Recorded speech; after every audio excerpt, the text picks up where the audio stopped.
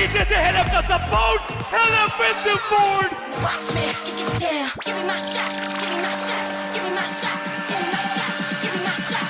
Give me my shot. Get down. 1v2. Spike is sticking in.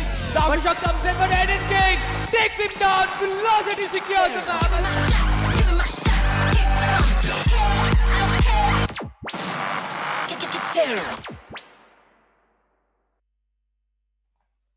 History made on the global stage on Sunday, but today marks a possibility and a chance for these young guns to start their own legacy. Ladies and gentlemen, welcome. You're watching the VALORANT Challengers South Asia 2025 Split 1. I'm going to be your host and caster, Skadiet, and alongside me, a beautiful face, Shadow. How are you doing? I'm doing really great, Scare. Thank you so much for the warm welcome. Just feeling a little under the weather, but nothing that a game of Valorant, intense action can't heal. Like you said, all these teams today are going to battle against each other. And I'm expecting an intense battle, a severe intense battle. Yeah, I'm also expecting the same thing, right? Because we've got some experienced players as well, some old names. They're all paired up with some new young guns as well, some big names making it back into the scene. Global Esports Academy now coming into the mix as well. There's some teams like Asterisk joining us in the action too. Some old names that have been revamped a little bit, you could say. Revenant Esports now, and some good old teams, some good old rivalries out now, brewing back up again like Velocity Gaming. I'm super excited for all this action, Shadow, and how can we miss the big boys of S8UL? Of course, so many new names are also coming into the picture, like you said, some new orcs also chiming in. But let's have a look at the format video as well, because the format itself of VCSA is going to be so interesting. Welcome to the thrilling VCSA 2025, where the top teams from South Asia have a golden opportunity to showcase their skills and bring glory to our region at the prestigious VCT Ascension Pacific.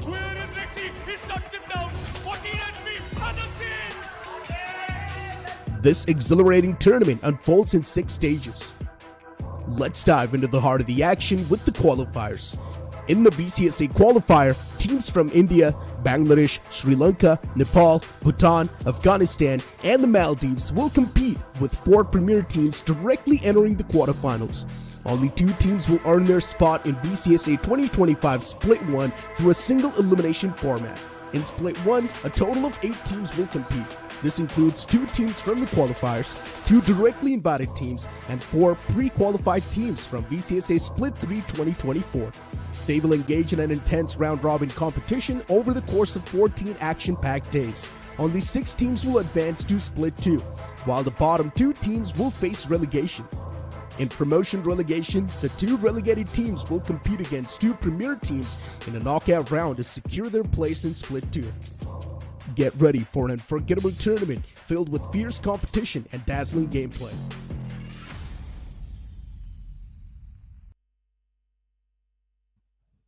Well, that was the explainer VT of all the 3 splits, Shadow. And of course, there's so many people out there who could probably be a bit more confused about that. Don't worry. All you need to do is just make your team play the Premier, and you might also stand a chance to be a part of Split 2 if all of your cards fall in the right place. But there's so many possibilities now that you have, right? And everyone have got a big chance to maybe grab a hand onto the big prize pool that we will surely tell the people about it as well in a little while. But Shadow, I mean, looking at the entire format itself, how excited are you for not just Split 1 but also for Split 2 and Split 3? Well, everything is so interesting. Like you said, it's not just going to be Split 1, but we also have a Split 2 and Split 3 coming in. After that, we have the qualification also for Ascension. So many big things are on the line. Not just the moolah, not just the prize money, but so many things. Even the bragging rights are also there. So many new players coming in, trying to make a career in the game of Valorant. So this entire Split 1 is going to be super critical for all these teams. And now that you mentioned Split 1 and the teams, these are the top 8 teams who are going to play in Split 1, ladies and gentlemen. They stand a chance of making history, or at least start their own legacy. Revenant Esports, Global Esports, Orangutan, and then we've got Reckoning Esports. All these names, we know them. They have been a part of the previous year's Valo circuit as well. S8UL, Velocity, Aura, Asterisk, all of them making their new name come back. But Why are they here? What are they gonna fight for? That's gonna be this massive prize pool of 1.13 crore rupees. But that's the overall prize pool, Shadow, because all of the divisions are in front of us. Split 1, 26 lakh. Split 2, 29 lakh. Split 3 is gonna be 53 lakh. And then we also have a special prize of 4 lakh plus. Yes, we do have special prize, but looking at the split of split 1 prize pool, the first placing team will get 12 lakh rupees, second placing team will get 6.4 lakh, third and fourth placing team will get 2 lakh rupees. Even a team coming on the 7th and 8th spot will get 80,000 plus Indian rupees. So like you said, so much moolah is on the lines. Along with that, also the qualification is also there, the bragging rights are also there. So many things are on the line. So making a mark from the very first game is going to be super important, because like you said, it's going to be a round robin format where the one game super important. Absolutely. Every single game is important. And why is that? It's all because of this point system, ladies and gentlemen. You will be allotted specific points based on your positions in all of those 3 splits. So if you win the split 1, you get 60 points. If you win split 2, you get 105 additional points. And then split 3 marks over 135 points. Now, you need all of these points to eventually move forward and be a part of the Ascension qualifier playoffs. Now again, it's not directly qualifying you for Ascension, but rather it gives you a chance to be a part of those top 4 teams who will play those qualifiers. And yes, the road is pretty long, but there are n number of chances as well, right? So that's what you really love to see as well. All of these teams slowly and steadily building their matches up, moving forward. And since we're talking about the matches itself, let's have a look at the schedule for 4th of March all the way till 10th of March, where we're going to have Valo action constantly every single day.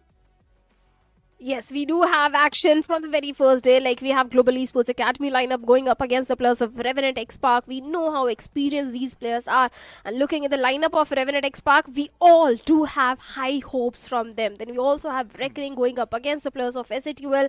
SA2L is joining in the Valorant scene as an org for the first time, but the players are quite experienced one. So big things are expected from their side. Then we also have Velocity Gaming. We have seen Velocity with different rosters, and let's see how this time Velocity is going to fare off in the entire split 1. Yeah, they really need to pull their socks up as well. But again, as you mentioned, some old names as well, even in that roster too. But we're going to be focusing on the matches that are going to happen today. Revenant XSpark up against Global Esports Academy, Orangutan going on against the members of Asterisk. So some well-known players now up against some young guns as well. I am super excited. So let's move our discussion over towards Revenant and Global Esports Academy, right? Global Esports Academy is making their presence known for the first time in VCSA 2025 circuit, at least in India. So they're gonna. I'm really excited to see what they've got on their bags. Yeah, they are making their mark, but if we look at the roster, Lil Boy, Kibo, Ryzen, Smoke, Envy, these are all the experienced players. We have seen Lil Boy in Metal Esports, Alternate Realities, and after that he has joined Global Esports. Even Kibo and Lil Boy, they were part of Metal Esports in the past. They do have a good synergy to work around with. So Global Esports Academy entire lineup is looking so promising, especially Smoke also. He was also part of Alternate Realities. He usually likes playing on the duelist. So Smoke, he definitely is going to be under tremendous pressure to get those opening frags, to create those opening for the entire team. Yeah, but here's the thing, we're already discussing about the rosters for these teams. Let's have a look at them as well, because as you mentioned, Global Esports Academy, some good names out there, a couple of young guns too, being paired up with very experienced players. But since we're talking about experience, it's filled with the players of Revenant XSpark, Antidote, Deathmaker, Aziz, Raw Fuel. 3 of these players, they have tasted what feels to be in a part of the Ascension squad. We all remember that very old Orangutan where Antidote, Aziz, Raw Fuel were there. They're also paired up with Georgie, a new guy, Deathmaker.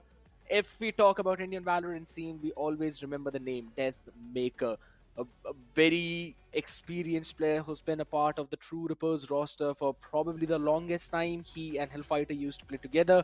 Yes, now they're all apart. Hellf in a different roster. We've got Deathmaker here, but I'm super excited to see how this is going to pan out, how this entire roster is now going to play against the members of Global Esports Academy. As you mentioned, a couple of players used to play together back in the days of Medal when Sai was the one who was leading in terms of the IGL chart. Ryzen and it was Lil Boy along with Kibo. They used to play together. I still remember. I love the utility being provided by Kibo. But how are these two matchups gonna pair out, right? Because it's again the big brains of Antidote who's up against Global Esports Academy. One more thing is going to be there that Revenant XSpark, all the 5 players, they were also part of Movo Esports. They do have a good synergy to work around with, and with a new agent also coming into the mix, Teho, the pressure is definitely going to be on Antidote because he likes playing the initiator role. Even Ryzen also likes playing as an initiator. So the main question is, will they go for the Teho pick or will they bring something else? Will they stick with the same old composition, same old maps? I don't know what's going to happen because it's the IGL's call what agent is going to be picked. But so many interesting things can happen. But I still have a feeling that Revenant XSpark might have an upper hand onto the players of Global Esports. I like how you touched upon the fact of maps as well in terms of the changes that have now been brought up, right? Fracture is already back into the mix. We've got Ascent being removed, and Ascent used to be a very solid map for the lineup of Antidote. He loves to call on that map. Plus, we always know how snappy Aziz can normally get in those maps, and Ascent was normally a map where your Jet needs to outfrag the other team. So I guess that one being pulled out of the mix will definitely be a little bit iffy for the side of Revenant XSpark, but we'll have to look at what they will pick now eventually, because I'm really excited to see what the map veto is looking like, Shadow.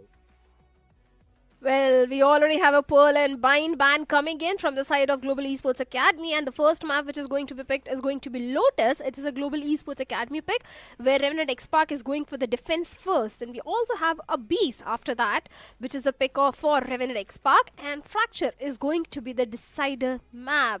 You were already talking about Fracture, and here it is. 2 difficult maps, according to me at least. I mean, it indeed is, but I really want to see how both of these teams are now going to play on the map of Abyss and Fracture. Lotus, we've had an idea. We've seen almost all of these players play on that map itself. And if I'm not wrong, a lot of these teams actually love to play on that map. It's a very attack-centric map for those 3 sides. But Abyss is where your mid-rounding and your macro comes into the play because of how humongous that entire map is. You know that it's going to be super slow, and let's be brutally honest, Shadow, all the South Asian teams, they love to play slow. We really like to take our own time and take the slow rotations, go for those contact plays, and then go in for those executes on those heavy utility. And now since we're talking about utility, Teho Breach composition was one of the most famous composition all the way in Masters Bangkok. And I want to see how quickly can South Asian teams adapt to the similar meta.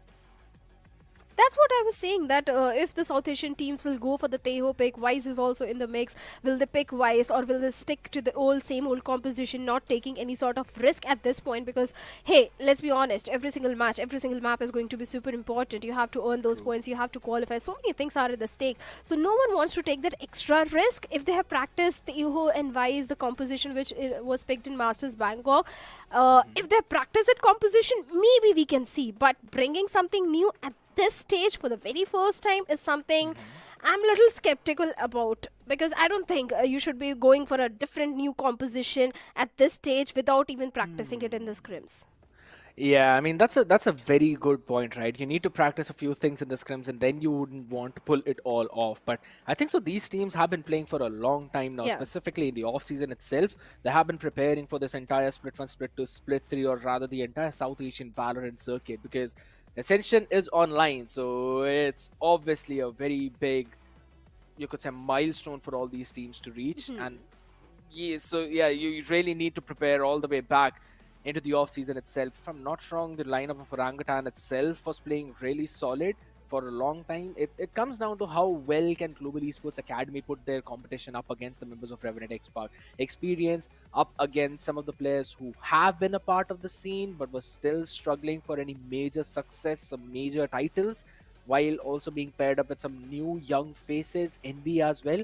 Now, the responsibility comes onto that lad to show up how solid can he stand up in front of all of these behemoths.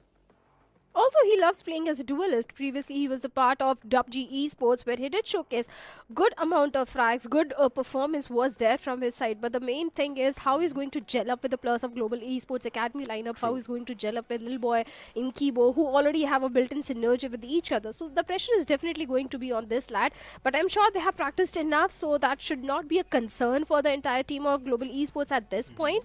But also, Teho, I think, is one of those agents which I feel is completely broken as an initiator. You can get so much information. Let's just talk about it, because let's be honest, we all as casters, as players, just love the new agent Teho, because as an initiator he's giving you all the information. His ultimate is super refined and super powerful. Even all the signature abilities along with that are super powerful. So I think Teho is definitely going to rule the chart. Whoever has mastered Teho has a chance of winning this one. It is highly possible, and it just not does only fall down to Teho. Along with Yeah, Teho, you can of also bring course. in the Yoru into the mix itself, right? Because we've seen so many Yorus being picked up. Let's be brutally honest, almost all the teams in Masters Bangkok, they were picking up those Euros. We saw those constant Euro plays. It was super fun to see how well now Euro has basically become one of the most broken agents into the game. And it's all thanks to the setups that you can give with him, plus also how well can he scale up with all those setups of your teammates. So I want to see if we're going to see the similar adaptation onto Global Esports Academy or even Revenant Esports as well, because knowing Antidote, he likes to stick with the basics and he likes to go for those standard plays. But those standard plays, those basics are so well refined, so well oiled, that becomes difficult for you to break through that. But here's the thing about Valorant, right? And this is what we always love to see, that they want you to experiment, they want you to change a few things. The experience is there, but at the same time you need to be able to adapt to the current scenario. So that's the most important part. And I know there's a lot of people thinking why we've got these podcast hours. Don't worry, we've got a very fun interview lined up for you guys, so make sure you watch that out. I hope so. You've been all good. And the first question right off the bat that I have for you guys: how is India treating you? Did you try? Are you guys here first of all? Are you guys here or still? Yeah, I'm here. Working. I'm I remote. think we cannot hear coach either of these coaches. I hope so. This technical issue just gets. मेरे भाई solved as Fred, quickly as hello, possible. मैं तो सुन पा रहा हूँ, मैं तो सुन पा रहा हूँ. Hello? Oh. Can you hear me? अब आगे हो गया तो. Yeah, now I can he's hear you unable to perfect. hear you guys, but I can hear you perfectly. I can hear you perfectly. How has Okay, India been treating you, that works. gods? For me, it's fine right now. Like I expected something, but it's pretty good, to be honest. Oh, alright. You did also watch a football game. Did you enjoy it? Yeah. Pretty cool, man. Pretty good. Yeah. Alright. Arubis, you're in India? No, I'm remote right now. Oh, alright. So then I do have a different question for you. How has it been coaching these young lads? Because they do have a little bit of experience, but they're still very young. Do you face like any problems with them or something that you might want to share? Yeah, I mean, there's always going to be problems, right? It doesn't matter what team it is, but I've really enjoyed it. I've really enjoyed working with the new talent. I've really enjoyed, seeing how a different region kind of does their scene, how scrimming, like, here it's way different than NA, right? Because NA we scrim Right. like 2 different regions. Here we get to scrim like Yeah. 3 to 4, so there's a wide variety of teams that we can play against. And you see all types of different like strategies and playbooks. So it's been a lot of fun, honestly. I've been really enjoyed it. Hey, that's great. Any kind of special preparation against RNTX because they're the giants over here? Not yet, just because the season just started, but later on down the line, of course, 100%. And you know, when we talk about this region, I just want to know from both of you guys, Gobs and Arubis, what was your first reaction when you got to know about this region as a whole, and what do you think are the things that this region is still lacking with respect to the entire competition? I'm not that- listening in anything. Oh, I Sorry, think I'll Gobs just, has some I cannot hear preparation. anything Yeah, you please said. I'll just repeat again. I'll just repeat again if you can hear me right now. Can you hear me right now? Yeah, I can hear you. I can hear you. I can Might hear be you now. having Yeah. an issue. All right, cool. So my only question is, when you got to know about this region, what was your first impression, both of you, about this region as a whole, and what do you think this region is lacking as of now as compared to the international scene of Valorant? Wanna go first or I go? Anyone, Yeah, I anyone. can go first. Okay. My first reaction was right. Good talent from what I could see, like just raw potential, raw skill. It's definitely there. Uh, the other thing was like underdeveloped, right? Like there was a lot of basics for that, like general, like top level teams or like professional teams. You kind of have these standards, have these systems, right? And I was noticed that that was immediately lacking, right? So it's been a lot of catching up on that, and then Okay. moving forward for what a professional team should be or anything like that, right? How to develop players, things like that. But the talent was definitely there. Gobs? For me, most likely the same. Most likely the same. The only thing I've noticed, like when it comes to like organizations wise, yeah, the region is underdeveloped, but the big organizations are like way more developed than in some most of European organizations. To be completely honest, like it's like mm, some organizations are here and other organizations are like down here. It's so crazy for me. Okay. Oh, that's interesting. All right, Gobs and Arubis, thank you so much for your time. We'll for sure meet again once you guys have more of your matches. All the Thank you so much for best. tuning in. All the best for the games. Thank you, thank All you. the It was best, nice guys. talking. Well. So those were some views, and I think so. I kind of agree with both of them over the fact that there needs to be some development in terms of the fundamentals for the entire region. But in terms of those raw skills, you really have that. And with all the experience that both of these coaches are bringing on the table now, Shadow, I think so. That's the best kind of learning that you can get when you know what you need to develop on, and then you've got someone who can help you with that. Well, a good mentor is always required. A good mentor can definitely lead a very strong team to the victory. Because if you remember, Deathmaker in the previous season of VCSA, he was making it to the grand finals every single time, but he was not able to lift the Yes. trophy. That was a problem with the entire team of Deathmaker. So maybe this time, under the guidance of the coach, having that international experience, so much experience coming on the table, maybe this time Deathmaker can lift the trophy, but there's still going to be a big can and a maybe in the picture because the competition is going to be severe this time because we also have the players of Velocity Gaming coming in, Global Esports Academy, SA2L also coming in. So it's not just only Deathmaker and one international coach, but other teams also do have a very good coach, do have a very good mentor. They have the raw skills. So everything is there. So this time, once again, the journey for Deathmaker and the entire team is not going to be an easy one. Yeah, it's definitely not going to be easy, but I love the fact how you pulled up the point where Deathmaker made consistent grand final appearances, but Yeah. still could not get his hands on the trophy. While we've got one man on the other side in his own team, who we can technically say as the trophy magnet in terms of the South Yes. Asian scene, Antidote, and also his entire lineup. So it's gonna be fun to watch how this chemistry plays out. Deathmaker was a part of the previous lineup as well. If I'm not wrong, they were under the banner of Mogo when they won Split 3 itself. So they have definitely got the momentum with them. The question is, how well can they adapt? How well can they gel up into this age and select? Because Aziz, Deathmaker, both of them love to play onto that duelist. We've mostly seen Aziz go up with that role just because of how snappy he can get in certain situations. Sometimes Deathmaker takes that pressure onto him. Now, the best part about this entire lineup is also how they can quickly relieve the pressure onto the shoulders of their one player, because we've got a snappy aimer in terms of raw fuel as well, a big brains of Antidote himself, and we've also got Georgie now coming into the play. So I'm really curious to see how he is going to gel up with the team, how this new piece of the puzzle is going to play out his own cards. I'm still wondering who are going to be the main playing five. Will Georgie play with Aziz and Rofil will play? Who will get the chance to play in the very first match against the players of Global Academy Esports? Because, hey, let's Yeah, be honest, if you have got the good momentum rolling in your favor, if you get the good start, the confidence is already there. And that is something which true. the entire team of Revenant XSpark is looking at this point. They need a victory on the very first game. And that's why I have a feeling that maybe Georgie won't be playing against Global Esports Academy lineup this time.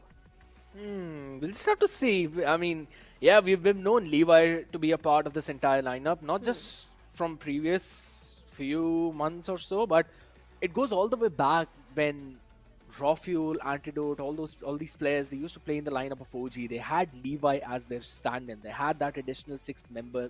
So he has been a part of this entire lineup for such a long time. Yeah.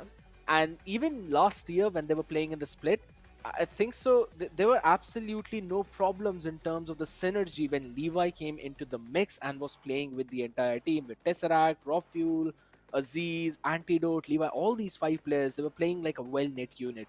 So yes, not seeing him here is definitely a bit of a shocker. But I'm still excited to see how that is going to pan out, right? Because you always need to have those surprises on board. And in terms of surprises, I think so. Global Esports Academy can definitely pull something out. Lil Boy is someone who I really want to see step up. We've seen this player for such a long time in the scene, but the question still falls: who is going to play onto that main duelist role? Will it be NV2K or will it be Lil Boy? Maybe Smoke can also do that, because when he was a part of alternate realities, even Smokey also used to play as a duelist. So that also could be a possibility here. But that is up to the coach and the IGL to decide what sort of composition is going to be there. But VCC itself, Scared, is a roller coaster ride of emotions. Because if you remember in the previous season, how SK Rossi, after lifting the trophy, got so emotional. He was literally crying on the stage because emotions were bursting out of him. So VCC itself is full of emotions. The journey, the entire journey is never an easy one, but if you make it to the grand finals, if you lift the trophy, every single day's hard work is worth it. So that is what every single team is aiming at this point. And along with these lineups, we also have the players of Orangutan. They do have a second match. Then we have the players of Asterisk as well. Asterisk coming with a completely new roster, new boys on the table. So Asterisk, they do have an upper hand in terms of the X factor. No one has a history. No one knows what sort of plays Asterisk will be bringing in. So you can't counter them really. So that could be a thing which can prove to be advantageous for the players of Asterisk. Absolutely, but that's again all for the second best of 3 of the evening, ladies and gentlemen. Everyone's been waiting for a while now. The podcast hours are now going to be finally over, as we'll be moving on to the map of Lotus and the Agent Select right in front of us. And I love it, Shadow, how teams are quickly adjusting to the Wise meta, how they're directly swapping onto a Wise being picked up by both of these lineups. Global Esports Academy, Smokia is going to play Wise, while Antidote on Omen for Revenant Esports, Raw Fuel on Wise. Georgie is the man who'll be in action on that fade. Deathmaker is playing the role of Smoker and Lurker on Viper, while Aziz on his Raze. Super fun, super exciting. I want to see how Deathmaker plays onto the Smoker lurking role. Interesting composition, like you said. We also have got Wise both sides, but I'm just waiting to see that how Fade's ultimate along with Wise ultimate is going to be paired up. We have Steel Garden, then we have Nightfall. Both these ultimates are super useful in terms of the attacking rounds and the defensive rounds. But for now, we have Global Esports Academy towards the attacking half, and then Revenant XSpark towards the defensive half. Seems like, from the looks of it, Global Esports, they're going for an A hit, where we have one of the player. I believe it is going to be Georgie himself towards the B side and Deathmaker towards the C side. Yeah, that's going to be a fade haunt play. Early one, we've known this very normal lineup, and an early smoke as well coming in from Antidote, stopping any kind of possible push. So the rubble control early on maintained by Aziz. The question is, are Global Esports Academy going to force their own issue, because there's so many angles that they need to clear? The utility needs to be precise. Just normal jumpy coming in from Raw Fuel. Fallen Orb. They're going to be pushed up now slowly and steadily. Global Esports Academy scaling up. The Paranoia comes in. Caught perfect with a seize, and the nade comes in. Raw Fuel was there for the support. Gets into Kibo. Finally answers back onto Aziz, but there's still 2 players you need to clear. Raw Fuel taken down as NB. With that pistol looks superior, but Antidote, his angle has not yet been noted. So the question is, are they going to find him? Can he get something? With only a classic in the hand, noise being made. That has drawn in the rotation of Georgie as well over towards the A side, while Deathmaker slowly makes his way too. But I love this mid-round call from Global Esports Academy, Shadow, as they're now looking to explore the other parts of the map, because Revenant XSpark have got no information. They have to go for the pivot, Scared, because let's be honest, Global Esports Academy now, they don't have any initiative left with them, because Ryzen is already out of the picture. They just have the smokes of Little Boy and Kibujin Ultimate. They also have Envy's Pain Shells. Already they have made an entry into the C side. Even the spike also goes down on 3v3 retake for the players of Revenant XSpark, where all the players are trying to go for the retake from the side of Waterfall. Just Georgie all the way towards the spawn, but seems like Envy is aware about him, and Kibujan comes from the backlines, takes down Georgie, leaving only 2+ remaining from the side of Revenant XSpark. Deathmaker and Antidote. Deathmaker already down to sliver of HP. Even he also goes down. Antidote in a 1v3 situation. Just a classic. Little boy has been dealt with. Only 2+ remaining. A high-low setup. Antidote needs to isolate the fights, and he'll not be allowed to do so. Kibo with a 3k finishes off the round. Global Esports Academy getting the first one into their hand. A good pistol, specifically the slow approach, is what we were discussing in the pre-show segment as well, Shadow, how all the South Asian teams like to play slow rounds. They like to take their time. And that's exactly what happened. And now they've got the Phantom as well into the mix. A pretty solid anti-eco. Of course. Kibujan, he got 3 finishes out of that first round. That's why he has got a Phantom. All the other players do also have those Stingers, those Bulldogs and Guardian. But Revenant XSpark, this is going to be a safe round for them. Just 5 classics all across the board. Practically on paper, this round should go in the favor of Global Esports Academy. Where, just look at how the players are still all the way towards the spawn. Going for a B hit, a stacked up side. The Prowler, the Paranoia being exchanged, and so does the information. Both of the teams are aware about each other's presence, but those paint shells, it was such a close call. Yeah, those paint shells just a little bit late. A couple of players were caught in that siege, but I love the placement of the Razor Vines by Ryzen. It definitely saved his own life, otherwise he would have been taken down. But now they're going to be pivoting towards Irve. Already the stack comes into the play by Revenant XSpark. Georgie, up close, personal, wants to go in for the fight. Envy takes him down. Raw Fuel being taken out to Antidote as well, a bit low in that HP. All the way towards the backside. Envy, he pushes it out, and he will take down the players with the support of Ryzen. They just obliterate Revenant XSpark, and it's all down to just Deathmaker, a classic in the hand and a dream to follow. All 5. This should be a pretty solid one for Global Esports Academy. No problem whatsoever. Seems like a flawless entire eco for Global Esports Academy. Deathmaker, let's see if he can deny that flawless. Because converting the round itself is going to be an impossible uphill task for him in this situation. So maybe he will decide to go down by the spike and deny that ultimate point to the players of Global Esports. But his position not being known, and Ryzen finally will deal with him. A 3k for Ryzen, and the second round for the players of Global Esports Academy lineup.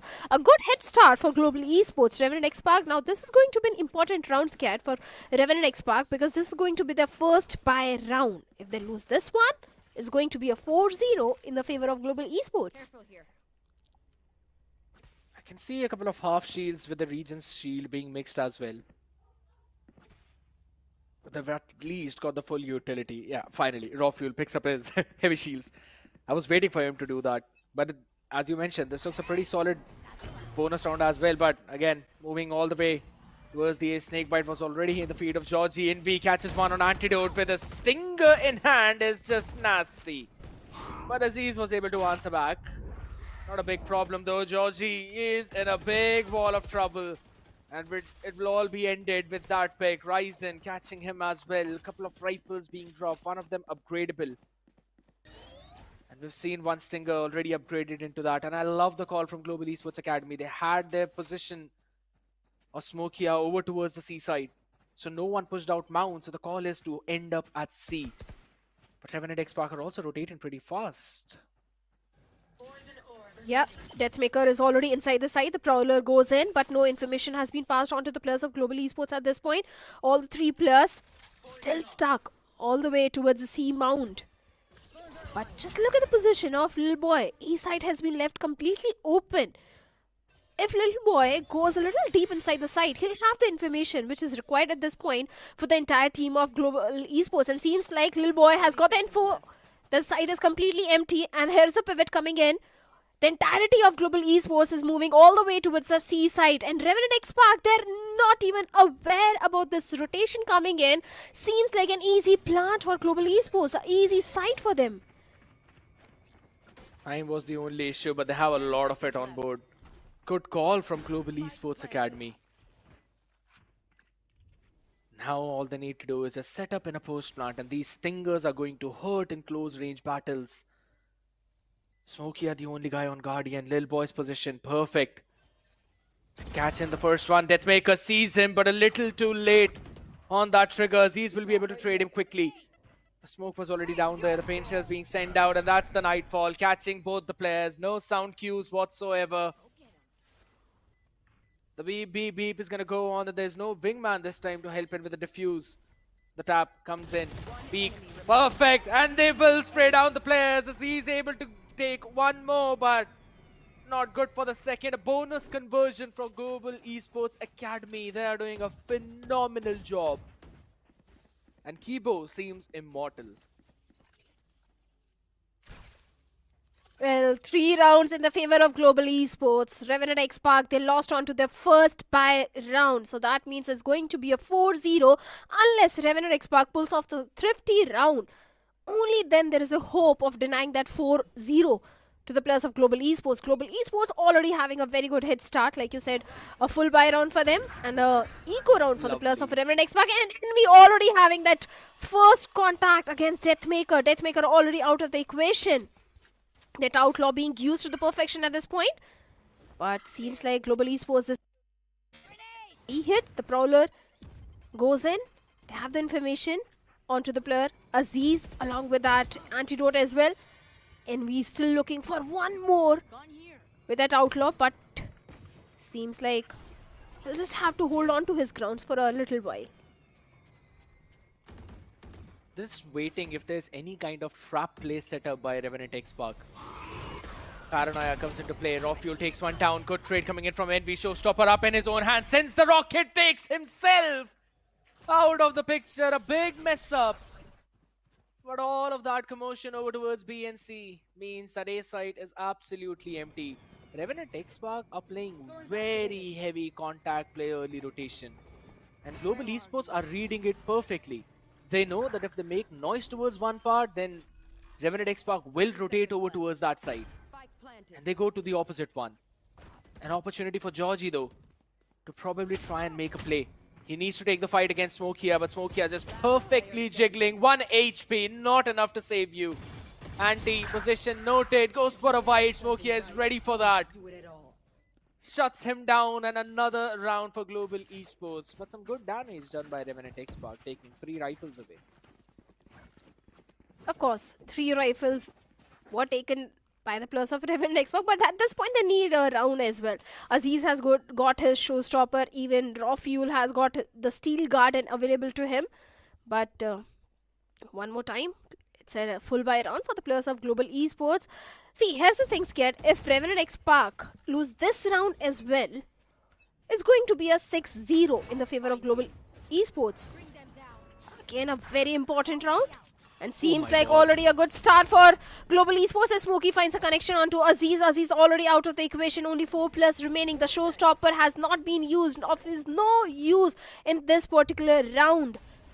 Oh, the win factor, the win condition which Revenant had is no longer there now. Oh, lovely clear. Prowler finds Georgie. No way he can survive. Kibo shutting him down as well, and now Raw Fuel in the angle, in the connector, shuts down Envy. No more entry for you with the double satchels, but does not matter as Global Esports have already made their way through the tree. They've got the entire site in control. Look at the amount of utility. They've got a snake bite, a paranoia as well. An arc rose. Flash can come out at any time when you want it. You've got Lil Boy watching the backstab. Steel Garden finally on the other side. Raw Fuel needed to survive, but there's just a couple of players affected by it. They've got the close range shorty too, so it does not even matter. Primary jam, Diffuse being stuck, but they've got no idea about Ryzen's position as he catches 2. And that's going to be another round for Global Esports Academy as Raw Fuel was caught while retreating. Lil Boy gets the last pick. And GEA, my oh my, there's no room for Revenant XSpark to breathe.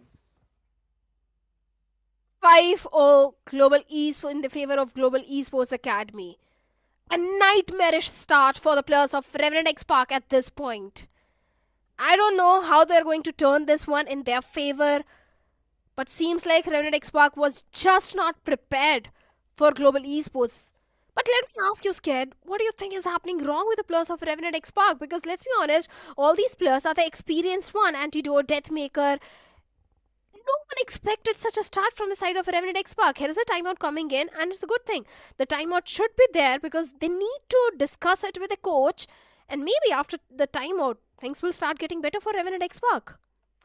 Yeah, they really need the timeout at this point, I'll be honest. You need to slow down the momentum that Global Esports Academy is rising on. So, discussions out there in their own arena. Global Esports are super happy though with the start. I'll be very honest, Lil Boy has also been doing a pretty solid job in terms of finding out the opportunities on those lurks. When the entire team is going C, this man himself goes over towards the A, finds out an empty side, gives the call, the whole team runs in with the rotation, and look at the same thing that NB is doing right now, which they did in round 3, Shadow. They've got another outlaw in their own hands. Round 4 was when they last brought this outlaw up, and all half shields for Revenant XSpark. Deathmaker, do not peek, my buddy. He'll be taken down. Aziz falls yet again. Kibo shuts him down. He's been having a horrible start on this map. Once again, Revenant, they lost onto the buy round, so they don't have the weaponry to work around. A close range battle is something they are looking for at this point. Stacked up C site, but seems like this time Global Esports, they're going for a hit. But NV finds one. Deathmaker and Georgie gets 2 in the trade. A 3v3 situation. This might go in the favor of Revenant XSpark. There could be still be a possibility. But the entire A empty site. So that means an easy plant for the players of Global Esports. A spike goes down. A 3v3 retake from the shadows is still there with Antidote. But this battle was important and Georgie wins this one. Takes Ryzen down. A 3v2 in the favor of Revenant XSpark. This could be the first round in their favor. Lil Boy, his angle is important right now. He can stop the rotation already from Deathmaker. Nightfall being used up, perfectly dodged as well, so you don't know the position of Kibo. Maybe wait a second. Is he probably hit by that? Is the question. Deathmaker shuts down Lil Boy. Just a sheriff in the hand. The spam comes in as Kibo, only good for one, anti-trades him out. A much needed round by Revenant XSpark. And a thrifty itself on top of that, and that too.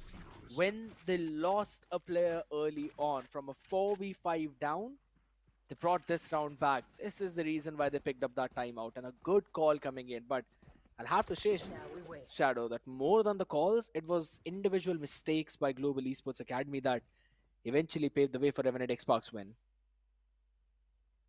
Well, certainly, Revenant XSpark, they got their first round. They also have got the showstopper, and the Antidote also has got his ultimate online. Maybe Revenant XSpark can also look for a second round in their favor because they need back-to-back few rounds if they want to come to an equalizer. This time seems like Revenant, they are prepared for any sort of an A hit. 2 players all the way towards C side, 2 players towards B side. Even Ryzen is also just 1 point away from his own Nightfall.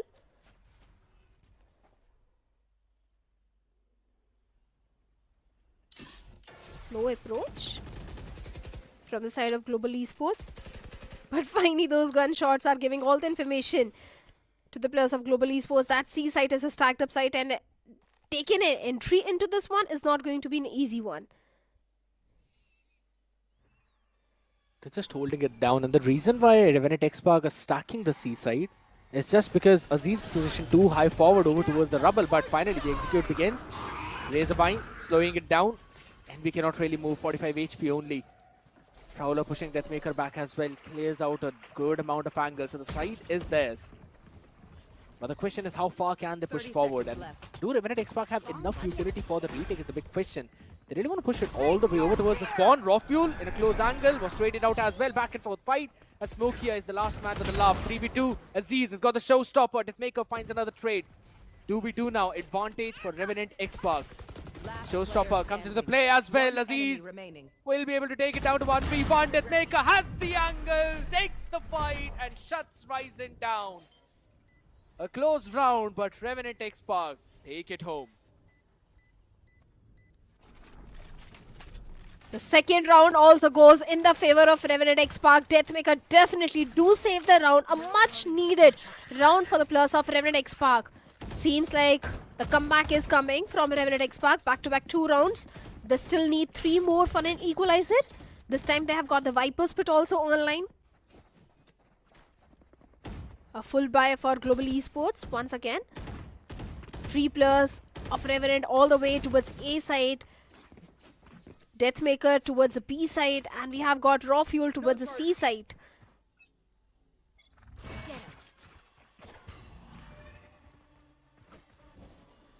Now they change their approach. They've got probably 1 more round remaining for the buy, apart from a couple of players.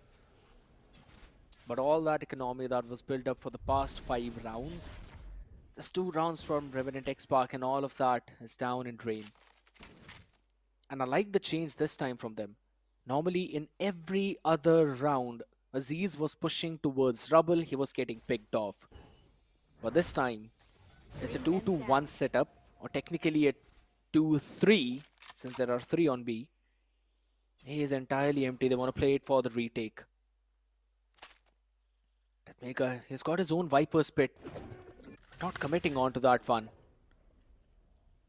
Smokey is all the way over towards the sea, playing to try and gather the attention. Hold on a second. Raw Fuel just strips out his ball. That's a good utility being used up, but again, Smokey is going to be pinched in from 2 different directions. Look at the position of Aziz. Site A has been taken, yes, but that's definitely one player being taken down. Georgie, in the meantime, was able to find a pick onto Kibo. It's very scrappy, it's very messed up, as the call is now to all the way end up towards the B side.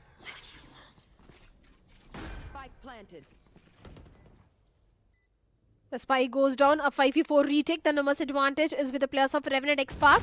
Deathmaker has got the Viper's Pit, but Envy is aware about the position of Raw Fuel. The pain shell goes in, and Georgie and Raw Fuel, they both swing out, and little boy Envy have been taken out. Only Ryzen remaining in a 1v4 situation. Ryzen finds one, Ryzen finds the second one. Can he find the third one? The answer is no. Deathmaker deals with him, and once again, the round goes in the favor of Revenant XSpark. Back-to-back 3 rounds, and Revenant XSpark, the comeback is there. Even they saved the ultimate. The Viper's Pit was not used in this round, so they do have a win condition for the next coming round. They have the Nightfall, they have got the Viper's Pit, so there is a possibility of the 4th round also coming in the favor of Revenant XSpark. Absolutely phenomenal. And with that, we've got another timeout now. This time, though, from Global Esports Academy. They really need to now take a chill pill, slow the things down. Revenant XSpark, they've eventually caught up, right? Now, Global Esports want to play very slow. They are kind of reminding me of G2 players. While Revenant XSpark, they love when things are chaotic. And that's exactly what they are bringing on the table. So, I'd have to say, it definitely is reminding me of the G2 versus T1 Grand Finals we saw in Masters Bangkok. Because it's just the fact that there are different types of playstyle. One, a very structured playstyle. The other one, very chaotic. And when both of these collide, a lot of the times, chaos is the one that comes out on top. We saw that happen in the previous one. I mean, Envy all the way in the defender spawn. We had a couple of players, Aziz, along with Georgie, all the way towards the attacker spawn. They kind of flipped the entire side, but the duels eventually went for Revenant XSpark, flushing out the last of the few players too. But now, they're still going to try and force it. Shadow, a Bulldogs, Stinger, a couple of half shields as well in the mix, and they only have 1 ultimate to play around. Bring them down. That also from the shadows. Okay. Viper's Pit already being used towards the C side, so that means until the pit is there, there's not going to be any chance of any sort of entry towards the C side. So that means Global Esports will be looking either towards the B side or the A side. But Kibo needs to be very careful and cautious, but finally he finds an opening towards Georgie. Kibo also finds antidote. 2 players already out from the side of Revenant XSpark. The numbers advantage is with the players of Global Esports at this point. Couple of trades back and forth. But as you mentioned, the advantage this time for Global Esports Academy, punishing the aggressive play yet again. Oh, lovely shot.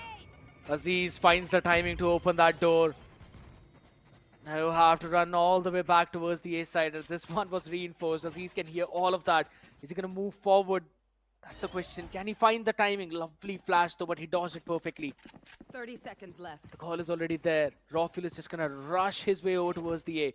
But again, Shadow, the timing is with Aziz. He can find both of these players. He shuts down one and resets his aim for the second. With a 3K in this round, you cannot shut this man down for long. Every single time this guy is stepping up whenever the team requires it. Back to back 4 rounds in their favor of Revenant XSpark. They did face a little hiccup at the start of the game, but now seems like the entire team of Revenant XSpark is back online. And Global Esports, they are struggling. They are struggling to find even one single round. Yes, they have got Nightfall just 1 point away. Even the Showstopper is also 1 point away from Envy. 2 ultimates can be utilized, but seems like Revenant, they have got the momentum rolling in their favor. The Horn goes in to get some information all the way towards the A side. But the Dark Cover itself is making things a little difficult for the players of Global Esports to execute towards A. Aziz all the way deep inside the site. Then also we have got Georgie and his Nightfall. So the A hit is not going to be an easy one for the players of Global Esports. If at all, Nightfall is utilized, the entirety of Global Esports will either have to pivot all the way towards B or C side. There. This could be a very nasty trap. As soon as the smoke fade, the Prowler antidote's position noted. Aziz fires some shots, but it's Georgie to pick up a couple of picks. Smokia Ryzen though answer back as well. Paranoia, good one. Antidote will have to reposition now, give up on that space. But A site is open for grab. Good play coming in from Ryzen. The Stingers now working. The Sheriff now being upgraded to a Spectre. Nightfall used up. Entire site is empty. They still haven't upgraded to those rifles that were on the floor though. They've also got their own wall up to eventually pick at least one. This might be a big mistake not picking up those rifles. Good clearance by Antidote as well as Rawfuel clearing out the entire rubble. You know that the players are on site now. Few less angles to check out, but Lil Boy, bit of an off angle though. Noted, perfect play. Ryzen comes in with another trade. Answer back down to a 2v2. Spectre Stinger in hand. Big problem. Time is ticking. They've got the timing as well. Close range battles is where these SMGs shine. And Ryzen with the classic gets not just one but two. Impeccable performance from Global Esports Academy. And a round which we thought was lost. They pull it all the way back from the brink of defeat. A much needed round. A much needed round to break the momentum of the players of Revenant XSpark. Global Esports, they had to win this round, and finally they got that one round which they were looking for. The lead is still there with the players of Global Esports. This time Ryzen stepping up big time, getting that 4K on the board and getting that victory which Global Esports needed at this point. Now Envy once again have got the showstopper and 2 ultimates still there towards the side of Revenant XSpark. One is being the Nightfall, the other one is going to be Steel Garden. Pain shells towards the seaside to clear some area. But the plan is to execute towards the A side where Ryzen gets an opening flank towards Aziz. The Paranoia, the Prowler being exchanged, the Nightfall being invested at this point. All the information which Revenant needed is there, and Antidote do capitalize, finds Envy, but Envy also gets the trade to the showstopper. Oh my god. 3v4 situation, the numbers advantage still with the players of Global Esports. Look at Smoke here. He's got so much space towards Mount, but Revenant XSpark, they're slowly and steadily understanding the way how Global Esports Academy are playing in this game. So they've already sent a couple of players all the way towards C. Deathmaker as well as Rawfuel. They can hear all of that, and on the flank angle will be Georgie. It's all about timing. Steel Garden now used up. Rawfuel. He's just going to slow down the entire push. Georgie, the timing is on to him. Opening the door, they've created the point of confusion. This could be the 1 second that this team needed to go in for the execute. Lovely shot by Georgie though. Takes down Lil Boy, but now his position noted. He's out an angle way too quickly. Wants to quickly rush up, takes down Ryzen. That's a big play coming in. Kibo wanted to fight a bit more forward. Down to Smokey in a 1v2. And head being shown and a head being taken. Georgie from that flank gets a 3k and a round for Revenant XSpark. Certainly, for a second it felt like Global Esports did manage to break the momentum for the players of Revenant XSpark, but seems like that is not going to be the case. The experience which Deathmaker and Antidote is having is definitely giving them all the benefit. And now just 1 point away from the equalizer. Now we win. Will it be a 6-6 first half or a 7-5? This round is going to decide. 2 ultimates towards the side of Global Esports and 1 single ultimate towards Revenant XSpark. Keyboard Jin's Viper Spit is there. Aziz Showstopper. And a weaker buy, a weaker weaponry also towards the side of Global Esports. So there is a very high chance of a equalizer coming in the first half, but that taunt is going to give so much information. On top of it, the Showstopper is also there. Spike Wow. down, attacker spawn. It's all just chaos. And Global Esports Academy, the stinger in the hand, Lil Boy gets one, but will be traded as he spiked down out in the open. Kibo will pick it up. 11 HP on the raise on the other side. Kibo is just going to break this door to run towards A. Aziz hears it all. It's going to be a game of cat and mouse. Kibo can also go in for the pit after planting, and he will do the same. Now, last time when he dropped the pit, he was sitting in the same angle. Aziz, after watching this pit, should realize where Kibo is. He's pulled out a classic though. Switches it back to Vandal, will be able to dodge the boom bot, but it still does not give out a lot of information. Aziz, it's time. You need to land this one shot. Can he do it? Here's the big question. Pit dropped out. Paint shells used up. It's all about timing. It is ticking. Aziz needs to take the fight. Goes in, takes it, but takes the shot onto his body. Kibo wins the round. And Global Esports Academy keep their lead after the half on Lotus. A 7-5 first half in the favor of Global Esports. They did manage to have a very good start. For a second, it looked like, for a few rounds, it looked like this is going to be a very dominating first half. But Revenant XSpark, during the mid of the first half, did manage to One enemy remaining. redeem themselves. Aziz. Or Kibo, he And Aziz was not also having much HP towards the end all the way because of the Viper's Pit. But finally 7-5, a workable half for the players of Revenant XSpark. If they do manage to get the pistol, they can come to an equalizer. They really need this pistol now to equalize things, as you've said. Few goes out on the mix.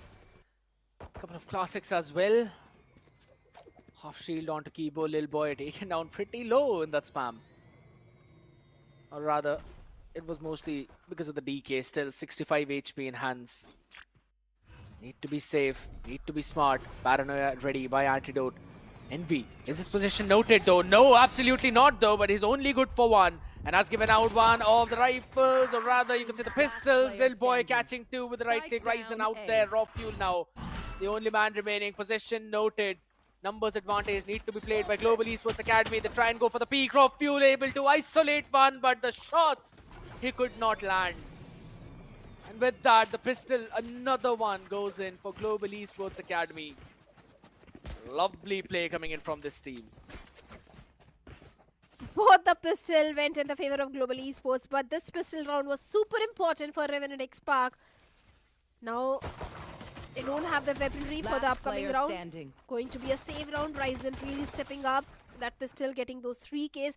And Ryzen as a whole, if you look at the first half, I think every single time this guy was stepping up whenever it was required. Already having 16 finishes.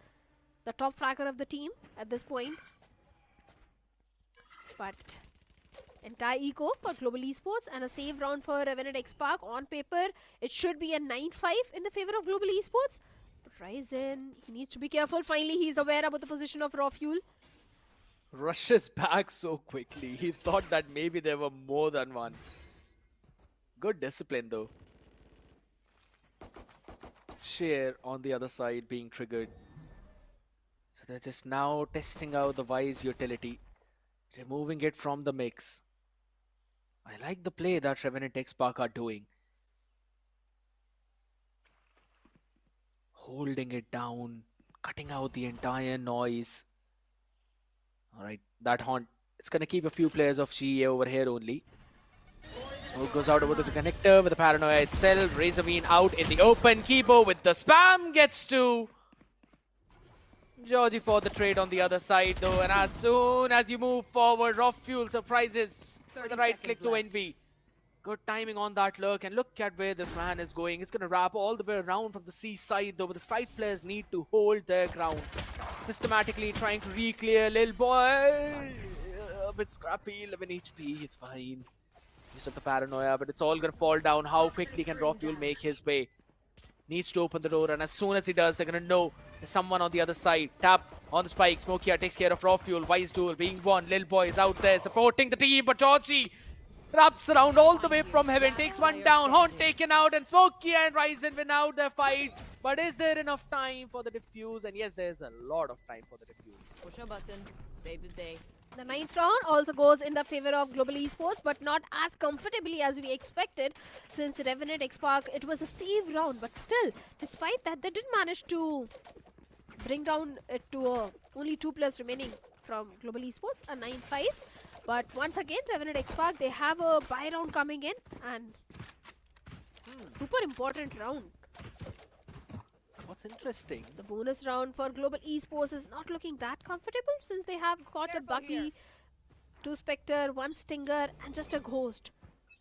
So maybe this should be a 6th round for the players of Revenant XSpark. And they quickly decided to play for Orb. So good macro play from Global Esports Academy. They understand that in terms of winning the fight, they've got a massive gun disadvantage. So let's quickly play for those objectives. Normally, we did not usually have this kind of systematic approach from the South Asian teams.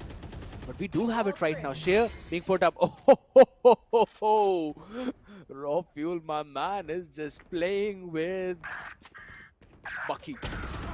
Oh, good shots. Revenant XSpark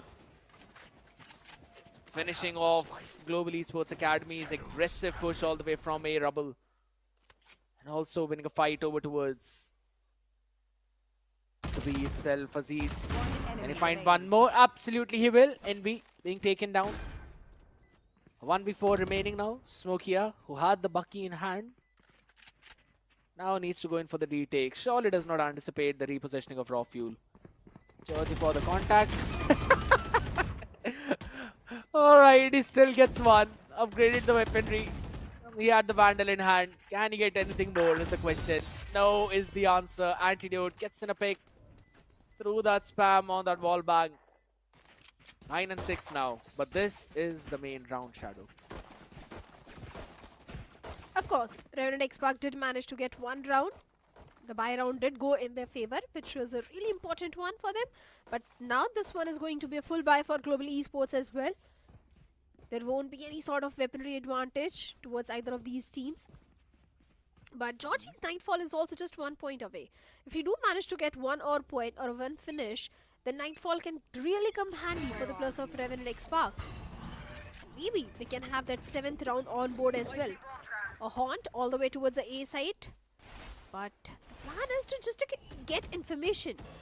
And that is exactly what Revenant XSpark is trying to do at this point. They're trying to get information all the way towards the C side as well. But seems like they do realize that the entire setup of Smokey is towards the C side.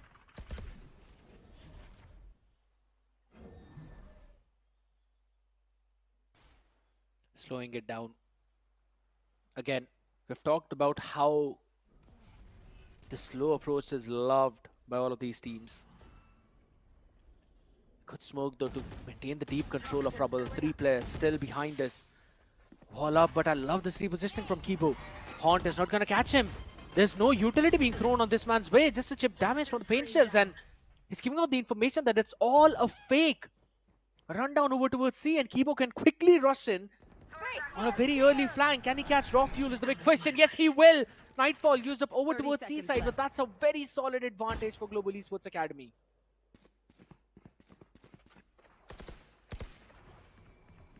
Smokey hiding in that smoke as he's trying to push that smoke and finally gets a connection onto Smokey, instantly shuts him down along with the help from the side of Antidote as well. 4v4 situation, the horn goes in, the information is there and Anti do capitalize, finds the frag onto Envy. Little boy unaware about the position of Antidote also gets taken down and Georgie lands last blow towards Ryzen and shuts him down. The 7th round goes in the favor of Revenant XSpark. In fact, a comfortable round win for Revenant XSpark. They just lost on to one of the player. Beautiful approach, as you mentioned. They needed to take the fight over towards spawn because they lost an early flanker or an early lurk player.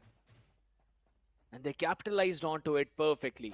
Aziz was having a difficult map in the early few rounds, but is now on 13-13. Georgie, the new entry, has been playing perfect. 16 and 13. There.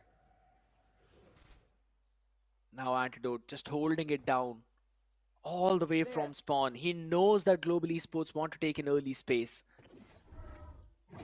They're just waiting all for that. The Arcros was taken care of early on. Ryzen's position noted a bit. He was spammed down and so was Kibo. So they're punishing on all the different fronts. Now slowly pushing, taking the space. They've got the B main control. They've also got the entire mount control. There's a trap set up over towards C. But I love the call. No more thorns. It's only Raw Fuel out there who was there standing, making sure that he was grabbing enough attention, and that's a 4-player stack. Showstopper baited out. Oh my god! What a big brain play from Revenant XSpark, and Global Esports Academy just fell right into their trap. Not ready yet. Revenant XSpark seconds left. moving all the way towards the B side which is left completely open. The spike will go down. A 5v5 retake, but look at the HP of the players of Global Esports. Kibojan down to 18 HP. Raw Fuel finds a connection onto Envy. A good information. Lovely. Deathmaker finds Ryzen. Georgie finds Kibojan. And Global Esports completely being annihilated by the players of Revenant XSpark. It's only a little boy and Smokey remaining. A 2v5 scenario and make it 1v5, and Raw Fuel with a 3K will seal the deal. And the 8th round for Revenant XSpark, just 1 round away from an equalizer. Revenant XSpark, they know how to stage a comeback. They know how to pull off a comeback, and they're certainly doing so at this point. My man just runs it down. And with that, we've got the second timeout from Global Esports Academy. There's only one more remaining, and that is for Revenant XSpark. None for GEA. They need to make this one count. They had a 5-0 start, Shadow, on this map. The score is now 9-8. And this is a pick for Global Esports Academy. The next one, Abyss, that's a Revenant XSpark pick. Having a look at what happened in that previous one as well. It's just Raw Fuel getting down everyone. But that first pick was important. Steel Garden up, but the ult economy is looking really solid for GEA. They've got 3 major ultimates. Very close now. Ryzen 1 away from the Nightfall, Kibo, Smokia 1 away from their own, or rather 2 away from their own. Showstopper was used up in the previous one. Now that's going to hurt them a bit. And Envy is having a rough map. 9 in 15. Definitely not the stats you want from your own duelist. Move. Of course, Envy needs to step up, but seems like Kibojan is filling in his shoes and leading the chart with 18 finishes of his own. Retrieving flash.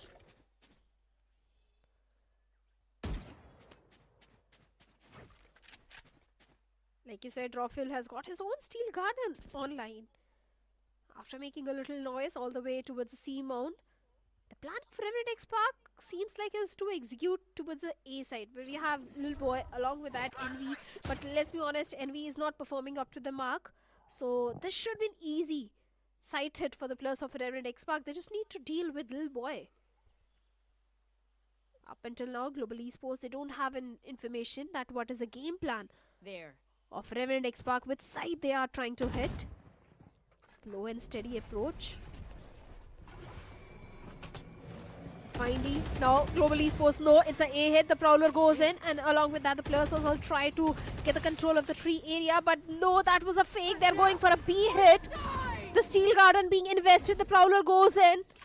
The entire control of B side is with the players of Revenant XSpark, and even the spike also goes down.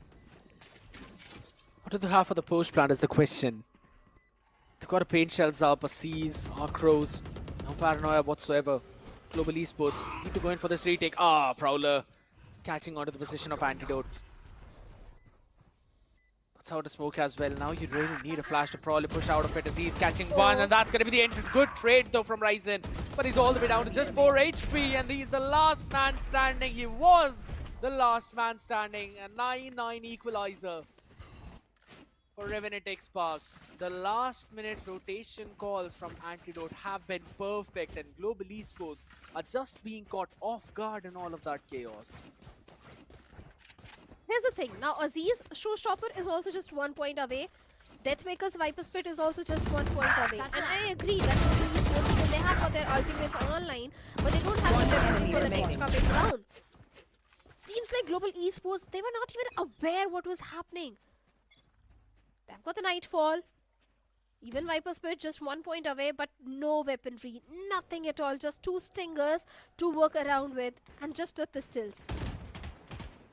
On paper, this round should go in the favor of Revenant XSpark at this point. But seems like Revenant, they're trying to get information towards the B and C side. Look how forward Global Esports is playing towards the C, especially Smokey and Kibojan, having their entire C mount control. They need to be very careful.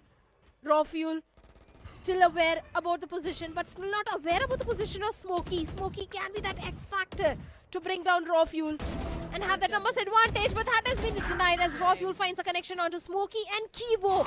C side completely empty and open now. Good patience, good diligence from Raw Fuel. Kibo just getting a bit too overzealous out there, wanting to trade Smoke here.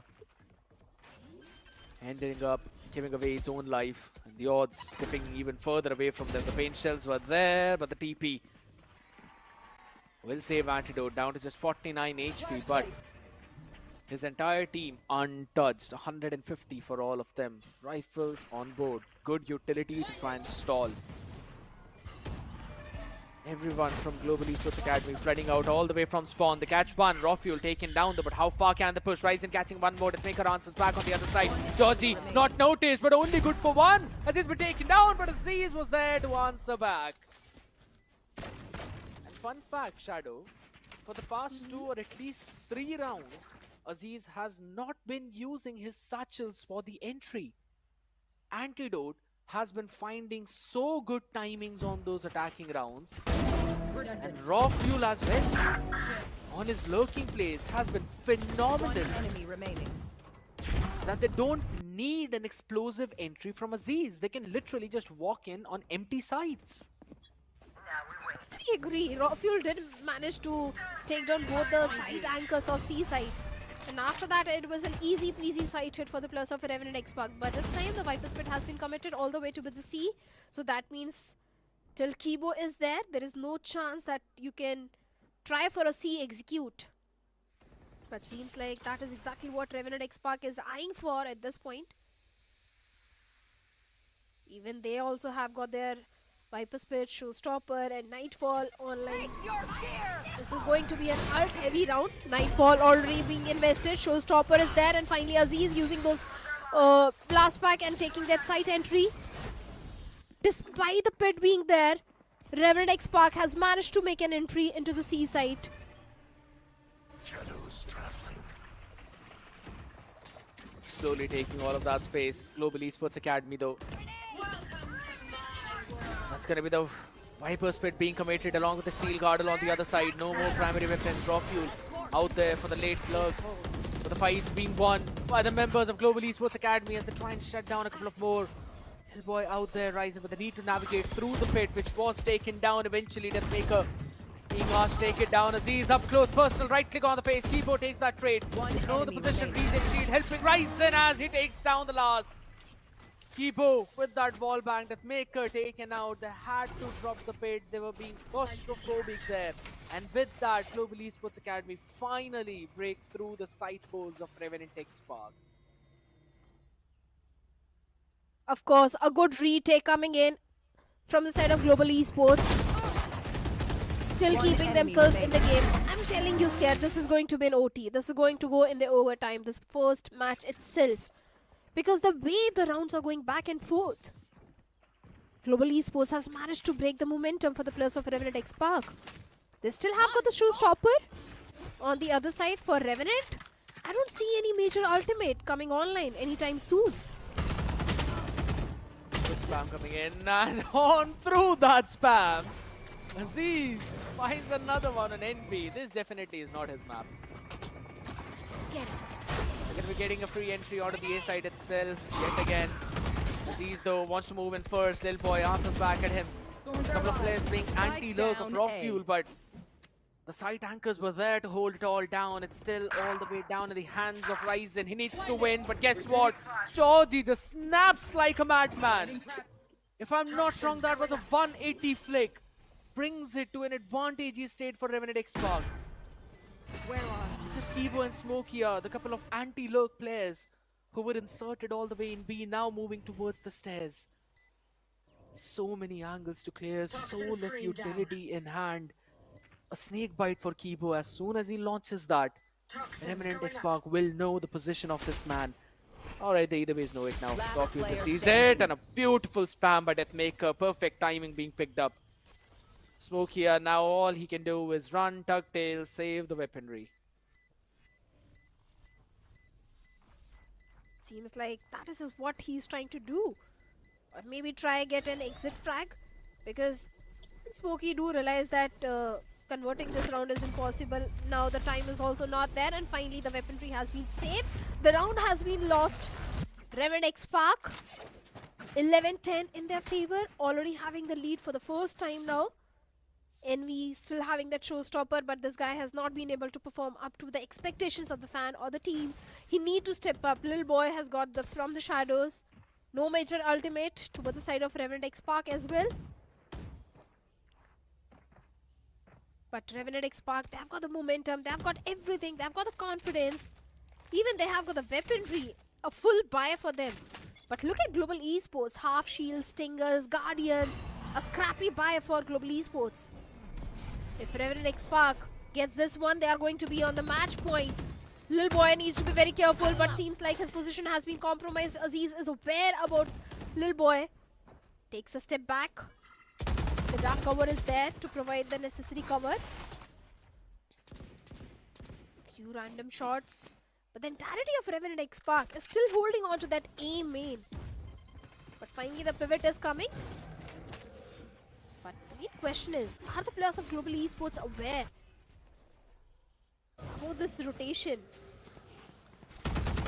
Late 1 minute re-clear by Revenant XSpark of B as well as Mount. So they've got all the space on the map apart from Rubble. And they don't really need to go and clear that space either. They can try and take those long range battles on the other front. Got the better weaponry for that. Spam out there. The ball being figured out. Raw fuel. He is so good 30 in seconds terms left. of jumping and triggering the shear. Smokia cannot leave a place on this map.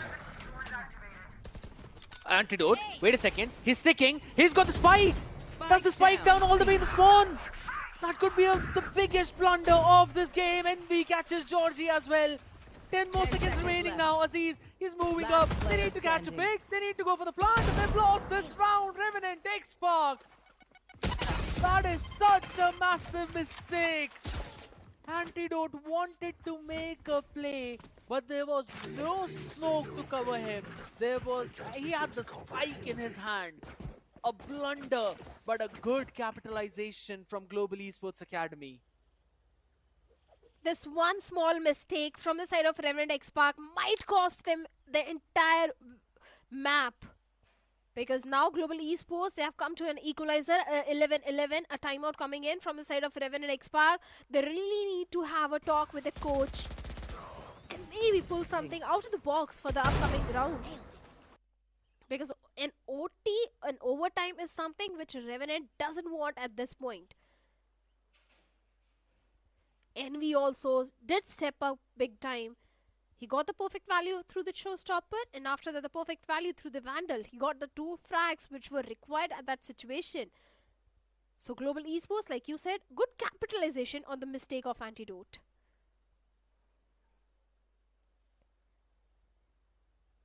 And with that,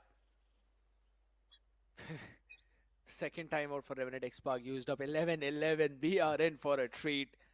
All the people who thought that this might actually be a storm, well, guess what? This could possibly be the best start we would have wanted for VCSA 2025 Split 1. Shadow, you've already given out your call that this map is going in overtime. We'll have to see a judge for in B. He's running all the way towards B. Up close and personal. And there are a couple of players close to him. The Prowler will give out the information, but Ryzen is there to trade that Prowler. Maybe. Are they going to still move forward? Yes, they will, but it's only good for one. Rofu trades him out quickly. The util in hand. My man. Ryzen. You've got some muscle of steel. 34 HP. Lucky to be alive there. And it's still a 4v4. Just look at the HP of Ryzen. 34 HP and just a stinger. Rofuel has still got the steel garden. Paranoia being exchanged. Global Esports is aware. The entirety of Revenant Xpark is outside the C.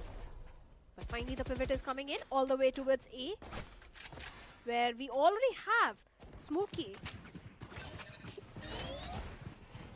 Even an A hit is not going to be an easy one for the players of Revenant Xpark. They do have few utils in hand to work around with. But Ryzen still inside the smoke. A stacked up side is not going to be easy, and Smokey finds a connection onto Deathmaker, shuts him down. The numbers advantage with the players of Global Esports now. Raw Fuel also down to 63 HP, but finally the spike has been planted. The horn goes in, but Ryzen deals with Georgie as well with the classic in hand. Wow. Antidote finds Ryzen, a jumping Ryzen in fact. Kibujan finds Antidote, and finally the 12th round goes in the favor of Global Esports, and now Global Esports is on the match point. That one round, Shadow, you mentioned that one mistake from Anti carrying the spike all the way towards C. That was the big mistake. The capitalization in the next one, and finally we're seeing an operator now being brought into the mix in the last round of this map, potentially the last round. But here's the thing. Revenant Xpark are conditioned in a judge, in stingers, and in rifles. They haven't seen this operator. But this time it's all the way towards C. The question is, are they going to find something? Because this seems like a very fast hit over towards the A. But this is where the entire setup is for Smokey. He was playing all the way towards C, but now is playing towards the A side, so he can definitely slow things down, which he's doing as well. And this wall has not been tested out by Revenant Xpark at all over towards the stairs. So this could very well be Careful here. the anti-Revenant Xpark setup by Global Esports Academy. I like this, but Fire in the hole! the showstopper. Now they're moving it all the way towards the B. The classic Antidote late round pivot. 1 minute remaining and they can't really go for the retake. Showstopper not finding any, but just the space over towards the heaven. Nightfall used up as well to push some players even further back. They really want to move forward through the link. This could be a big problem. Antidote, he has already shown his presence like in the previous round from this space. Kibo moves out, just moves out. Ryzen will be able to trade him though. And Smokey also finds a connection onto Deathmaker. Aziz gets a trade, a 3v3 situation. Fuel finding Little Boy, Envy, the last man standing with the operator in his hands, and a 1v3 situation, and a hope to win this one. Georgie, and Revenant XSpark gets the 12th round on Switching board. sides. And like I said, we are Overtime. moving into an overtime now. A good play coming in from the side of Revenant XSpark. The nightfall of Georgie did definitely prove to be an asset in that situation. The entire round was played to the perfection by the players of Revenant XSpark. Phenomenal performance by both of these teams. We are going the distance, baby. Super fun. But here's now important discussion. Both these teams, they've got one additional timeout each. The one who wins out their own defensive round will eventually Where are you? close out this entire series. An early horn this time from Revenant XSpark. Seems like a similar setup. Deathmaker playing all the way towards C. Got a person over towards the A as well though. Raw Fuel. Global Esports Academy. Slowly clearing out the space. I like the macro play though, Shadow, because again, Envy takes out that orb, a couple of points away from his own showstopper. They slowed it down, but the fight towards B is going to be the important one. Kibo, the peak timing, crucial. They go in for the peak anti. Finding out where the player is. Up in the close corner is where Aziz is. They made noise over towards B, over towards C, but this Prowler yet again clears out the entirety of the mound. Antidote has given the call to his team already. Run towards A. Raw Fuel playing it a bit more aggressive out there as well. 30 He can slow seconds things left. down. Can't really push out from the sheer. Smokey gets one pick on Aziz though, and they want to pivot over towards B. A call from the boat of Antidote. And this could be working really well. A couple of players holding it down. Georgie gets one from the spam. Hitmaker is also there. You've really got to go in for the spike plant now. 10 more Spike seconds and planted. Ryzen will get some extra seconds on clock. The spike has been planted. A 4v4 retake for Revenant XSpark. The paranoia do goes in. And Deathmaker finds the value also behind that. Antidote also gets Ryzen. Little boy do manage to get one. Only 2 players remaining. A 2v3 situation. And Georgie finds Little boy, leaving Smokey all by himself in a 1v3 situation. Deathmaker is going for the defuse and he's sticking for the defuse as Anti deals with Smokey. And with that, Revenant XSpark gets one more round in their favor. But they still need one more if they want to have that victory on the map of Lotus. Envy just getting caught in that Switching paranoia. sides. It was beautiful from Antidote. It set up Deathmaker for a couple of kills and it opened out the site entirely. And Envy then, if I'm not wrong, he just wanted to play a bit of an anti-flash to dodge the Wise flash. That's why he turned 180 over towards the wall. Probably was also praying, if I can't see you, you can't see me.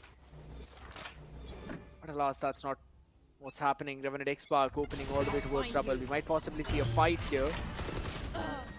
Ho ho ho ho! Nasty shot! Envy gets a pick on Georgie. This is how you needed things to open up from your own duelist, finally. There's still some gas left in his tank.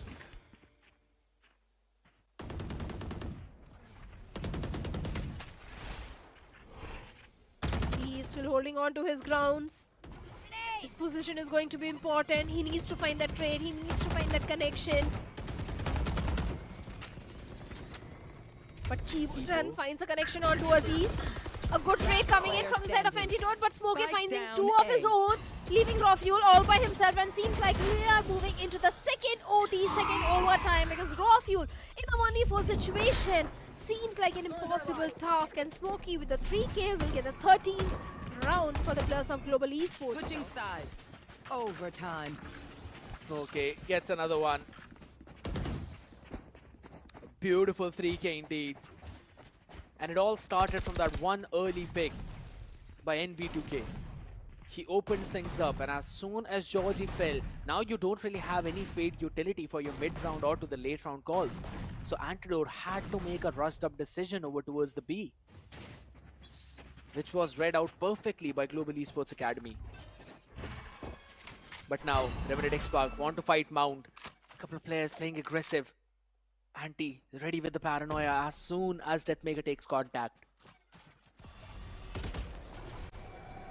Water Prowler being used up. This was a C-bench play from Revenant XSpark, but a good awareness of Global Esports Academy, understanding what might happen. The doors this trap play perfectly. And now they're moving all the way towards A. There are still a couple of razor mines there, so it is going to slow them down, along with Georgie sitting as well to try and catch in a few picks. Bring them down. Georgie finding Envy. I'll find you.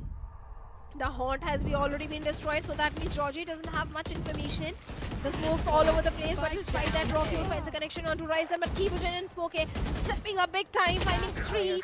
And he also goes down through the hands of Smokey. Deathmaker, the last man standing. Seems like the 14th round is going in the favor of Global Esports Academy lineup. A 1v3 for Deathmaker. If he clutches this one out, I'm going to be a big fan of him. But seems like an impossible task, even for Deathmaker at this point. And he's blinded as well, so you know where he is. No flashy duelist this time, so he can't really pull out anything. No ultimate whatsoever. No poison cloud. Nothing to block any one of them off. All 3 players together. Another flash used, a position noted. Deathmaker runs up, time running out, and so is his life. Only good for one as Lil Boy trades it out, and Global Esports Academy gets their round on attack. Had an opportunity to close this map with this defensive round. A 14-13. A timeout coming from the side of Revenant XSpark. They need this timeout. They need those back-to-back 2 rounds.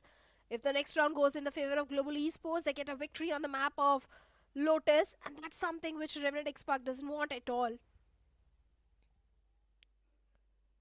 Both these teams looking really strong. Seems like they have read each other like a book. Global Revenant, they are aware that what sort of plays the opponent is going to bring in, and they are prepared for every kind of a situation. That's why we are seeing these back and forth rounds coming in. But maybe things will change after this timeout. There is a possibility of that happening. Global, they just need one more round and the deal will be sealed. They'll get the victory which they are looking for.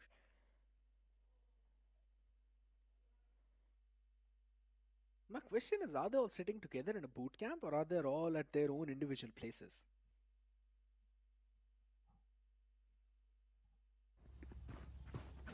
I think so. They're all of them are at their own homes. But it's still fun to see. And they rebel early, aggressive play by Global Esports Academy. Boy quickly jumping in all the way over towards Rubble. It's out that smoke as well to gain that early control. Towards C. Well, you've got smoke, eh? Razor Mine, Sheer.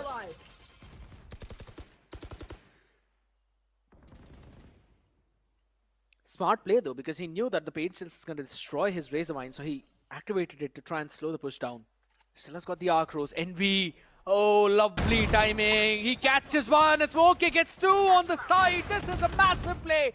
Global Esports Academy, he will be shut down eventually by Georgie. But there's still a 4v2. A Prowler, Haunt, a Boombot. All of the utility available for Global Esports Academy to take this one down. But he pushes out forward, and he shuts down Georgie, and it's only a Boombot that he needed. Now they know where the position of the last guy is. They can go in, stick for the refuse without any problem. A dream for a siege, and he will not be allowed to fulfill that. It's gonna be the map for Global Esports Academy. What a play! The first map of VCSA Split 1. We go to the overtime, and it's 15-13. Well, 15-13 it is, and Global Esports, like you said, gets a victory on the map of Lotus. Overtime after overtime. Revenant Expert did give a very tough competition to the players of Global Esports. Global Esports, at the very start in the first half, they did manage to have a very good head start. It was a 5-0. After that, Revenant Expert did manage to get the first round in their hand. They did showcase a comeback for a second. The first half looked like that Revenant Expert has made a comeback, but both the pistol rounds were also super important, but towards the end, Global Esports did realize what sort of plays Revenant XSpark is bringing in, and that's the reason they were able to counter those plays and get that victory in their hands. It all fell down to the same point that you mentioned, right? Those pistol rounds. Because you pick up a pistol, the next one is going to be in your hands until and unless you mess it up or your opponent makes a nasty play. So that totally means 4 rounds in the entire game. That's what went for Global Esports Academy. That's why a lot of emphasis is always placed on those pistols. A good play, good resistance, good resilience though, I would have to say, from Revenant XSpark. But again, over towards the end, in the overtime, you could eventually say they gassed out, or rather, a couple of players from GEA eventually fired themselves up. It was a very nice map though, but I'd have to say, Antidote had some good calls in his own pocket though, bringing his team for those late rotations over towards the A. When they were at the defense, they understood the kind of play that GEA was going, and they had to make things chaotic. But through that chaos, Global Esports Academy, they navigated their own ships perfectly, like how an anchor needs to be. That's how Smokey was in that very final round. So kudos to the entire lineup for pulling this one off, because this is one of the most experienced team in the South Asian subcontinent as well. So you know that winning a map from this team means that you are prepared for what's to come for the next one. But this was a map pick for GEA, Shadow. The next one is a map pick of their opponents. That's Revenant XSpark. Yeah, Abyss is going to be the next map, but talking about the map of Lotus as well, I think Risen also stepped up big time. Those 3 kills which were coming in from his side. True. So many rounds were there where Risen was stepping up big time. And Global Esports Academy did get those rounds in their favor. Not just Risen, I think Lil Boy and Kibo were also doing the majority of the heavy lifting. It was just Envy. I don't know why he was not able to come online. Yes, towards the later half of the second half, where he was able to get those crucial important frags through his ultimate and those weaponries, but still, in the entire first half, I think Envy was completely absent. I'd have to say yes, because I also wanted to see some good step-ups from Envy, but it just seemed that this was not his map, right? There were many opportunities when he wanted to try and take the fight, but there were certain situations as well, if I'm not wrong, when Revenant XSpark, they had their own attacking round itself, and we wanted to take the entry from the lane. He was just shut down as soon as he crossed the smoke. But let's have a look at the highlights and see how this map eventually went. The Global Esports Academy started things off on a very flawless note and eventually ended up converting the bonus to 5-0 lead. That's when Revenant XSpark decided to step things up. Certainly that 4K also which came from the side of Risen was also really important. I think it was round number 10 where he dealt with Aziz, Rockfuel, Deathmaker and Antidote. Those 3Ks were there from the side of Smokey and Keyvosion as well. But on the other side, seems like even Deathmaker and Antidote were also struggling a little bit from the side of Revenant XSpark. Yeah, he eventually was. I mean, let's be honest, right? Whenever you are IGLing, you're not really expected to frag out a lot. But even after that, there were certain situations when Antidote stepped up. We saw him winning out those early duels. In a certain situation, he opened things up as well. It's absolutely fine. But yeah, we'd have to say, if you want your team to win in a dominating fashion, every single player needs to frag out their opponent. And this was a big blunder which I was talking about. Probably one of the big reasons why we have Global Esports Academy the winner of this map. And I remember, Shadow, you mentioned it as well. What if this one round ends up being the fall of Revenant XSpark? Guess what? It eventually was. Spike down A. And certainly it was towards the end also. Player standing. Global Esports, Revenant XSpark, they were able to, especially Revenant XSpark, they were able to stretch the map to the overtime, and after that it was Global Esports getting the victory in their favor, which was much needed, especially on the map pick of their own. But like you said, the next map is going to be a pick for the players of Revenant XSpark, and if Global Esports do manage to get a victory on the upcoming map, it is going to be a 2-0, but chances of that happening are really slim, because it was not a dominant dominating performance of Global Esports that we can say that they can comfortably get a win on the opponent's map pick as well. So maybe we will be seeing a decider map also. That is going to be the map of Fracture. Highly possible. Again, let's have a look at the stats of what happened in the previous one. 17 first kills for Global Esports Academy compared to the 11 of Revenant Esports. Clear-cut domination there. Post plans, you could say they were fairly even. 8 of 13 to 7 of 11. So good conversion rate for both of these teams. Ratio a little bit better for Revenant Esports though. But when it comes to the post-plan win rate, that's a bit more better. 0.64 for Revenant Esports, 0.62 only for Global Esports. But that's about it for the stats. The MVP of the previous one, Smoke A. 1.7 KDA, like you said, ACS is going to be 247, damage per round is 156, headshot percentage is 36.2%, first kills to first kills. So Smokey was definitely doing the majority of the heavy lifting. The entire team of Global Esports was performing really good, and I think Smokey was somewhere 24 in 18, and Kibojin was also definitely doing too much in that situation. But from the side of Revenant Esports, the MVP is going to be Georgie with 27 in 19, 270 ACS and 3 first kills. Good job out there. And I wanted to bring up the point of Georgie as well. I mean, let's be honest, we are seeing this man on the official stage with this roster for the very first time, and he stepped up big time for his entire team. But it's always a collective effort, and that's why we are seeing 3 players crossing the 20 kills mark for the side of Global Esports Academy, right? Normally, we would see these kind of stats on the other side, Revenant XSpark, but I really love how this lineup eventually brought themselves back, and the impact after those timeouts, it was really good too. The moment they took the timeouts, the next round or maybe the round after that was a definite conversion. But yes, there were still a couple of blunders from Revenant XSpark which they would want to avoid in the next one, because this could have possibly been a map for their side. But Global Esports claiming the victory back, clinching it back, I'd have to say, stealing it away from their opponents. I think so. That's a very solid show of how well-knit unit Global Esports Academy is. And if they're playing together like that, I think so this team can eventually take down the bigger names in the community too. They certainly can, but like you were talking about the mistakes which Revenant XSpark was making, I'm sure you're talking about the round where Antidote went with the spike all the way towards the spawn. That was a big mistake. If that round had gone in the favor of Revenant XSpark, maybe they could have been the one to take the victory on the map of Lotus, but there are too many ifs and buts. We are no one to commentate on that, but yes, it was a mistake from the side of Revenant XSpark, and these sort of mistakes they really need to avoid on the upcoming map of Abyss. Otherwise, yeah, maybe Global Esports can do a 2-0 to Revenant XSpark. Yeah, I'd have to say, I mean, if they have prepared the map of Abyss enough, then definitely we can see Global Esports Academy going in for that 2-0. But I think so it's going to be a bit too difficult, because in terms of those slow rounds, those mid rounds, I'll have to say Antidote's calling changes the way how that map changes. Since it's the map of Lotus, you can go for some quick rotations. He can give out the calls in the last 25 seconds of the round.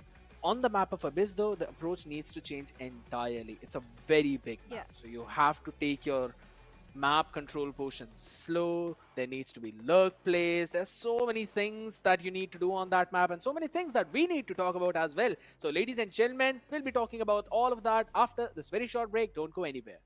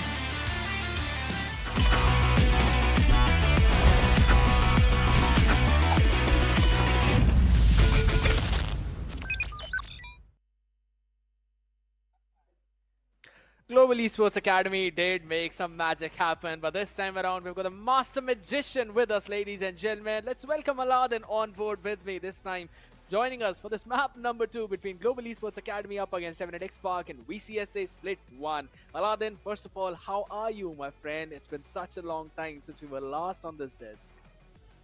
Thank you so much for having me here. I am absolutely fine, and thank you so much for this warm welcome. This is my first time casting Valorant in English, so I really want the chat to be a bit. I mean, I want them to be a bit relaxed about it. But let's not talk about it. Let's talk about the match. Previously, we saw the first match between both these teams, the Global Esports Academy versus Revenant Esports. Now we have the map of Abyss. It was Lotus previously, and Team Global Esports Academy. The way they started the first map, it was absolutely brilliant. That 6-0 start was crazy, and after that, Revenant Esports, they did start late, but later on, they started with the bang. I mean, there was that situation where the score came down to 11-12, but after that, with a couple of OTs, Global Esports Academy, they finally won it. Absolutely. So now Revenant Esports are in the back foot, and with this lineup, they will try to conquer the map of Abyss, force down the map number 3 of Fracture. It's a Sova, Astra, Breach, Jet and Teho. Finally, we're seeing that Breach-Teho combination as well into that Astra for those universal smokes. But Global Esports Academy are sticking with the basics. They're bringing in the Cypher, Sova KO comp. So that's going to be the Flash Recon as well, along with those Flash Knives. Omen coming into the play along with Jet for NV2K. NV2K was struggling in the previous one, Aladdin. So he really needs to step things up in this one at least. Absolutely. At the start of the previous match, Envy was struggling. He was unable to get any of those picks out there, but now he needs to come online as soon as possible and and he has to create some input as well. Yeah. But let's not talk about it. The round number 1 is starting. The pistol round is starting in a few seconds, and you can see the setup is going to be towards a B side. Jet is there for now, but I think it's going to be a timeout for some reason, a technical pause out there. Yeah, I didn't want to point that out, but okay, I guess we'll just have to bear with it. You know, we've got some amazing people out there who'll fix this very quickly. But as you mentioned, right, I really want to take people back to the previous map of how things went. Global Esports had a phenomenal start on their attacking side, went in 5-0, and then eventually Revenant Esports built up on their own momentum, closed things out on a 5-7 deficit. But since it's the map of Lotus, 5 rounds of defense were perfect. And then it eventually ended up going into the OT, where Global Esports Academy finally pulled things off on a 15-13 note. I'd have to say, Aladdin, you know, there were times when I thought maybe Revenant Esports will run away with the momentum, but Global Esports Academy brought themselves back in. Now, again, finally, the timer is sticking in front of us, and we can talk about that setup which you just mentioned. 3 people starting towards B. 3 people starting towards B, and you can see that Astra is towards the A side along with Sova. For now, the intent of team GEA is not very clear. They have the Cypher on the lurk towards the mid side, and they are trying to play tensions on both the sides. But for now, Z is trying to play that information, pushes forward, and now he's moving towards the mid side, but he could not find a little boy. A 180-degree angle switch, and now he finds another one. He is just too crazy with his aim. Standing ahead. Finds 2 player. I was not expecting that he will be able to beat one of them, but now Raw Fuel finds another. Tables are turning towards the Revenant side. I mean, they're starting with a bang now. Last player standing. Pretty good point that you mentioned. Georgie as well finds the timing onto NB. It's all down to Ryzen.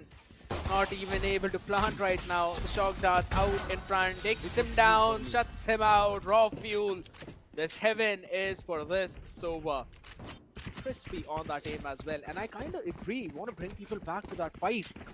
Aziz pushed all the way out towards that heaven part, and then eventually took down Lil Boy. But this is where Smokey did not even have his weapon in his hand. A little too lenient out there, my friend. Was punished for that, and eventually Aziz catching that 2-piece now has given him enough economy to bring out that Outlaw with a half shield. Starting off all the way over towards the B. Mid being controlled by Raw Fuel on his own Sova. Couple of Astro Stars being placed out there, Envy being shut down this time. He had an opener in the previous one, but not this time. Aziz, 2 rounds, 2 first bloods. And now since they've seen the Outlaw, they're going to rush all the way towards A possibly. This is something that was missing in the previous game. Aziz was unable to get any of those specs in the starting rounds. And even on the attack side, he was not the one pushing the side. It was Raw Fuel and Antidote making their space towards the sides in the previous game. So a bit of, I mean, I can say that Aziz was not playing that the way he used to play. But this is something that we were missing in the previous game, and now it's back probably because in these 2 rounds, he's the one who got the first pick, and now he is again ready with this weapon in the mid side. A smoke being deployed and the angle is being blocked because they are expecting that the weapon is here. But now look at this. Raw Fuel finds 1, finds 2, and finds another. I mean, the weapon advantage was there, but expecting that all the players are pushing towards this side, that was something that Aziz needs to be credited on. Yeah, he waited for everyone to jump in that connector and he was like, sure, hop in. I'll just welcome all of you in that vent. But it's absolutely fine, as you mentioned. It was yet another eco round for Global Esports Academy. A 2-0 start, so that's the first pistol and the anti-eco that they've won in these 2 maps. Out of the 3. They've got a very solid bonus as well. A Vandal, couple of Bulldogs in their hands. An Outlaw, and Aziz wants to play aggressive. He's got the Bulldog, swapped it up. There's a couple of players coming out of smoke. Perfect, Kibo! Shuts down Aziz. An early pick coming in. The early aggressive play of Revenant XSpark, punished by Global Esports Academy. And they can slowly take their time. Reclearance from Georgie. Question marks now being created. B-side is where they want to rush, though Georgie still gets a pick on Smokey. 52 HP for the man. But as long as he keeps on standing, those fault lines, those flash points are going to be annoying along with the aftershocks. Antidote playing in his own smoke, wants to create some space, and Kibo finds the opener along with Envy, shuts down Raw Fuel. B-side is now open and it's a 2v3 situation. An important round for Global Esports Academy. They do not want to drop any weaponries. I think that's the only thing that team Revenant is focusing on right now. They want to drop all the weapons that they can. Here. A Vandal in Georgie's hand. Envy trying to clear the flank angles, but on the other side, Ryzen and Georgie. Going to be a 1v1 between them. One But enemy Georgie, remaining. he has a Vandal. He could have saved it, but no. Baker trying to drop that weapon, and unfortunately, Envy finds him. Another round. That was supposed to be, Revenant was trying to get this round, but Aziz with that bad start, we can say that the situational advantage was one thing, and then weapon advantage. GEA did not make any mistake, and finally found their first round. Holy smokes, all 10 Vandals on the board. At least, alright, there's one Phantom in the hands of Kibo. Finally, someone's adapting to that Phantom meta. But all half shields, you could say. Just one region for Revenant XSpark. Could be a bit of a problem though. If in case they're caught in a bit of a spam out there. 3 players of Global Esports Academy starting towards A this time. Mid will probably always be worked out by Smokey. He'll be constantly there creating question marks, and this time Georgie is there to try and take that fight. Look at the Deho drone clearing so much space all the way towards B. Has pushed back Lil Boy so far. Aziz taken so much space over towards the Heaven too. So they kind of have an idea that where this hit might actually go. Georgie want to take that fight? Yeah, Smokey shuts him down though in the mid, so they've got the mid control now. Absolutely, they have the mid control, but now they're falling back. They're not committing. They're not pushing towards that. They're falling back towards the B side, and look at Aziz. He's there. They have to anticipate the position of Aziz. Otherwise, Aziz can do a lot of damage. Oh my god, what just happened? Lil Boy, he had no idea. He just checked the angle casually. And now Envy is pushing towards that A side. I mean, this is a fake of fake. A double fake. Beautiful. Global Esports Academy now. There's no one on the A side to try and stop this plant. 12 seconds, they've got the plant down. And I think so this is a good time for Revenant XSpark to call in for a save. They can't go for the retake. Antidote still wants to. Finds one though. Envy taken down. But they don't have anything else, so they're just gonna hold on to these weaponries. What Absolutely. a round, Aladdin. I mean, Aziz could have turned the table. He could have at least, he could have found 2 players, but unfortunately, it was Lil Boy. He had a perfect answer. He checked that angle casually, and Aziz, he was there. That was pretty unfortunate, but Global Esports Academy, they have the second round in their bag now. My question is, why did Aziz not hear the TP? That's the big question. Because it's not even a LAN where you've got that audience where sometimes you don't hear those subtle sounds. But either ways, first the lurk of Smokey slowly creeping up towards mid, and then the re-clearance of Global Esports Academy towards B, understanding after that drone someone might have pushed up, created so big question marks that Revenant XSpark eventually lost the entire map control and players individually. So this time around, the answer is to not push. Hold the ground down. Yeah, he was outside, just gonna run back to safety.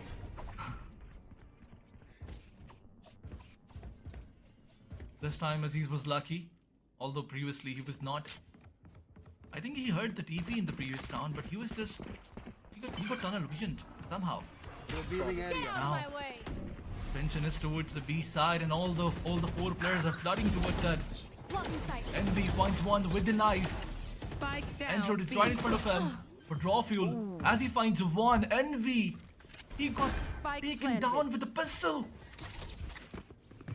That was amazing. A 3v3 now, 3v4 in fact. Team Revenant, they have this advantage now. They do not have to throw this. Oh my god. Smoke it and leaves Georgie there. Raw fuel was there for the trade, but Kivo answered back. HP disadvantage for Aziz. And a weapon disadvantage for Deathmaker. Needs to land a crisp headshot. But he is being stopped. A flash right onto the face. Kivo needs one more for an command. Up close and personally shuts down Deathmaker with spam. No time for Aziz. All he can do is take the weapon down as he turns around. Kivo peaks and Kivo wins. Global Esports Academy. An expensive round but still converted.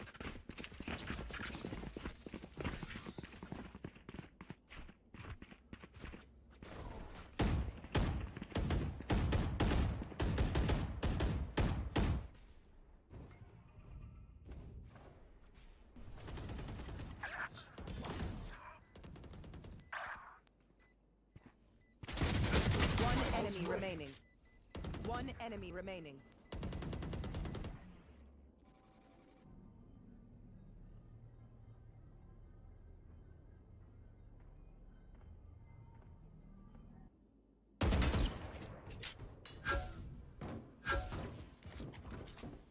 Deploying drone. Enemy mark. Yeah, an early one. I like the idea though. Now the position. Georgie, finally, winning out that lurk battle, repositioned himself in the vents, was able to take down Smokey, who was constantly being a bit annoying to him. They're still trying to create some question marks around the map. But Aziz, lovely, shuts down Lil Boy. Now there's no one for you to smoke out those crazy choke points. This operator becomes even more threatening. Ryzen shuts down Georgie in the vent. So now this ace split can come into play. Different angles now you need to watch out for. Deathmaker caught lacking, caught lurking. Envy shuts him down. Raw fuel on the backside. 30 seconds Good left. for the trade. Still keeps the numbers advantage in his team's favor. There we go with the Hunter's shoot. Early one. It was just the tap of the spike as Z shuts down Ryzen. Null command used up. But this man is alone. Oh, the movement is perfect. Shuts down Aziz and now has got a time to probably go for the plant. 14 seconds.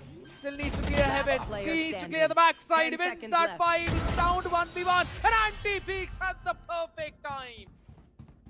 Kibo had the chance to become the hero, but Antidote turned out to be a stronger villain.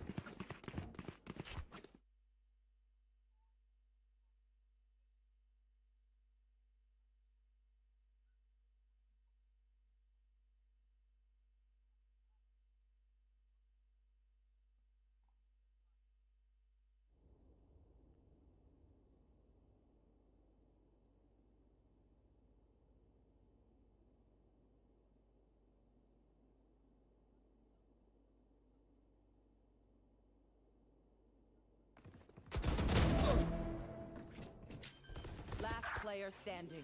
10 seconds left.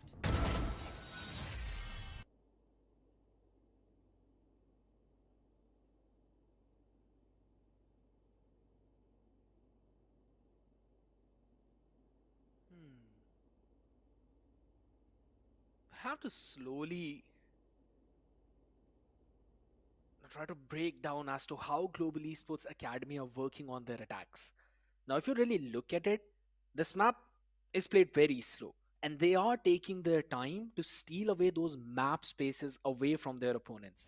It is just the fact that Revenant XSpark understood that Global Esports are going for contact plays on different fronts. So they just position themselves in a bit of an off angle to try and catch Global Esports player off guard. And that's why Smokey lost his fight in Vent, and that's why Lil Boy as well was caught over towards the B when Aziz was opping all the way from B Heaven. Now, since you know that there was an operator which was not claimed back, Global Esports can still go back to their same working ways.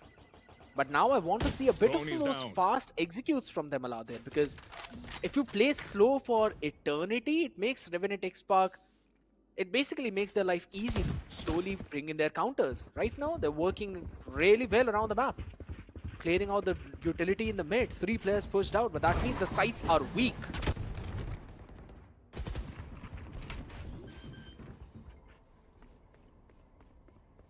Spike planted.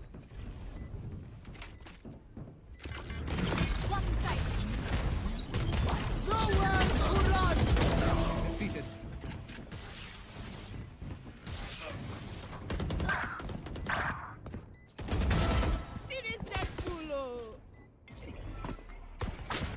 Concealment.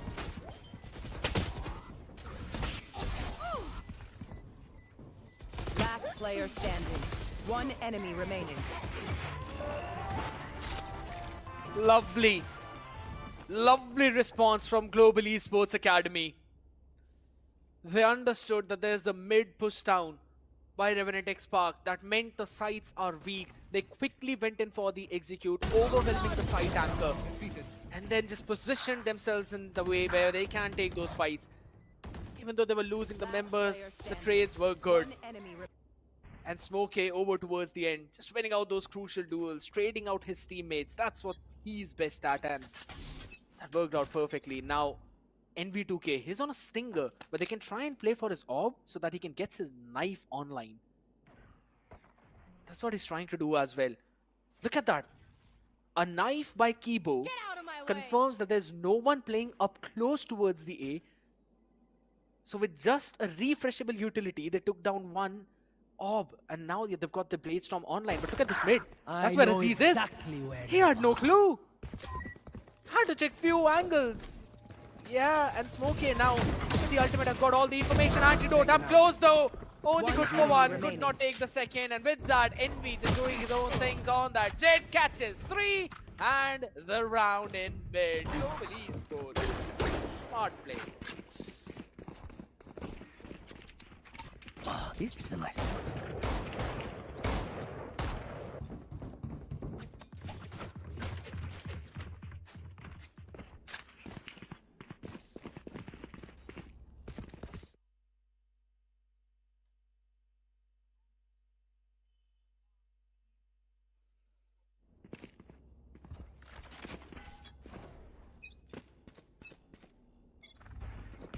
Scanning ahead. That's gonna go down to another round though. And Nathan, I kind of have to agree to the few points that you mentioned. The Global Esports, they pulled out their Fast play Absolutely. cards.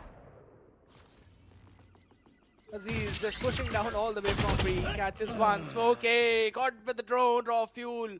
Moves in from Wen to take him down. That's the second time there's been a player playing in Wen, so Scott Smokey. The first time it happened in round number 7. Stay down. Lovely play from Ryzen. Anticipating where Aziz was. Slate positioning. Catching one Deathmaker. He might have actually caught the timing though. Rafiel was able to take Kibo down as well in the mid from the exact same angle. Now that's a big Last problem. But player look at the standing. position of Envy. I was about to mention he can catch Deathmaker, but guess what? There was someone who had the guns behind him on his head. Absolutely, but at least they got the plant. Ryzen, he's trying to somehow survive, but this is unfortunate. Our 4v1, it was all those utils was coming on him, and he could not survive. This round goes towards Team Revenant XSpark, but all the credit goes towards that early on picks, those anticipations, and now Revenant closing their 4th round. There's one thing that we're missing from GA's side, as you mentioned already. They have to play some early on aggressive round, but after every other one, they go for those slow lurks and slow rotations out there. No all-in commitment, no aggressive pushes, and even look at this round.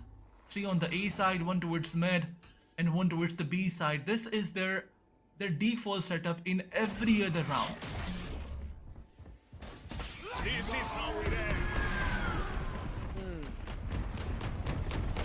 That's the Armageddon though, and it not just catches one, but 2. Aziz catches Ryzen as well. It's an obliteration towards the A. One Control enemy of the remaining. spike. What a trap play from Revenant XSpark. Global Esports not anticipating what was waiting for them out there in that lobby. Watch Now them this is run the when reason lit why by my Teho sonar. That's is being when picked we up by strike. so many teams on almost every other map, Aladdin, because the utility is just so good. But you have to focus on something that I mentioned already. In every other round, Team GEA is playing with the same setup, and that's what they predicted. That's what Team Revenant predicted. And those ultimates and those pushes combined, it destroyed Team GEA. But in this round, they have a different setup. But look at Aziz. He pushed forward to get all the information, but this is something that can fire back towards him. He has to fall back as soon as possible, because there's not 1 but 2 and 3 players in front of him. Aziz finds one, finds another. Spike down B. That was crazy. Look at the HP of Kibo. And it was a force by Aladdin. Oh, Envy. Oh my He god. might have actually found the timing. Oh my goodness, no. He moves back. Deathmaker notices him. Drone going out. They have an idea what's happening. Who suppressed? And there's going to be a couple of suppressions as well, so no more One utility enemy out remaining. there in the open, Spike Georgie. down B. He just needs to hit his shots on All setting missiles away. ducks. Now you know where Envy is. The timing could not be worse for my man.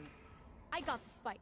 And pick up the spike though. But will he go for a full rotation over towards the A is the 30 question. seconds left. Yep. Seems to be the case. It's all down to how quickly Antidote understands that this is an A hit now. He can probably get the spike planted, so that extra bit of gold. Rather, those extra money will help his team. In these situations, 10 seconds Aladdin, left. he really needs to play an aggressive. Maybe push out spawn, maybe catch one, and then possibly get the numbers down. But will he get those individual duels is the question. Nah, he's not pushing. In every post plant 1v3 or 1v2 situations, you have to push forward and get that advantage, and this is something that he's trying to do, but no. A dual peaks comes from the side of Team GEA, not GEA but Revenant Esports, and this is it. Revenant secures another round, and if we talk about the starting of this round, a force buy from GEA side, and Aziz with those two beautiful picks. Last This round was the before story of the switch. previous round, and this is it.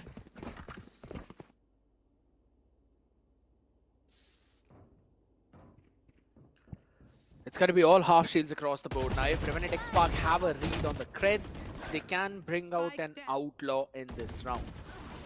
You know, there's one thing that I noticed, that regardless of the map, Aziz pushes out in every single round. And at least one or the other extremity.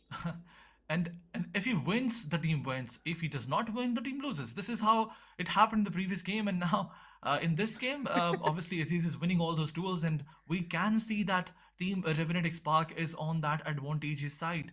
But for how long does team Global Esports Academy, do they have any answer to it? Are they going to plan something? I mean, bait Aziz out and try to peg him from two different angles? They can do anything, but let's see what are the plans. What is the plan of Team Global Esports Academy for the next round now, as they do know that Aziz is pushing in every other round? The question is, can they actually catch him? Because they tried. Two of them were taken down by him. And the third one, just one, he could have done the trick for him too. Some cute animals out there walking on this map.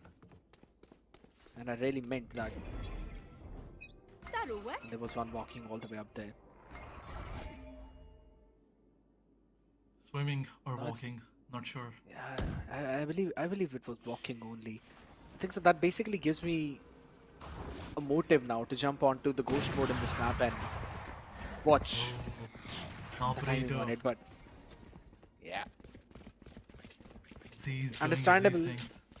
Well, here's the thing, you know, it's the last round when you're bringing out the operator, not in any round before that.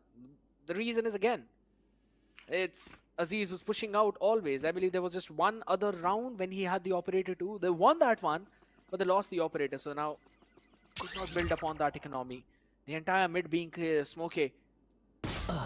Clearing it out. Oh my god, weapon diff. Absolutely. Better weaponry advantage. Aziz with his knives out. Here. Spike planted. I mean, Team GEA, they have the control. They planted the spike as well, and now on a post plant, Revenant XSpark, they have to do something amazing. Do they have any ultimates? Yes, they have the ultimates, and Raw Fuel committing his ultimate. In fact, Ryzen this time around, he commits his What? ultimate, finds 3. Oh my god! Last player standing. Nasty from Ryzen. Obliterates the entire Revenant XSpark. Oh my Gets god. 3 and then lets his teammate pick up the crumbs.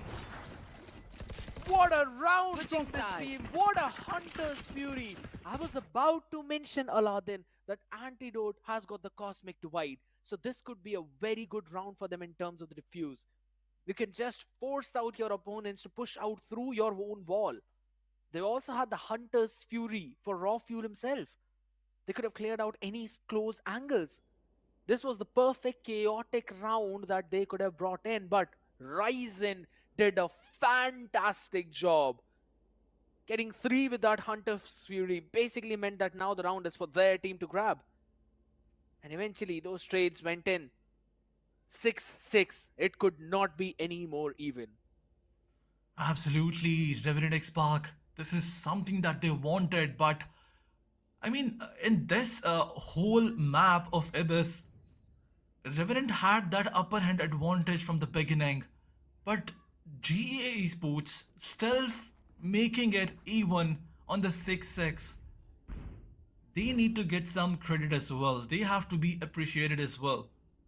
NV2K with his knives in multiple rounds, he's just better. But Aziz and Envy, this is the fight between these two giants.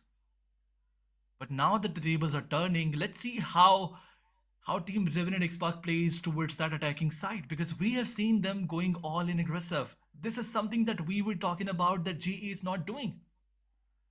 But now when we will see a Revenant XSpark towards that attacking side, are they gonna do it? Or is it going to be rely on that slow-paced, lurking gameplays. I mean, this map is so big that you have to rely on that. But still, in some rounds, in some weapon advantage rounds, you can go for all in YOLO performances. Yeah, now here's the thing. Smokey wanted to go for those lurk plays. He was constantly playing in mid. He wanted to find a timing, but Revenant XSpark, they just understood the assignment. After the previous map, they just knew that Smokey is probably going to play the lurk in mid. For a couple of rounds, he found some success, but then the adaptation from Revenant XSpark was so good. Georgie playing in the wind, then they put up raw fuel out there playing in wind. They doubled up on mid to just make sure that their team had the mid under control. They had mid on lockdown every single time, and which was giving them advantage in multiple rounds. It eventually just ended up a few scraps that Global Esports Academy were able to pick in at those 7th and 8th rounds, where they found a timing on the sides while Revenant XSpark were busy pushing down mid. And those were the timings, those are the adaptations, the adjustments that eventually differentiate between a team that is good versus a team that is great. But the question is, can you carry on forward with that greatness? Absolutely. And there's one thing that needs to be talked about Team GEA. I mean, they were repeating their strat the whole attacking side. They were just repeating it. If you remember that Armageddon, that ultimate from Deathmaker's side, when he picked 3 of the players of GEA, they had the idea that this is the whole structure that they have been using from the first round. After that round, they did try to change it, but it did not work out. I mean, the pressure was there. But let's see how Team Global Esports Academy, did they come back with a different strat this time around when they are on the defense side. They have a Cypher. A good point. Yes. I'd have to say, a very good point being mentioned by you, that the default was unchanged for the longest time. So countering that default became very easy for the side of Revenant XSpark when they went in for that Armageddon play. But yes, now, as you were about to mention as well, once the sides flip, what kind of default will Revenant XSpark go with to try and claim the victory on this one and maybe save themselves from getting 2-0'd, force out a game 3, force out a third map, and maybe take it home?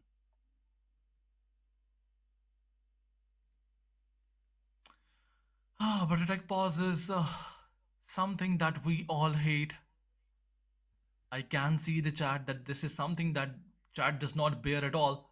But let's wait for it. As you mentioned already, we have some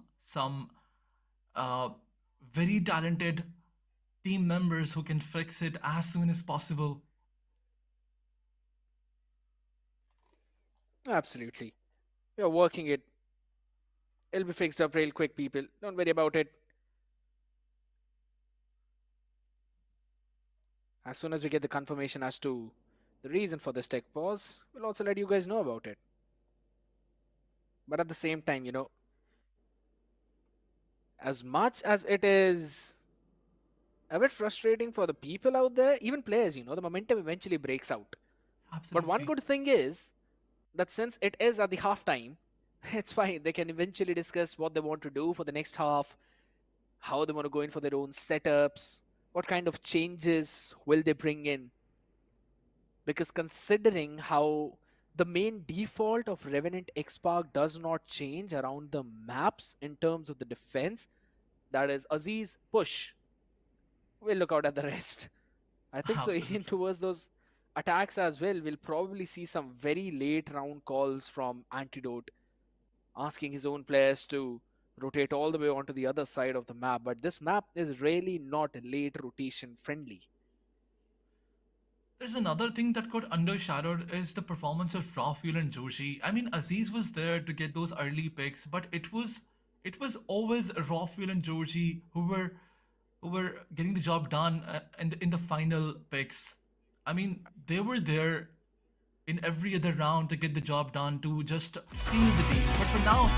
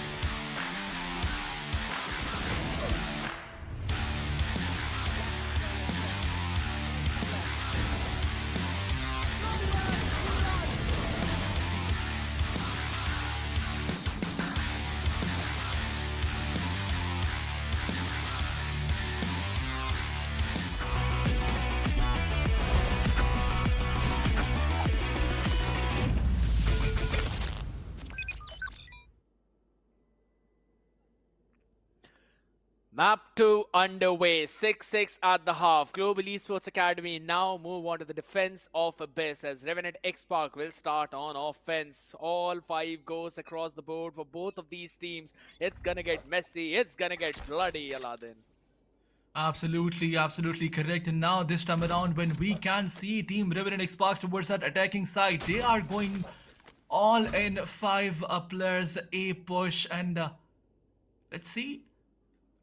There can be a mid rotation from the side of Team Global Esports Academy, but how do they anticipate this? For now, they're cutting all that noise. They are here.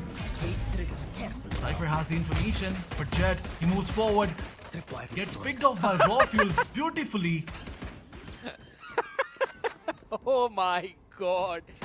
Even Smokey would be sitting there laughing, trying to understand what happened.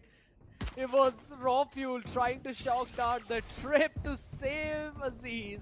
Ended up just picking off Aziz for Smokey. That was very funny though. But NB quickly running in, trying to go for the defuse. The cover is there for the team, but back and forth fights though to make a Raw Fuel working or helping their team out. But Smokey sets down the last 2 players, gets a 3k, and eventually gets the round for his team.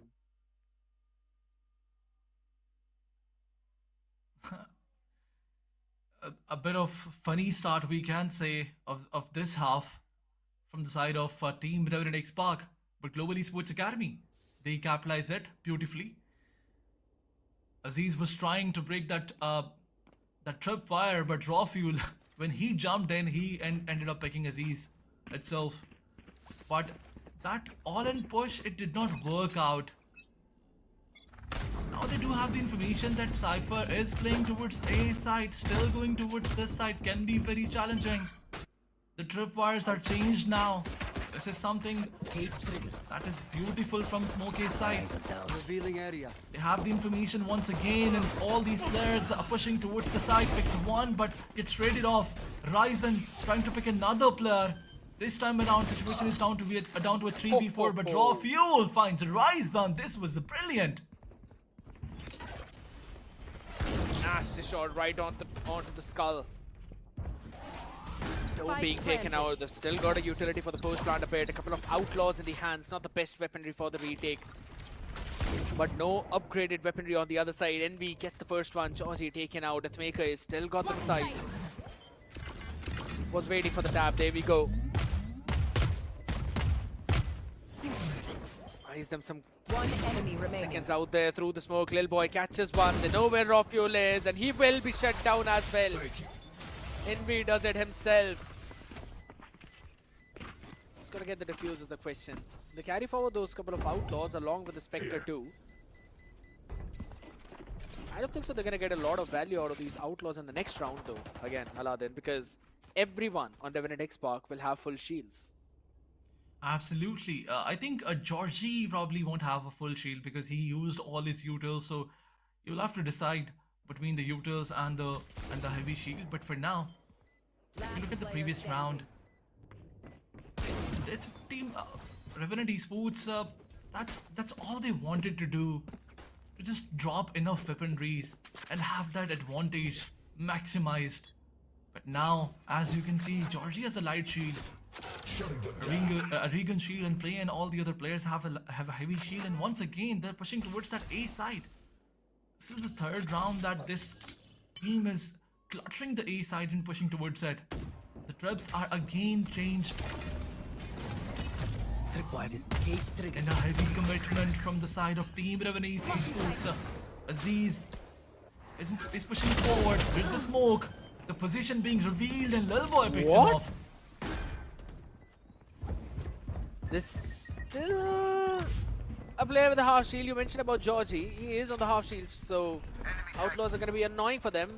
A late out drone reveals out the position for a couple of players. No late lurks or flanks out there. It's going to be an all-out brawl. Oh, lovely flash with a paranoia. Catches two on the other side. It's a crossfire. The body's falling, but NV still stands. It's down to a 2v2 situation. Georgie low in that HP. Alt line perfect. Catching the player, and with that, the push out. phenomenal utility by Revenant Esports. You give them the site for free. They have all the things they need for the post plant.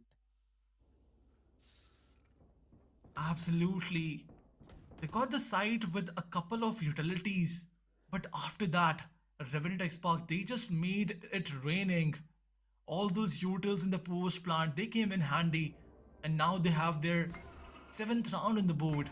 For Global Esports Academy, they did not have the weapon advantage in the previous one, but now they do. Yeah. A couple of light shields and vandals from their side, but on the other side, you can see that 4 of the players are playing with the light shield, and Aziz again, once again, he's pushing towards mid without any of the players supporting him. He has the wind control as well, but Envy is waiting, anticipating that one of the players is gonna push from here. Now they don't. There's a humongous gap in mid, as you mentioned. And I like the adaptation from Global Esports Academy. They've lost mid, so they wanted to fight for an extremity. A is where they decided, and they basically pushed out Revenant Esports away from them. But now, Aziz is going to be a big threat. Yeah. And he's going to catch one, maybe. Guess what? He catches both of them. It's a 3rd one for this guy. Nasty, can he get the 4th? He tried, but it's Kibo who will shut him down. The damage has been done. A 2v4. There's a rolling thunder for the post plant. Let's make a 1 away from guided salvo as well. I can try and send him out for the hunt. Kibo still wants to fight. They still want to try and retake the concuss. Dodged it perfectly. But now you got to take those fights. Individuals being given, but none being born. Revenant XSpark equalize in 8 and 8. A brilliant start from their side. I mean, Aziz, he is always giving that advantage to his team. That mid control was crazy, and after that, surprising 2 players. And even after that, he was going for a 3rd one. But Kibo, he was just better. But unfortunately, Georgie in his position, that was it.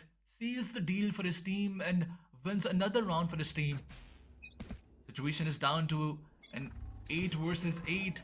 And now, you can see that team Global Esports Academy is on their save round. They gambled started over towards the A side, hoping that maybe Revenant XSpark would jump there, but a good call by Antidote, finding the empty side. B is where they're going to go into the plant as well. The question is, will Global Esports try to take that fight, or will they just try to deny the orbs? Now, since the Blade Storm is activated, obviously they're going to try and force their way, but Aziz is he's in an off angle. Outdrawn used up, Aziz catches one, make it 2 as well. Support from the teammate, shuts down the entire push from the connector. Now he wants to try and dash in forward as the flash was perfect. Cannot get the 4th one, Lil Boy answers back, but 1v4. A bit too much to ask for. No time for him. My ultimate is ready. No damage. They have enough money to go for a full buy in the next round. So another round goes towards Revenant XSpark. But Global Esports Academy, they did damage a lot of economy. Now this is that round where the ultimates are gonna come in play, because you can see almost 4 of the ultimates from Team Revenant XSpark. 4 of their ultimates are ready, and on the other side, Global Esports, they also have a couple of ultimates. Oh, operator now for Envy. Absolutely. Well, Revenant expected. It's all the way over towards B, and that too very aggressive. And this time, Revenant XSpark running in all the way towards mid. Mid has been very weak for Global Esports Academy in every single round. And Revenant XSpark, they understand that. They maintain the entire mid control. Now what this does is, whenever Global Esports want to go for a rotation towards one of the sides, they cannot go from mid. They have to take all the way the bigger route through their spawn. That buys a lot of time for Revenant. And that has been a big problem. And look at the number of members they've got to commit to try and slow down this mid push. I mean, early on, Aggress by Smoke here gave him information. He found one, but Aziz traded him off. Now they have the complete A side, but Aziz has to be careful. Ryzen is there. Ryzen is just better with his Vandal. Finds Aziz. They have the side control, but they have to take this fight with Lil Boy as well. He's hiding in the smokes, but he has no idea there's another player. 30 seconds left. Take flight. Raw Fuel just casually walks in a smoke, and Lil Boy had no idea, as you mentioned. It's down to a 3v3, but guess what? There's an Armageddon out there on the faces. Both players will dodge it. Heaven clear for now, but there's an operator in the hand. Last Ryzen player still standing. catches not one, but Kibo's help. They catch both of them. It's all down to just one member, and Raw Fuel can catch nothing. As Global Esports Academy retake the side and the round along with their lead.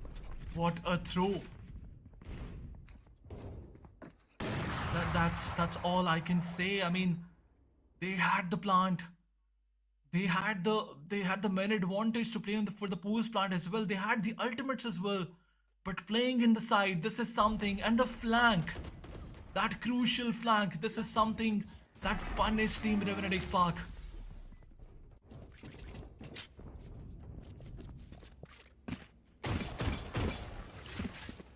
The operator still in play now. Null Command, Hunter's Fury. Both of them up. Georgie has had his heart is rolling thunder for a while now. I wonder when he'll be able to use that.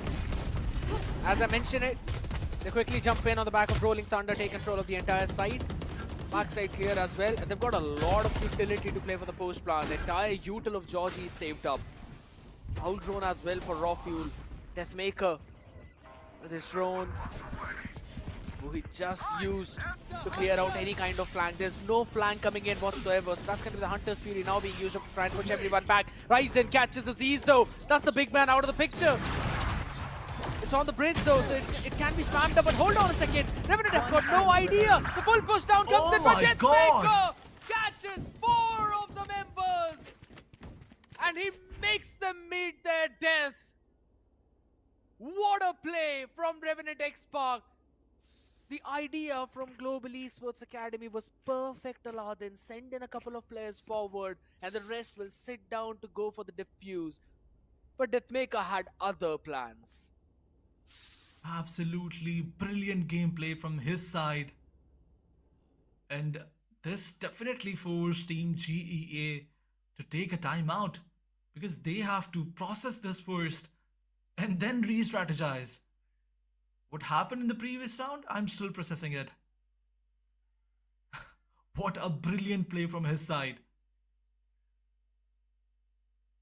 Global Esports Academy, they have to play with a different plan now. This is going out of their hand. Revenant XSpark.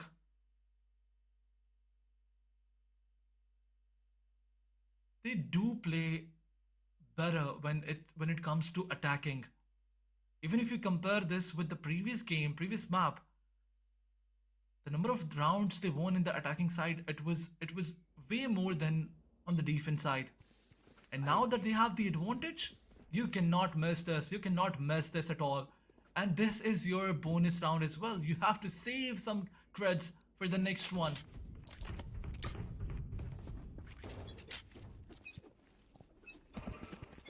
All 5 sheriffs, 3 half shields.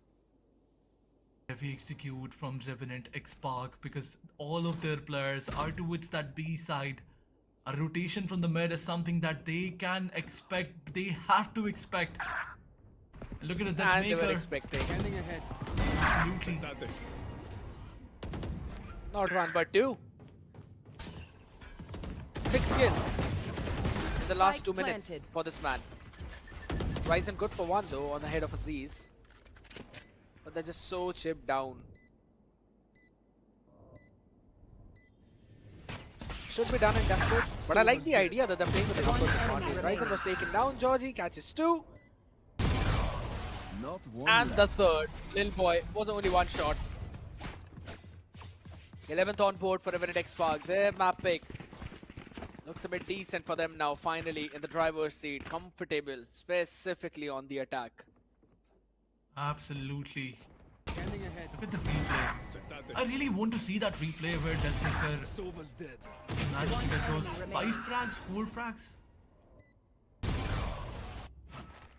Yes, this should do. Never mind that. That goes there. Everyone wants to see. I think after this game, when the overall replay will be played, we might be able to see that. But let's talk about this one. 2 of the players are pushing towards mid. Deathmaker again finds another player. This guy is brilliant. Envy. He has to anticipate raw fuel. The position is revealed. A flash comes in. But look at this guy. Raw fuel. What? He just randomly drones out. He knows the Georgie supporting him. Finally will be taken down though, but not before. They're already in a numbers advantage. What is happening to Global Esports Academy? They're losing members though. A good nasty ratty angle by Ryzen, but only good for one. Frustrated so very quickly. An antidote. Forcing Smokey to run back, and Deathmaker is just nasty. Once he gets going, he does not stop. Absolutely. It's the 3rd one in this round. 7 in the last 2. I think Go 8. to 8 if... Yeah, I In the mean, last, if Smokey yes. falls. Absolutely. A 1v3 situation. It was Smokey finds 1, but does not have any time left. Good idea. Lovely idea from Revenant XSpark. Deathmaker just ran all the way back. Had it gone in favor of Smokey, he would have just used the Armageddon and then the guys with salvos to claim the round for his team. Lovely play from Revenant XSpark.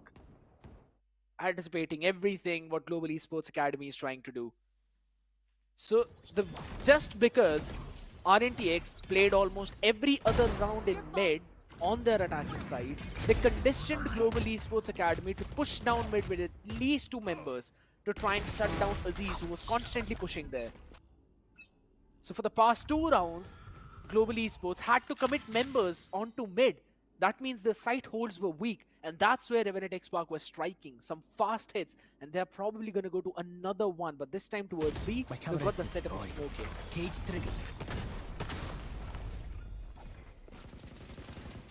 Global Esports, they're unable to read the play, but look at Aziz. What was that? He dashed on the face of Smokey. Found one and finds another now. Kibo is also down. But Kibo, as he was going down, Enemy tagged. he takes Aziz with him. But now the sports plant situation is not looking good for Global Esports Academy because the Roll in Thunder commits. One Okay. enemy remaining. Good play from NP, little boy. Yeah, they're catching their Somehow. own people. Raw fuel down. 1 member, and he's just in 10 HP. Ryzen He has the needs to ultimate. land the headshot. He's got the Hunter's Fury. You're absolutely correct. And he sees, he dances around the pillar. Raw Fuel has won the round for his team. He knows the refuse is not going on, and the Hunter's Fury will be committed to Attackers secure win. the map. Revenant XSpark Never give make up. a comeback, Correct and and we are on for a series. This was some brilliant gameplay from Team Revenant XSpark. From the beginning of this map, they tried to anticipate the strategy of Team Global Esports Academy. Once they read it, Global Esports Academy did not change it. But on the other side, when it was their turn to attack, they used one strat. I think for like 4 to 5 rounds, they pushed mid in every other round, and this was their strat. Push mid until Team Global Esports Academy start pushing mid and then go towards the site. This was some basic strat from their side, and unfortunately, Global Esports Academy could not anticipate it. They could not find a counter of it. It was so simple. Push towards mid until they start pushing, and once they start pushing, push towards the site. That's it. Yeah, and I mean, conditioning your opponents to your play and then going forward with, the counterplay to what your opponent is trying to do. That's the best way to play that Valorant. And antidote, man, I'll have to say, regardless of what happens on defense, on attack, this guy is insane. He knows what's going through the mind of the opponent IGL, and he always puts his team in place where they get more rounds on attack. And this is one of the strengths of an IGL.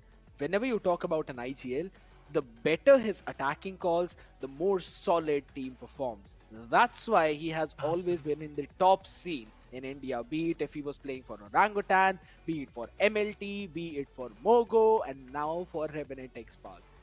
Oof, it's absolutely beautiful to watch. But man, Global Esports Academy, I'll have to say, this team is impressing me. Absolutely, but let's move towards the highlight and see those crazy frags from Aziz's side at the beginning of the first half. And you can see some crazy moves by Rafuel as well. But Deathmaker and Aziz, they were the showstopper in this whole map. Last player standing. They've been doing a very good job, I'll have to say.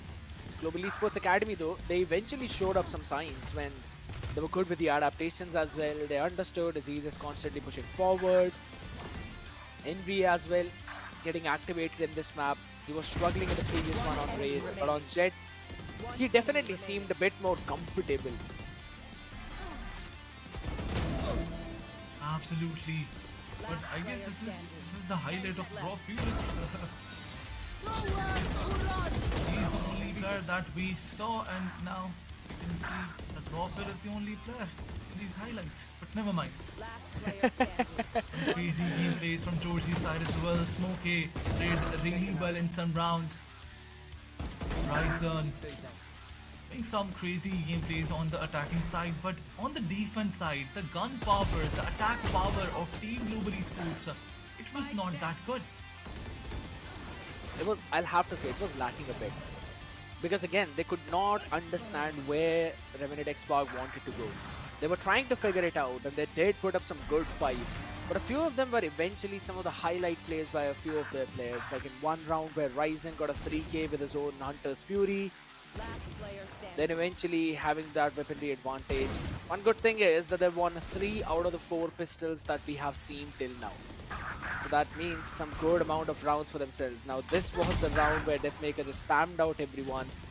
There was one round where Aziz was constantly picking people off. And this man always finds himself in those nasty angles where you don't really anticipate him to be. Let's see Lil Boy get activated a bit too, but let's be honest, kind of needed a bit more than what they were able to deliver. Absolutely, he got shut down early on, Enemy remaining. but I guess this was the round. Yeah. Yes, this was the round. Deathmaker, he was so stupid, and after that round, he activated something Enemy remaining. that made him get a lot of other picks as well. But Georgie, we have to appreciate this guy as well, because in every other map, in every other round, this one guy has that consistent performance. He is not lacking at all. Rafuel was dead in that angle if it was not for Georgie's utility to support him. I'd have to say that. Absolutely. And over towards the end as well, then Rafuel just clutching out that, if I'm not wrong, it was 1v3. 2 isolated was. duels, and then, yeah, 2 isolated duels, and the third one, just a 10 HP player with a Hunter's Fury. He had to stick through that. He could not have left it whatsoever, did not have any utility to push out forward, but phenomenal play by Revenant Esports in that previous one. So yes, I am really excited to see how it's going to go down for the next map. Boy, we are up for a series. It's the third one, and that too Fracture. I'm super excited to see how teams are going to perform on this map. Absolutely, but let's move forward and talk about some strats, and we can see 14 first bloods from the side of Team Revenant XSpark, and I think 10 of them are because of Aziz, because in every other round, be it the attacking or the defense side, he was pushing all in, he was going for that solo peaks and getting some input as well. Yeah, he was actually doing a good job for his team. And that's why we are seeing a disparity in terms of the scoreline as well, 9-13. But looking at the post plans, 7-10 for Revenant Esports, 5 out of 7 for Global Esports Academy. Could not really get a lot of rounds on their attack, but it's absolutely fine. Revenant Esports getting those plants 10 times clearly shows that they were getting the site entries fairly easily, and it was all thanks to the man on screen right now, Aziz. 1.3 KDA, 285 for the ACS, and 169 damage per round, Aladdin. This is brilliant, and 7 first blood, as I mentioned. I mentioned 10, but at 7-7 is also crazy because this is the total number of first blood that the other team had. So Aziz, he definitely deserve all those credits. But this is something that we always talk about. If one player plays brilliantly in one match and your team wins it, and in the next match, unfortunately, he is unable to play the way he played, your team suffers a lot. But if we look at the score lines, if we look at the scores of Rafael and Georgie, we can see that two of these players were there. They were supporting Aziz all that time, because Aziz, he was getting first or second frag in all those early on fights. But after that, it was Rafael and Georgie who were getting the job done. They were sealing the deal, sealing the round for their team. There's also one important fact that I wanted to mention. It's pretty fun, right? Look at the deaths of Antidote. It's 11. Lil Boy, 17. Both Oh are my God. individual smokers of their respective teams. Out of the 22 rounds that we've played, Anti, he survived in 11 of them. That clearly showcases you that you have a little bit of that extra utility to play around, right? Whenever you've got an Astra with your in your lineup, you know that you want to play for post-plan situations. You've got those grab wells, you've got those knockups as well, and Antidote was using them to perfection.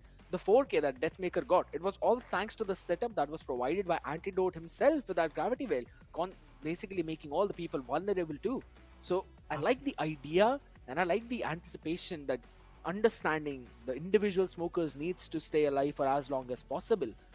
I think so Lil Boy will also need to play a bit more carefully in the next one if they want to take this one home, but momentum is definitely in favor of Revenant Esports right now. Absolutely, they have the momentum, they have the confidence, and they need to get the third map as well. But Team Global Esports Academy, the way they played in the first map, it's not gonna be so easy as we are talking about it. One thing that I need to mention is the first map was picked by Global Esports Academy and they won it. The second map was picked by Team Revenant Esports and they won it. But now we are moving towards the third map, and we have to see which of these teams are gonna win this one. This is the decider map, and let's see what are the composition. That's another important factor. Although in this map they surprised the opponents with the Teho factor, on the other side Global Esports was going with the simple composition. But in this map, what are going to be the composition? What do you expect? What are they going to do it in this map? I'll be very honest, right? As soon as you hear about Fracture, there's one staple pick for that map, and that's going to be Breach. You will have that. The question is who you're going to pair him up with. Is he going to be back to Teho? Do you have some lineups for KO? Or you really want to bring some other initiator into the mix for Smokes? I think so you're going to stick to Brimstone back again. We have seen the Privy Boy being picked up on this map, on the international stages too. I think so we're going to be sticking up to those standard compositions. But yeah, since we have already seen a Breach Teho being played by a Revenant Esports in this map, I think so they can carry it forward to the next one as well. Georgie on the Breach was looking very solid in terms of all the utilities. They went in with Sova as the initiator. So again, a point that I wanted to mention, a triple initiator composition for Revenant Esports. So they are really on for all those experimentations. You know, that's what I really like. I love all of that. You go for the experiments, you go for those nasty plays in the early few maps. You want to check things out, right? You want to bring things out that you've kept in your bag. So I like the idea. I like the adjustment. And I also am loving the entire journey that these teams are bringing us with, right? It's the third map in the first series itself. Global Esports Academy, Revenant Esports. What more would you want apart from popcorns? To be very honest, I was expecting a one-side domination from the side of Team Revenant Esports, but the way on the first match we saw Team Global Esports Academy, we can expect a very a close competition in the last one as well. But let's move towards a short break, and then we will be back with the third decider game.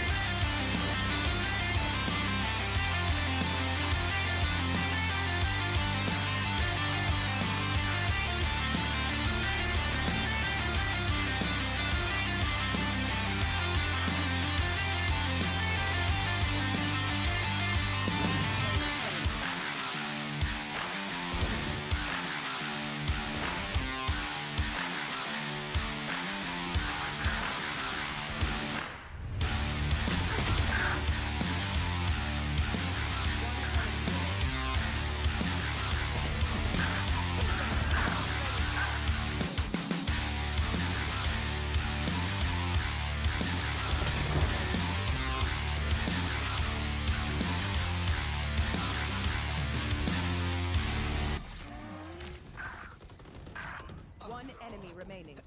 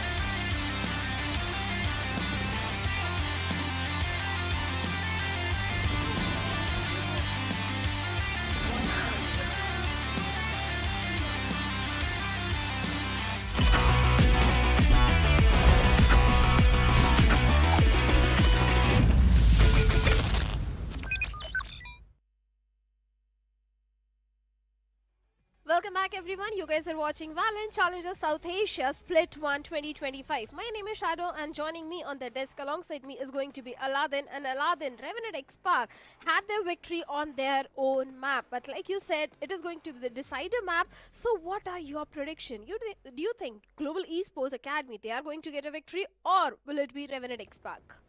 Well, first of all, thank you so much for being with us once again. And as I talked about this in the previous match as well, I expected a team Revenant Esports to have that one-sided domination, because I have seen them playing previously in the Mogo Esports as well. All these players, this lineup with Levi as well. One of the factors that is missing here is Levi. With Levi, this team was deadly, but now with another player coming in, Jorsey specifically, this player is taking this team to another level. I mean, there was a time when when I saw this team playing really good, but they used to get a lot of pressure once they lose 3 to 4 rounds. But previously with the Georgie's addition, this team is not taking any of those pressures at all. So I can say that this is the time for me to choose this team once again. So I'm gonna go with this team. I do not have to rethink, or I do not have to consider any of the other teams. So I can say that this team is going to win this match as well.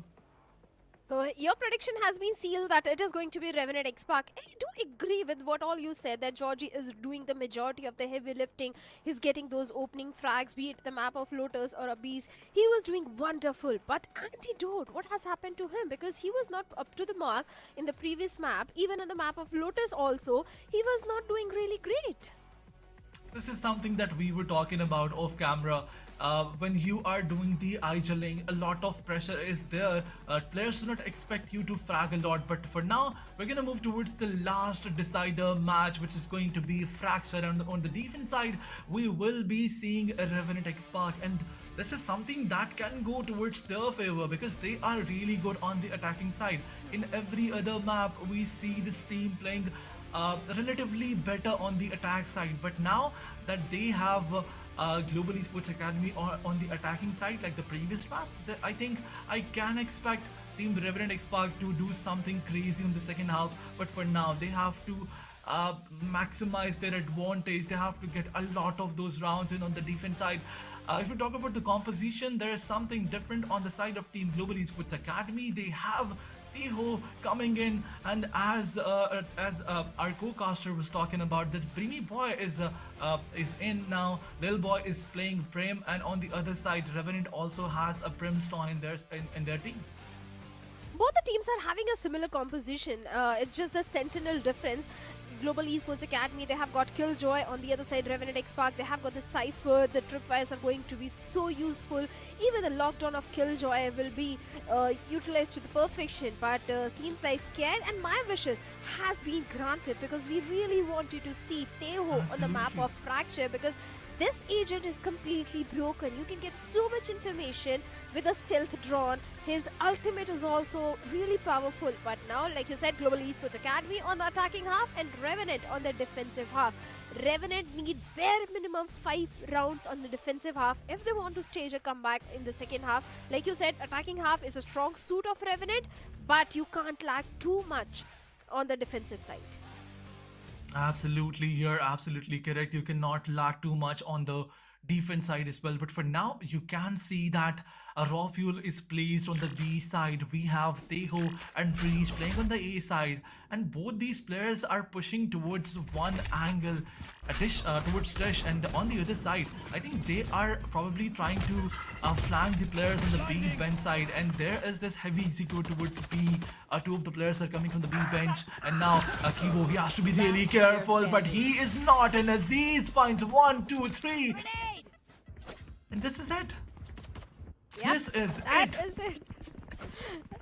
In a blink of eye, Aziz sealed the round. A 4K coming in for this lad, and seems like he's going to get his showstopper very soon if this continues in the second round as well.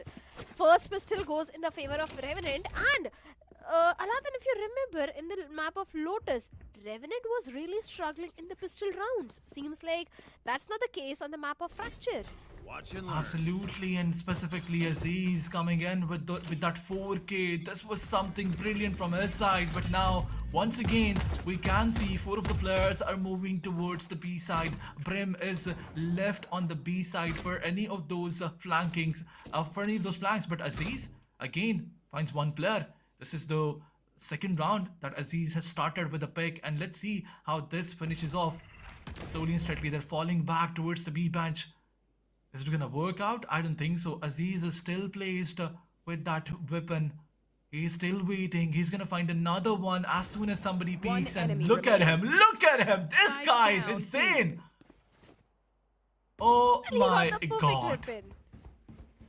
He got the perfect weapon. That Outlaw was enough, because then the entire team of Global Esports Academy was with the half shields and just pistol, and Outlaw in such rounds are phenomenal. And Deathmaker landing that last blow towards the side of Lil Boy.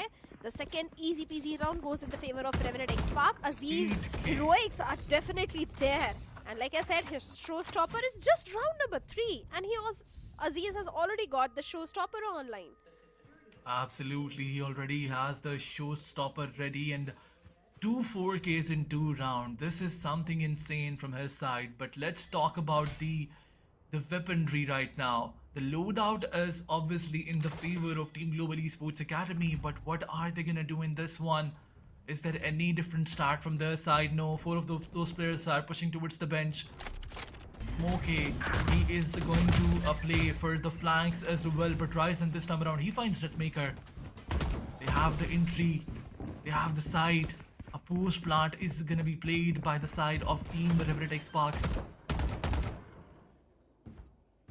Spike planted. Smokey, he needs to watch his 6, because the entirety of Revenant XSpark is coming from the spawn, from the B main. Smokey needs to be very careful. Seems like he's aware about the players' plan, but he finds one and gets traded off by Georgie, leaving only 4 players. It's a 3v4 situation where Georgie is down to 26 HP. This round should go in the favor of Global Esports Academy. Showstopper being invested. Aziz, he needs to find some sort of value with that, and he finds the value. Takes on Envy. Leaving Ryzen all by himself. The breach fault line is there, and Aziz is sticking for the defuse. Half defuse already done. Risen takes on Aziz, but the trade is not there. Risen also finds a knock with a shorty. Antidote gets the trade, but the round goes in the favor of Global Esports Academy. Valiant effort from the side of Aziz, but the round goes in the favor of Global Academy. A bit of careless play from Aziz's side. You picked one, you diffused half, you could have fall back. The fault line was on you, you were concussed, you could have fall back. But Aziz, he was just trying to defuse full, and the teammates were not there for the support. And this is the reason why they lost the round. But it's okay. It's okay, it's alright. They already have the advantage there on the board.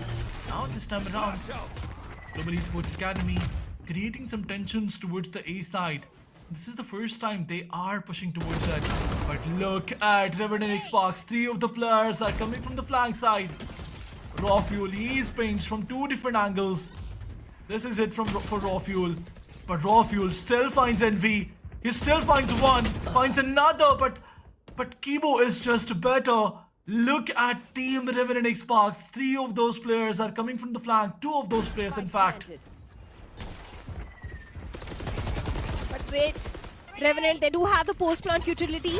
Georgie finds a perfect connection onto Ryzen, making it a 3v3 situation. Global Esports Academy, all they need to do is just buy some time when Kibo is down to 52 HP, but Smokey also finds a connection onto Aziz. A 2v3 situation, the fault line is there. Georgie needs to capitalize on that. But wait a second, Georgie gets Kibo, but Little Boy and Smokey gets the trade and the round as well, coming to a 2 situation, and Global Esports winning back-to-back 2 rounds. The setup was crazy. I think it was close to impossible to break that setup in the post-plant situation. I mean, 2 of those players were on the rope side and one was playing on heaven. Those angles were very, very crucial. And this is something that gave the upper hand advantage to Global Esports Academy. Back-to-back rounds in their favor, and now Team Revenant XSpark is forced to save. Only one of the player is investing some money, and the other players are saving. A light shield. Aziz. Yes, Aziz. He wants to do some heroic plays, as always. Of course, and he's a perfect person to rely on, considering the way he got those 4 Ks in the first 2 rounds. This time the entire team is relying on that Guardian in his hand. But the Sky Smokes already there. Esports once again going for that B hit. He's find one at least, and he finds one, but from the backlines, Little Boy finds 2. It's a 2v1 trade. Georgie, he has got the Rolling Thunder, but I don't see any reason for him to invest that Rolling Thunder in this particular round, because on paper, this round should comfortably go in the favor of Global Esports Academy. It's only side of Absolutely, but this is something that they want to do. They want to drop some weapons, and unfortunately, they're unable to do that. Antidote will try to take some exit frags. A very easy execute. But if we talk about the plan, the strategy, the way Team Global Esports is attacking, they have 2 plans. Either go all in towards the B side and leave one of your players to check the flanks, or go towards the A side. I mean, either go towards the A side with 4 of your players and leave one of your players to check the flanks, or go towards the B bench. This is what they're doing. Team Revenant XSpark. Yes, absolutely. 3 of those ultimates are ready and 2 are close to ready. This is not looking good for Team Revenant XSpark. Last player standing. Of course. Like you said, 3 ultimates already online. 2 ultimates just only 1 point away. Global Esports Academy can easily get this 4th round on the basis of those ultimates, but they don't need those ultimates. This time Envy with the showstopper trying to find some sort of value, but the players are falling back. So that showstopper invested and no value coming out of it. The only win condition for Revenant XSpark is that Rolling Thunder in the hands of Georgie. Global Esports, the spike has already been planted. It's a 5v5 retake. Placing swarm grenade. The good thing is Revenant XSpark, they do have Swarm grenade post-plant utility. Rolling Thunder being invested, and Antidote do capitalize. Finding the connection onto Envy. Smokey gets a trade onto Anti, but then finding 2 more. Deathmaker gets 1 more, leaving Smokey all by himself in a 1v3 situation. This round should go in the favor of Revenant XSpark, as Orangutan is taking for the defuse, half defuse, and he shuts down Smokey and will go for the full defuse. 3rd round goes in the favor of Revenant XSpark. What a crazy gameplay from Deathmaker's side. 3 of those players were shut down by him, 2 by his ultimate and 1 at the last moment. But Team Revenant XSpark, they're solely relying on the utils of Deathmaker, not the ultimate, sorry. The missiles. Deathmaker is using his utility to the maximum. Another round goes towards Team Revenant XSpark, and this time the credit goes towards Deathmaker. I mean, it was close to impossible. The setup was crazy. But once again, they're pushing towards A side, all in aggressive. Raw fuel this time around. He shuts down Envy. No room for Envy. No room for his team to make a mistake. And now they have the control of A side once again. Have that control, but seems like the entirety of Revenant XSpark is trying to play A side on the retake. Look at the position where Raw Fuel is. His camera, his tripwire is going to give a lot of information, which they need at this point. Down. suddenly the change in Esports Academy, because they do realize the disadvantage is not there. But they do have the lockdown. Orbital strike being invested, but no value coming out of it. Revenant Esports, they still have 3 ultimates. Orbital strike, an antidote. Oh my god. Don't need any One of it. enemy As they remaining. get 2, as they get the third one and the fourth one. And the entirety of Global Esports Academy has been annihilated as Revenant XSpark gets a 4th round on board. Absolutely. After the first pick, the team Global Esports Academy, they were playing a bit passive. But after that, it was all team Revenant Esports angles. The crossfires were completely insane. And Team Global Esports Academy, they could not anticipate where the players were. This is the same setup that we saw in the previous round for Global Esports Academy on the post-plant side, but unfortunately, the utils from Deathmaker, it was enough to break that standoff positions. But for now, in this one, Team Revenant Esports, they were just too good. Well, of course, they were certainly. Seems like even this map of Fracture can go to OT, because the back and forth, the way the rounds are going back and forth, both the teams are prepared for it. But attacking team always gets an advantage on the map of Fracture. And I love the aggression which Global Esports Academy is bringing in.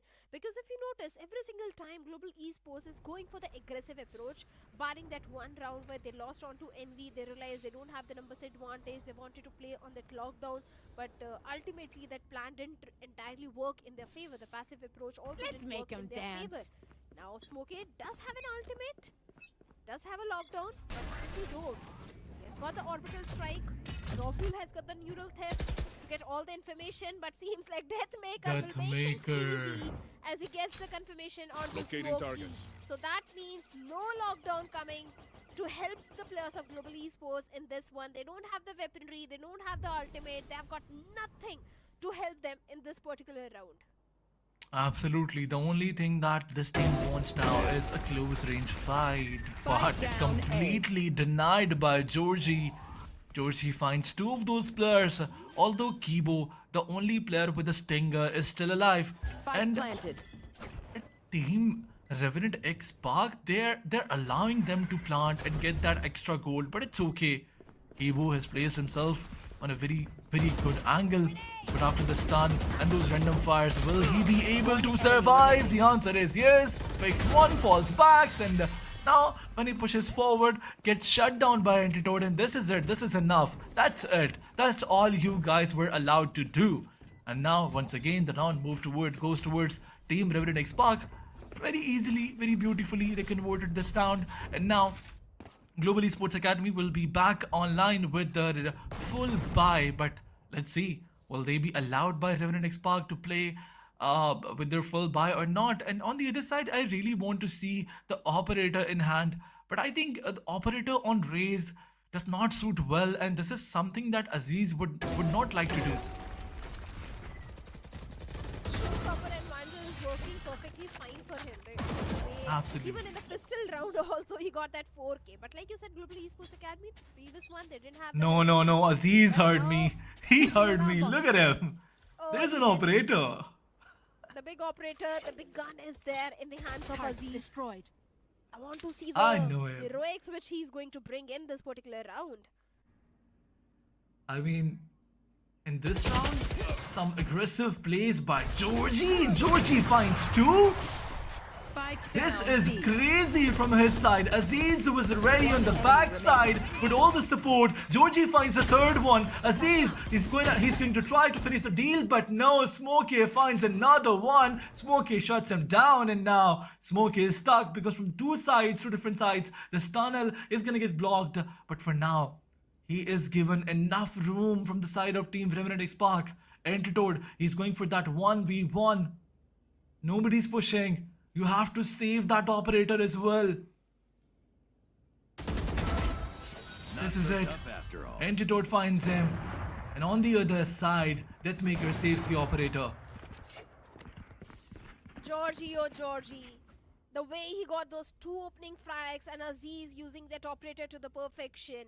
Global Esports Academy can't afford to lose their buy rounds at any cost because already the score difference is way too much. It's 3-6 in the favor of Revenant XSpark. A timeout is coming in from the side of Global Esports Academy because they really need the timeout to discuss with the coach that what is really happening wrong with the team. They need to win those full buy rounds because if you continue losing on the buy rounds, there is no chance on earth that you can convert the map of fracture in your favor. And this is the time when Global Esports Academy, they need to stage a comeback.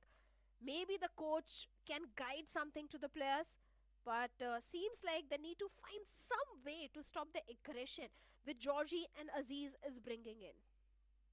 Absolutely. Now that Aziz has the operator, he will try to block B main, especially, and maybe he can go towards that A dish side as well, because that's where they were pushing in.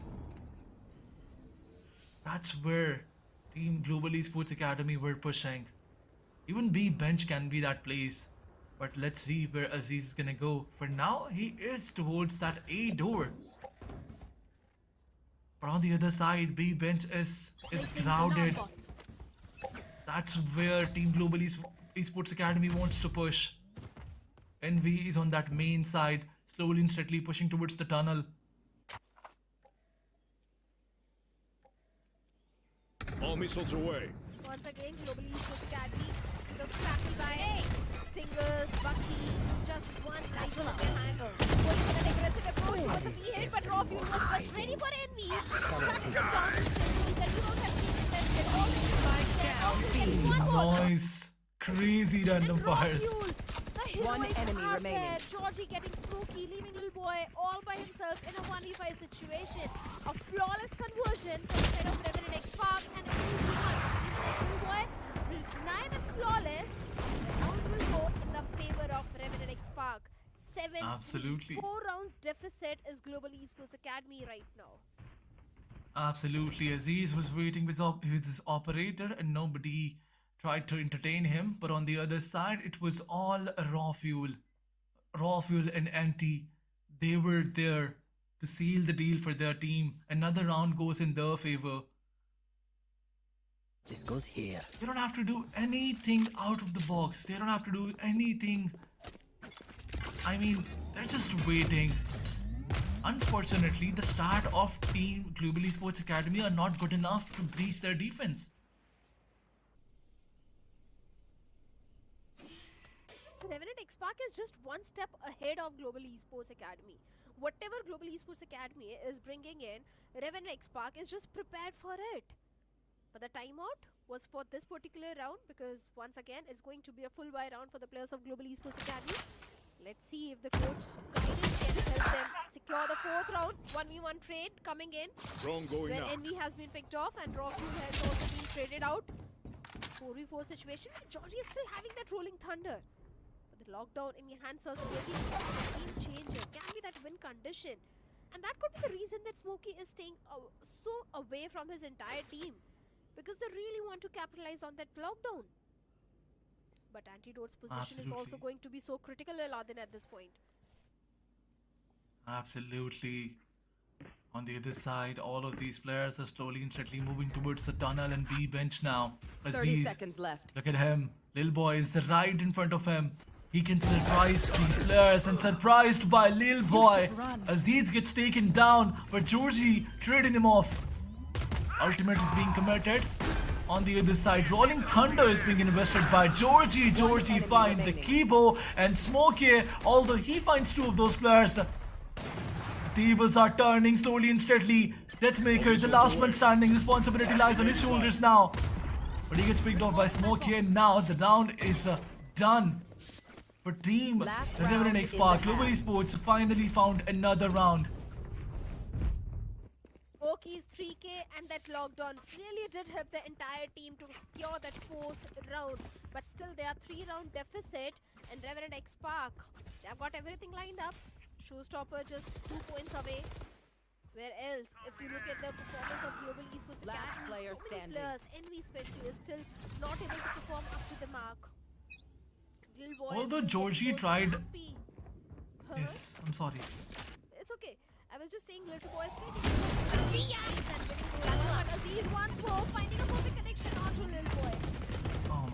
This guy is too good. This guy is crazy. Raw fuel. He found two players as well, and look at him. One That's enemy Smokey. remaining. And now he's chasing, he's haunting him down. Slowly and steadily, another round got converted. Smokey, he found one. Antidote has to be careful. But on the other side, there's another player who is coming from the backside. And this time around, this is Raw Fuel. Smokey, he pushed the Molotov. But unfortunately, he could not eliminate Antidote. And Antidote seals another round for his team. Switching sides. This whole first half was team learned something. Global Esports Academy trying to go towards B side from tunnels, and when they fail to do that, they rotate towards that B bench side and fail again. That's the whole attacking side from Global Esports Academy. That's all they did.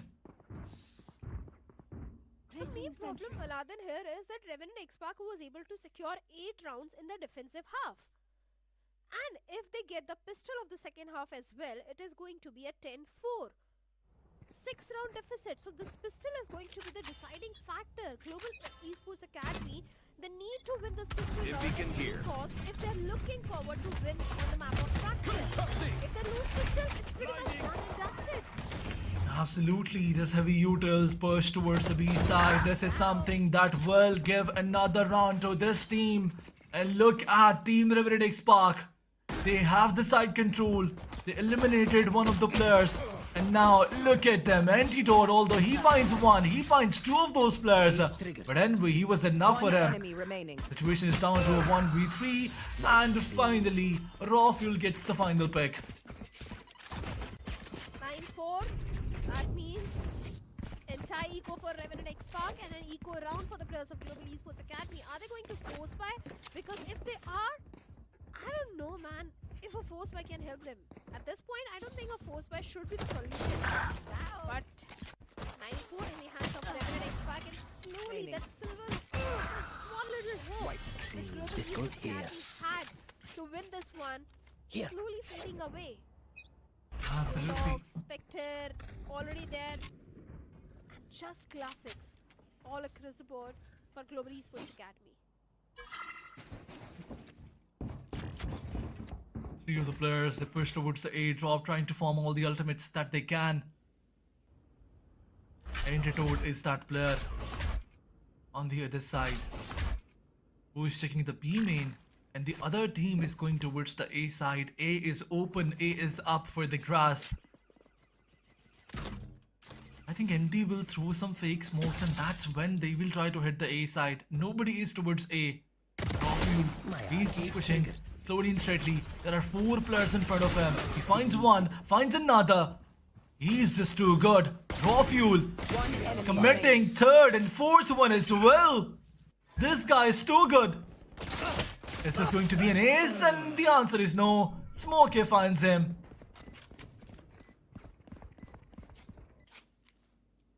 Smokey did manage to deny the ace, but I'm sure he won't be able to deny the round to the players of Revenant XSpark. Absolutely. And Aziz will shut him down. And the 10th round goes in the favor of Revenant XSpark. Revenant just 2 rounds away from the match point, from the series point. At Global Esports Academy, they are 6 rounds deficit to an equalizer. Seems like Revenant XSpark, they're going to get a dominating victory on the map of Fracture at this point. Once again, it's going to be full buy round for the players of Global Esports Academy. One enemy If they remaining. lose this one, we can already pretty much draw the curtains out that Revenant XSpark is coming victorious in this map of Fracture. Absolutely. No hope whatsoever for Team Global Esports Academy, although they have a good buy comparatively. But on the other side, we have Aziz and Phantom with heavy shield. We have Deathmaker with Bulldog and heavy shield. So these 2 guys, on the good day, they're enough for any of those teams out there. But for now, Global Esports Academy, as they have lost their confidence, as their confidence is shattered, their momentum is shattered. Is this going to be enough? And look at the players of Team Revenant XSpark. They're chilling. They're having fun. Specifically Raw Fuel in Jersey. This is something that gives you an upper hand advantage. When everything is chilly going on, no pressure at all, that's when you can capitalize on your opponent. This entire day, Aladdin, Envy has not been able to step up pretty much. Even on the map of Fracture, if you notice, he's 4 and 14.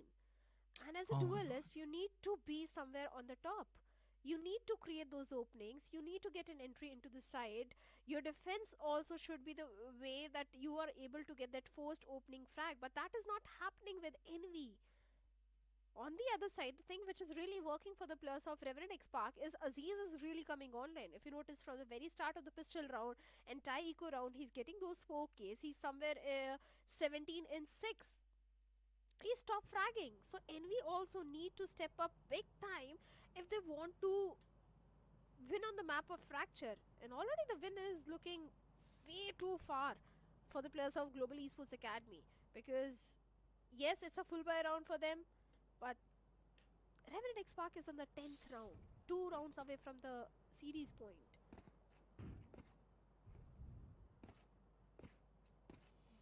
Absolutely.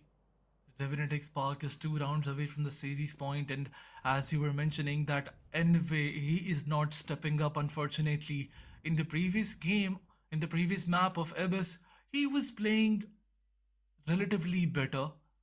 He was competing with Aziz as well at some point, but unfortunately, after the loss of that map, this team is unable to capitalize. This team is unable to stand once again, and specifically Envy. Smoke's down. He is not playing the way he used to, but for now, this is the most important round. If they lose this one, this is it, this is done and dusted. But once again, look at Revenant XSpark. They are just coming gun blazing.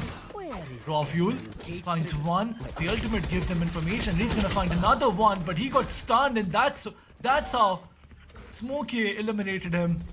But they have the side control. Spike's been planted.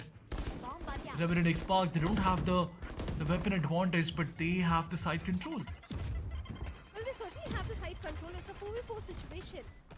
Revenant XSpark. Antidote just waiting with it. Incendiary.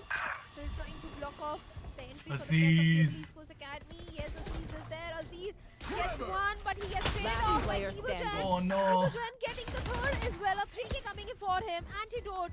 In One a enemy remaining. Kibu has been dealt with. He needs to deal with Smokey as well. This switches Oh to the my pistol, God. but Smokey wins that duel, survives on 11 HP. Clutch. And the 5th round might not go in the favor of Global Esports Academy because there was no time left to go for the defuse. The 11th round goes for Revenant XSpark. Absolutely. The credit goes towards that last player. He did some amazing 1v2s when it was needed. Anti, throughout the game, he was that burden the whole team was carry. But in this round, he was that sole player. He made sure that his team wins this round. No time for Team Global Esports to defuse and not time for them to come back. 11th round on the board, and look at Aziz. He is just brilliant.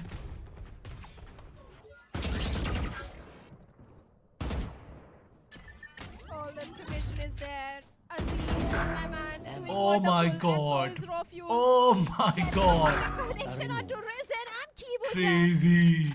Highlighted. The entirety Oh. of Global Esports is being highlighted. A 2v3 situation. Little boy still being choked alive. Only Last getting player one more. standing. And it's only Spike just down, remaining. B. Suddenly the table has turned. I got Global this Esports one. Academy Absolutely. might be heading for the 5th round. Welcome. Exactly. Smokey was that player who made it happen. A fake plan from Deathmaker's side, but team Revenant One XSpark, enemy remaining. their fake plants are not being bought. But once again, Deathmaker finds one of the player, and now he's falling back. He can pull it off. He can do it. Oh my god. Lil boy has no idea 30 that seconds left. Deathmaker is going towards A. He can plant, and then he can position himself towards a very good angle. This will give him an advantage. Once again, Global Esports, the round that they turned towards them, specifically Smokey was that player who turned this round towards his team. They're gonna lose it. But it's still not over. A 1v1 between Deathmaker and Lil Boy. Ammunition. Ammo out. Locating targets. One suppressed. Deathmaker? All missiles away. His entire utilities. He knows exactly where Lil Boy is, just waiting for him. Oh my god, he's just And baiting gets him. the information. He just needs to buy the time. He just needs to buy the time. But the time won't be there as Lil Boy shuts down Deathmaker. He has got enough time to go for the diffuser. The 5th round goes in the favor of Global Esports Academy, still keeping the hopes alive for all the fans and the supporters. But still, Global Esports Academy 6 rounds deficit.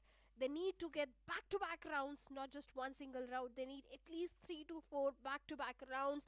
That's when we can say that yes, Global Esports Academy has staged a comeback. Absolutely. But this is close to impossible now. That's what I think. You can say the otherwise, but this is close to impossible now. Revenant XSpark, they have all the advantages. Although Global Esports Academy, they can still pull it off. They have some amazing players in their lineup. Envy specifically, Ryzen. We've seen these players playing in different lineups previously, and they have they have played some brilliant games as well. On the other side, this time around, some information given towards the A side, and now slowly and steadily they are regrouping towards the B bench. There's nobody is placed there, in fact. B is up for the grasp. Although easy setup gonna be there, but for now, Aziz using the showstopper. Can he find any player? He did find one, damaged him but could not eliminate him. Now he has to deal with 2 players. Smokey is right in front of him. This is a 1v1, but he falls back as he got stunned. Spike is planted once again. In a 5v5 situation, Spike is being planted, although the Rolling Thunder is being committed. But let's see, is there going to be any advantage of that towards Team Global Esports? I think the answer is no. Prison finds a connection onto Raw Fuel. Smokey finds a connection onto Aziz, and he needs to survive as he is just 1 point away from his own Rolling Thunder. The Spike Envy wants to defuse, player but standing. Kibo and Lil Boy making things more difficult. Lil Boy shutting the last player also down, and the 6th round also goes in the favor of Global Esports Academy. The hope PM about which Scared always talks about is still there. 5-round deficit. Yes, I agree, it's close to impossible, but even the word impossible says I am possible, and that is exactly what Global Esports Academy is trying to do at this point. Round after round, they got 2 rounds, few more rounds, and maybe they can reach to an equalizer. Absolutely, Team Global Esports Academy, they're not losing hopes at all. They're still trying their level best to win those rounds, but Team Global Esports Academy, they forced Revenant to go on a safe buy. They're saving this one with a couple of stingers. They're hoping for some close range fights, and Raw Fuel still manages to find one of those players. Envy is down. This is very unfortunate. Missiles away. They have a Vandal down as well, but Aziz with all those utils, and what is going on? Kibo, although he found one, but Georgie finds Kibo. Exactly where you are. No way this is happening. A 3v2 situation on a save round where we were not expecting at all. And look at Georgie committing his Rolling Thunder. Although Raw Fuel find another player. This is down to the last player, Ryzen. And this is it. 12 rounds on the board. You think I don't know how to get What by? a play. Round. Absolutely. Match point.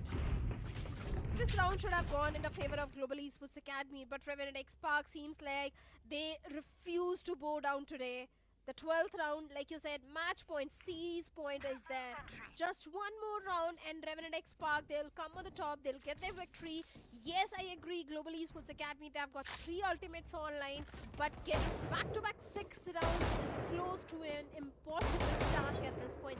Especially when you have got Stingers, 2 Guardians, 3 half shields. Anti-Node is already having his orbital strike also online. Absolutely. But moving towards the last round, possibly. There. A slower start this time around. This is not how the Revenant Esports push. But Deathmaker, he surprised Envy, although Kivo surprised one of those players out there. Situation is down to a 4v4. An ultimate being committed by Antidote this time. And they have the side control now. Georgie going for the plant. Spike planted. Clearing out. The lockdown is there. The lockdown is there. It might help. The players of Global Esports Academy has risen with his ultimate. With the Deathmaker. The defensive part is not Player standing. Oh, Georgie. And Georgie and Aziz and the entirety of Revenant XSpark has been shut down. The 7th round coming in the favor of Global Esports Academy. But they need 5 more rounds, and only after that they'll move into an overtime. 5 back-to-back rounds. If they lose one round, it's done and dusted. It's close. Absolutely. One mistake and it will be over. That's something that we do not expect from Team Revenant Esports, although, but it is doable. Global Esports Academy, the way they have proved in the previous 2 matches, this team can do it. Although the pressure is there, but 7-12 still doable. Another round. Smokey placing his setup on towards the A side, and get those information, the setup is deep towards A. Now, as we can see, 2 of the players pushing towards the dash. Raw Fuel still finds one. Aziz, he finds the position of one player. Aziz finds Kivo as well. This guy is insane, refusing to give all those extra rounds whatsoever. And look at him, he's gonna find him, and this is it. Hackers win. Aziz, this guy started the map of Fracture with a 4K and ending the map of Fracture with a 4K and getting that victory, a 2-1 victory in the favor of Revenant XSpark. Global Esports Academy did give a tough competition on the previous 2 maps, but Fracture seemed like the opposite case. Seemed like it was entirely a Revenant XSpark's map where Revenant XSpark was dominating from the very get-go of the map, especially Aziz. The way this guy was getting those 4Ks. Actually, man, how many 4Ks he got? Last I remember it was 3, maybe more than 3 4Ks he got. I think 3 4Ks in one game. This is something brilliant. And previously, in the previous map, he had 7 first bloods. And I really need to see how many first blood this guy has in this game. But Aziz, all in all, his performance was brilliant. Although his players were there to support him, specifically Georgie, he was also there. Raw Fuel in those crucial thrifty rounds. Raw Fuel was the first one to get those picks, and even in the last round, Raw Fuel got the first pick as well. So we can say that all those players were complimenting as well, but all in all, it was Aziz's day, it was his day, and this is what they were celebrating in the bootcamp as well. I think the entire team of Revenant XSpark was really performing up to the mark, be it Aziz, Antidote, or Raw Fuel. Raw Fuel as a Cypher was doing so much, especially with his neural theft, the way he was getting those information. Every single time he was getting that opening frag, the first blood onto the players of Global Esports Academy. Even Georgie was also getting those 2Ks and 3Ks. Georgie was also doing wonderful on the map of Lotus as well.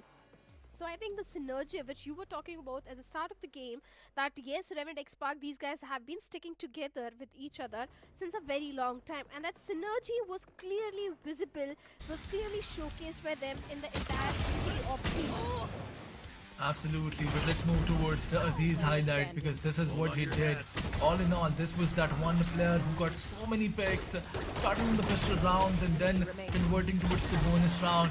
And in the last moments as well, he was just better than everybody else out there, as he's already my favorite player from Indian competitive scene. So I can say that I enjoyed this match more than anyone else.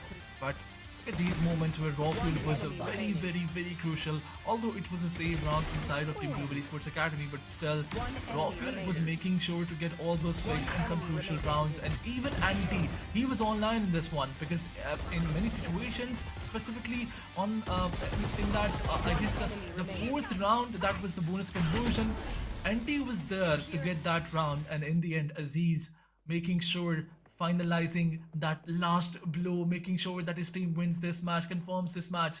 He gets the last pick with the showstopper, and the showstopper he used, and the showstopper he was, Aziz was absolutely brilliant throughout the map.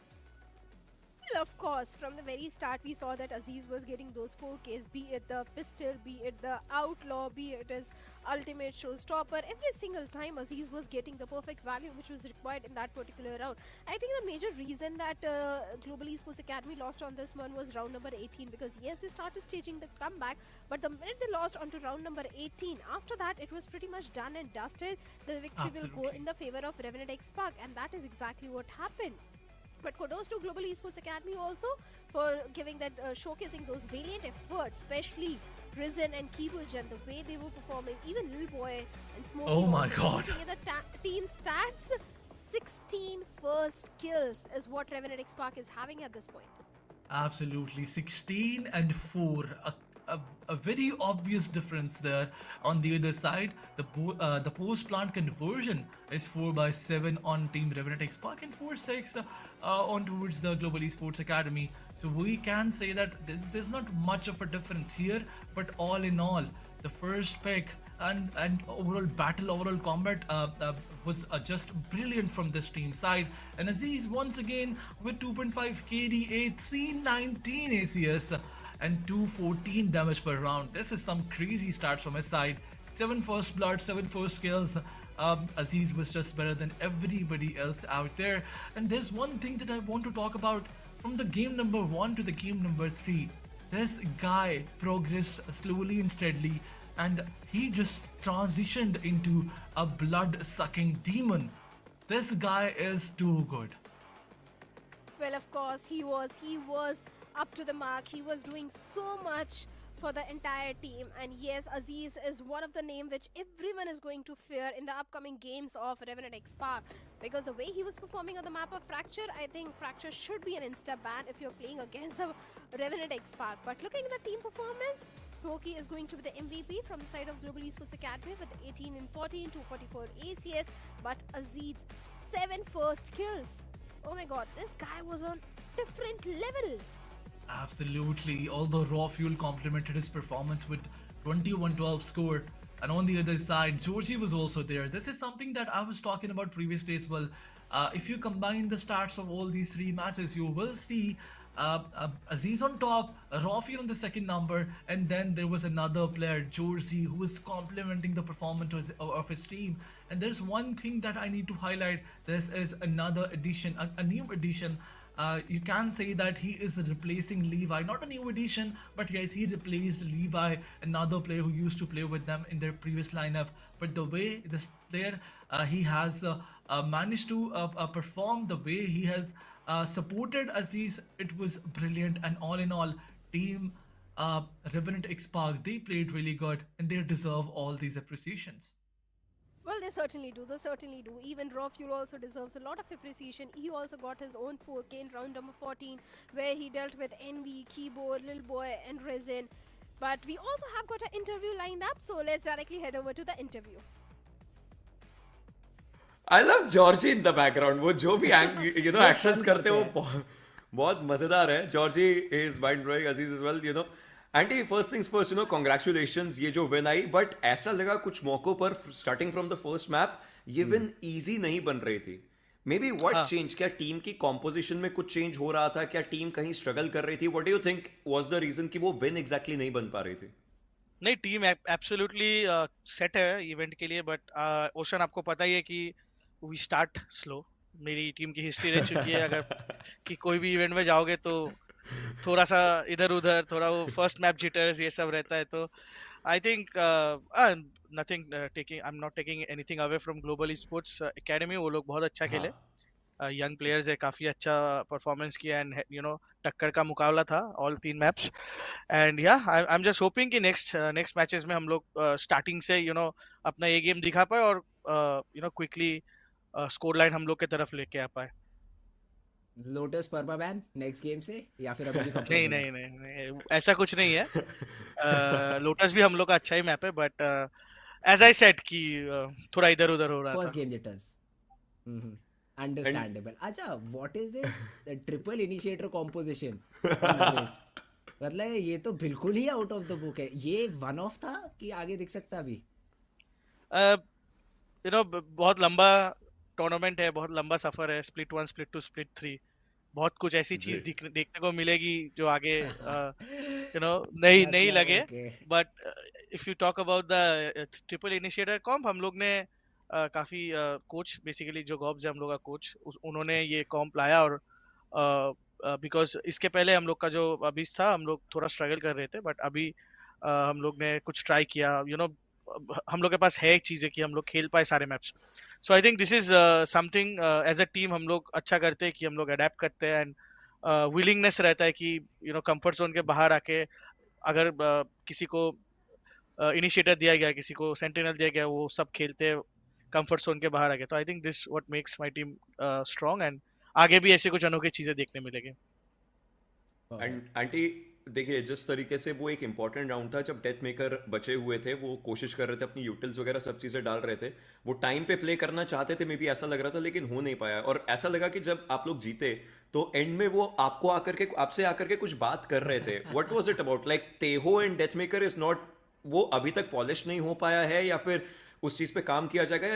Was this something जो आपसे बात हो रही थी उस चीज़ के ऊपर?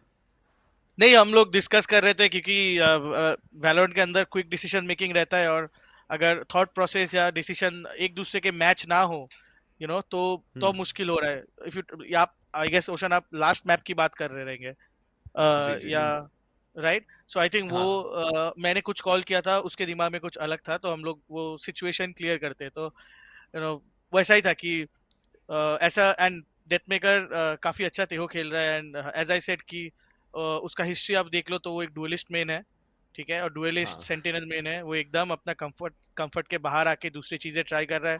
सो I am very happy with him. And आगे भी वो बहुत अच्छा खेलेगा. Alright, that's great, Antidote, and really happy to have you back. Miss किया था last season and finally you're here. I hope, मतलब मैंने तो अपना prediction already दे दिया है, Revenant is winning it out. आपके पास कुछ तो चाबी है साउथ एशिया की, हमेशा घुमाते हो, ट्रॉफी लेके जाते हो. I really hope you win all your further games as well. Best of luck for your future games. Thank you. I hope thank you. I hope आप लोग को और भी अच्छा गेम देखने को मिले. फ्रिट्स, आपने तो आपका प्रेडिक्शन दे दिया. And ocean, I think ocean last time जब वो मुझे कास्ट किया था तो हम लोग चैंपियन थे लैंड पे. तो ocean is also back. So I think lucky charm भी आ गया. एंड आई थिंक अच्छा ही होगा जो होगा आगे. मजा आएगा, और कुछ नहीं, बस मजा आएगा. Thank you guys, thank you so much. Alright. Well. That was Antidote and the entire team. And we also have a change on the desk. Aladi needs a little bit of the break after that intense action of Revenant XSpark. And we have got the big brain. Scared yet? I mean, for some reason, I just feel like that was not actually a praise, but more of a taunt. But it's all right. It's all right. I know how you are, Shadow, so it's absolutely fine. But yes, that definitely was an exciting map, at least for Aziz. My man was not stopping. The Aziz train started, and then Global Esports Academy had no idea how to stop that out. It was a phenomenal game between both of these teams. But I'll have to say, Global Esports Academy did end up surprising me. Stole the first map, gave a good competition on the second one, but eventually gassed out on the third. Gassed out, or should I say Revenant XSpark is way too better on the map of Fracture, because the way they started it off, they already had too much lead in their favor. Yes, I do agree, Global Esports Academy did manage to stage a comeback, did give few good rounds where Smokey was doing wonderful, but Envy is a guy who needs to really step up, especially on the map of Fracture. Not just Fracture, the entire day he was off for some reason, but I'm sure next time whenever we are going to see the players of Global Esports Academy, Envy will be back into the action. Absolutely. Really want to see this entire roster step up. It's, again, we have seen the name Global Esports is creating in the global stage, right? Yes, they're struggling as well, but at the same time, they're constantly there in those specific leagues. So maybe they want to try and bring that same glory back onto the standard leagues of South Asia too. But ladies and gentlemen, that was it for the first game. But there's still one more best of 3 remaining. Orangutan, Asterisk on the other side of the short break.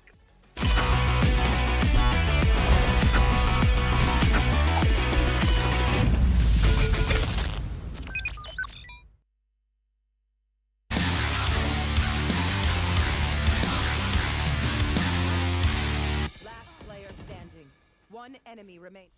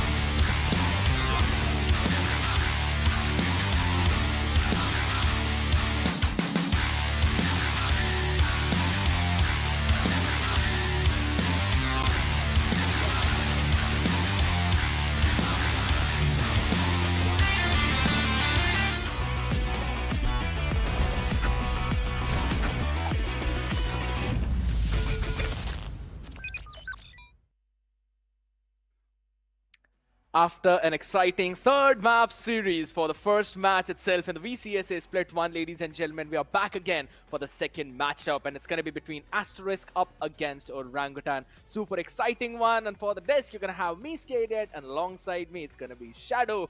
How are you doing, and how excited are you for this second matchup? I'm super excited. Like I said, I was feeling under the weather at the start of the day, but seems like this entire Valorant action has already got me pumped up for the upcoming next match between Asterisk and Orangutan, because Asterisk, a completely new roster, the roster will come in front of our eyes also very soon. But if you remember the previous matchup between Global Esports Academy and Revenant Esports, the very first game itself went to double overtime. So I'm expecting a similar thing in this one also. I kind of am expecting the same thing as well. I don't know if it's going to be overtime or not, but I want a 3-map series. I want it to go full way, man. Let's be honest. Everyone wants to see these new young guns perform on these big stages.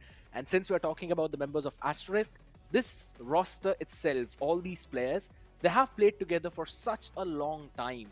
And it's basically about time for them to perform on such a big stage. But on the other side, if you're talking about Orangutan, everyone knows all the players who are on their own roster itself. We know how they have performed throughout the previous year itself, and maybe a few years prior to that too. They have been playing together for a long time. Synergy is going to be the main key for both of these teams. Synergy is definitely going to be the main factor, but more than that, how prepared are you for the map? How prepared are you to counter-strat the opponent team? So many things also come into the picture, because the synergy was there between the players of Global Esports Academy. Despite that, they lost onto one of the map. Revenant XSpark also, they had good synergy. They have been sticking together since a very long time, but still, Lotus has been a weak map for the players of Revenant XSpark. So yes, the map pick, the map veto also comes into the picture. But let's have a look at the roster. Like you said, the players of Asterisk, they have been sticking together since a very long time, and they are here in VCSA to make a name for themselves. Icarus, Near, Wave, Yash, River, all the 5 new faces on the board. I'm expecting big things from them. Absolutely, but again, there's another behemoth roster just in front of them. They are up against some big names: Hoax, Wenka, DC, Machiavelli, RVK. And if I'm not wrong, Hoax and Wenka used to play together for such a long time. All the way, it goes back all the way from Grey Fox Esports to VLT, and now being a part of OG. DC and Machiavelli have been the core for OG for the previous year, and RVK used to play for Reckoning Esports. So it's more or less like a few pieces of different puzzles being brought together. But let's not get fooled by that fact, because this entire roster has been playing together since the previous off-season. So after the Split 3 was over, and if I'm not wrong, even in Split 3, a few of these players played together. So it's been a while, and I think so the synergy is there, the coordination is going to be there. The only question is, how well can they act on this big stage when the pressure is high, when it's time for those clutches? Because all these players are those big game players. See, let's be honest, Orangutan, they do have an experience of those big stages. So I don't think they're going to have any sort of jitters of VCSA, because they have all that experience. They have been grinding this is a very long time. So they do have that certain edge over the players of Asterisk, because for Asterisk, it's their first major event. And those early jitters, those early game nerves are going to be there for the players of Team Asterisk. So let's see how they're going to handle it all. But my prediction says OG, they are going to get the victory. I'm going to ask you your prediction. And also, let's have a look at the map veto. Well, my prediction, it's probably going to go that it's maybe a third mapper, but we'll have to see, right? First, again, it's Lotus. It's the pick for Asterisk. OG pick up defense. So Asterisk will have to start on attack. Now, you don't really know what's the solid number of rounds there, but again, it's going to be Haven after that. Then we'll... If it goes to 1-1, we'll move on to the map of Abyss. So again, 2 3-sided attack-centric map, and then Abyss. So it totally depends on which team has momentum early on. Though first one, definitely a pick of Asterisk, then OG. It's a difficult question, to be very honest, right? Because the way how Lotus and Haven are played, it's kind of similar. But then again, when it comes down to Abyss, it's entirely different. It's like a coin flip for the entire playstyle of these maps. The first one is very fast, but the last one is super slow. But you know, one thing that happens very quickly is that there are a lot of people who want some interviews with a few people, right? And we've got just one lined up for all of you. You'll have to wait for that for a few seconds though, because I know good things take time and people who have patience get the best out of there. But Shadow, now my question is going to come down to the same thing. You mentioned already about your prediction. I think so. Maybe Asterisk are going to win that one. We'll talk about on the same topic in a while though, ladies and gentlemen. Let's move on to that short interview. Oakswin, what's up, my man? How are you guys? कैसे हैं आप लोग? Hello. Good. आप कैसा? Good, guys. Nice to see you. मुझे आवाज क्यों नहीं आ रही? Yeah. All right. कोई दिक्कत वाली बात नहीं है. जब तक स्पार्टस चीजें फिक्स करते हैं, मैं तब तक आप लोगों से बात करूंगा. First of all, चाहिए welcome back on the desk, my man. आप coach के उस पे आए हो. Welcome back to VCSA. How are you feeling? Good, excited, just waiting for the split to start. So glad it's finally here and we can get going. All right. And Hoax, once again, आपसे कुछ एक important चीज. Before the split one start, कुछ बदलाव हुए, कुछ changes हुए into the team और structure के अंदर भी उसको थोड़ा सा explain करोगे and how you're preparing for the split one itself. मतलब changes तो हुए ही कि टेक्नो और LF joined SATL and हम लोग ये roster के साथ continue कर रहे हैं and end moment पे we had to change because practice हमने पूरी off season दूसरे roster के साथ की थी इसके साथ but अभी मतलब ऐसा कुछ set practice तो नहीं है ये team के साथ because अभी split one के लिए सिर्फ split one के लिए वेंका के बोर्ड्स चल रहे हैं मैं जॉब कर रहा हूँ कोहली का तो कॉलेज ही है तो प्रैक्टिस के हमें ज़्यादा टाइम नहीं मिलती बट विल सी हम ऐसा कुछ नहीं है कि बिना प्रैक्टिस के हम खेल नहीं सकते बट मिनिमल प्रैक्टिस है अभी Hoax, मेरा फॉलोअप क्वेश्चन इसी चीज पे है कि अब प्रैक्टिस क्योंकि आपके पास बहुत लिमिटेड नंबर ऑफ आवर्स हैं तो मैप वीटो को कितना ज़्यादा इन्फ्लुएंस करता है बिकॉज जो मैप पिक्स हैं अभी आपको अबिस है लोटस है and then you have opted for Haven ये क्या मैप वीटो भी बहुत ज़्यादा डिपेंड करता है कि कितनी प्रैक्टिस हुई है गेम्स को लेकर ऑनेस्टली ऐसा नहीं है मतलब मैप वीटो मेरे ऊपर है मेरे को जो मैप में कॉल करना प्रेफरेंस रहती है तो मैं वो मैप पिक करता हूँ तो उसके हिसाब से ही करा है मैंने and the decision RVK and Kohli कौन सा प्लेयर 5 में रहेगा नहीं वो डिसीजन कैसा आता है ऐसा कुछ वो नहीं था कोहली ने 2 महीने से गेम ही नहीं खेला उसके कॉलेज का लास्ट सेमेस्टर चल रहा है तो Kohli is just our backup player right now main 5 में ऋषि खेल रहा है ऑलराइट आई होप भाई आज आप दोनों के लिए गेम अच्छा जाए एक फाइनल वर्ड अपने ऑपोजिशन को बोलना चाहेंगे CA Just good luck, man. I'm sure you guys will do well. So excited to play against you. Yep. Good luck to you, sir. All right, good luck, guys. Thanks a lot, guys, for joining in. और I hope आप दोनों की team अच्छा खेले. And thank you, guys. We'll see you soon. आप दोनों की team के कैप्टन से बात करेंगे after winning this particular series. जो भी जीता है. Best of luck and thanks a lot for joining. Okay, thank you. Bye bye. Well. All right. Understandable, right? Because OG, with the way how Hooks has given that interview, Shadow, things are looking dire. It is, but I was happy to see Sia. He's the coach of Asterisk, and we all know how experienced he is. He's also one of our fellow casters who has been casting Valorant since a very long time.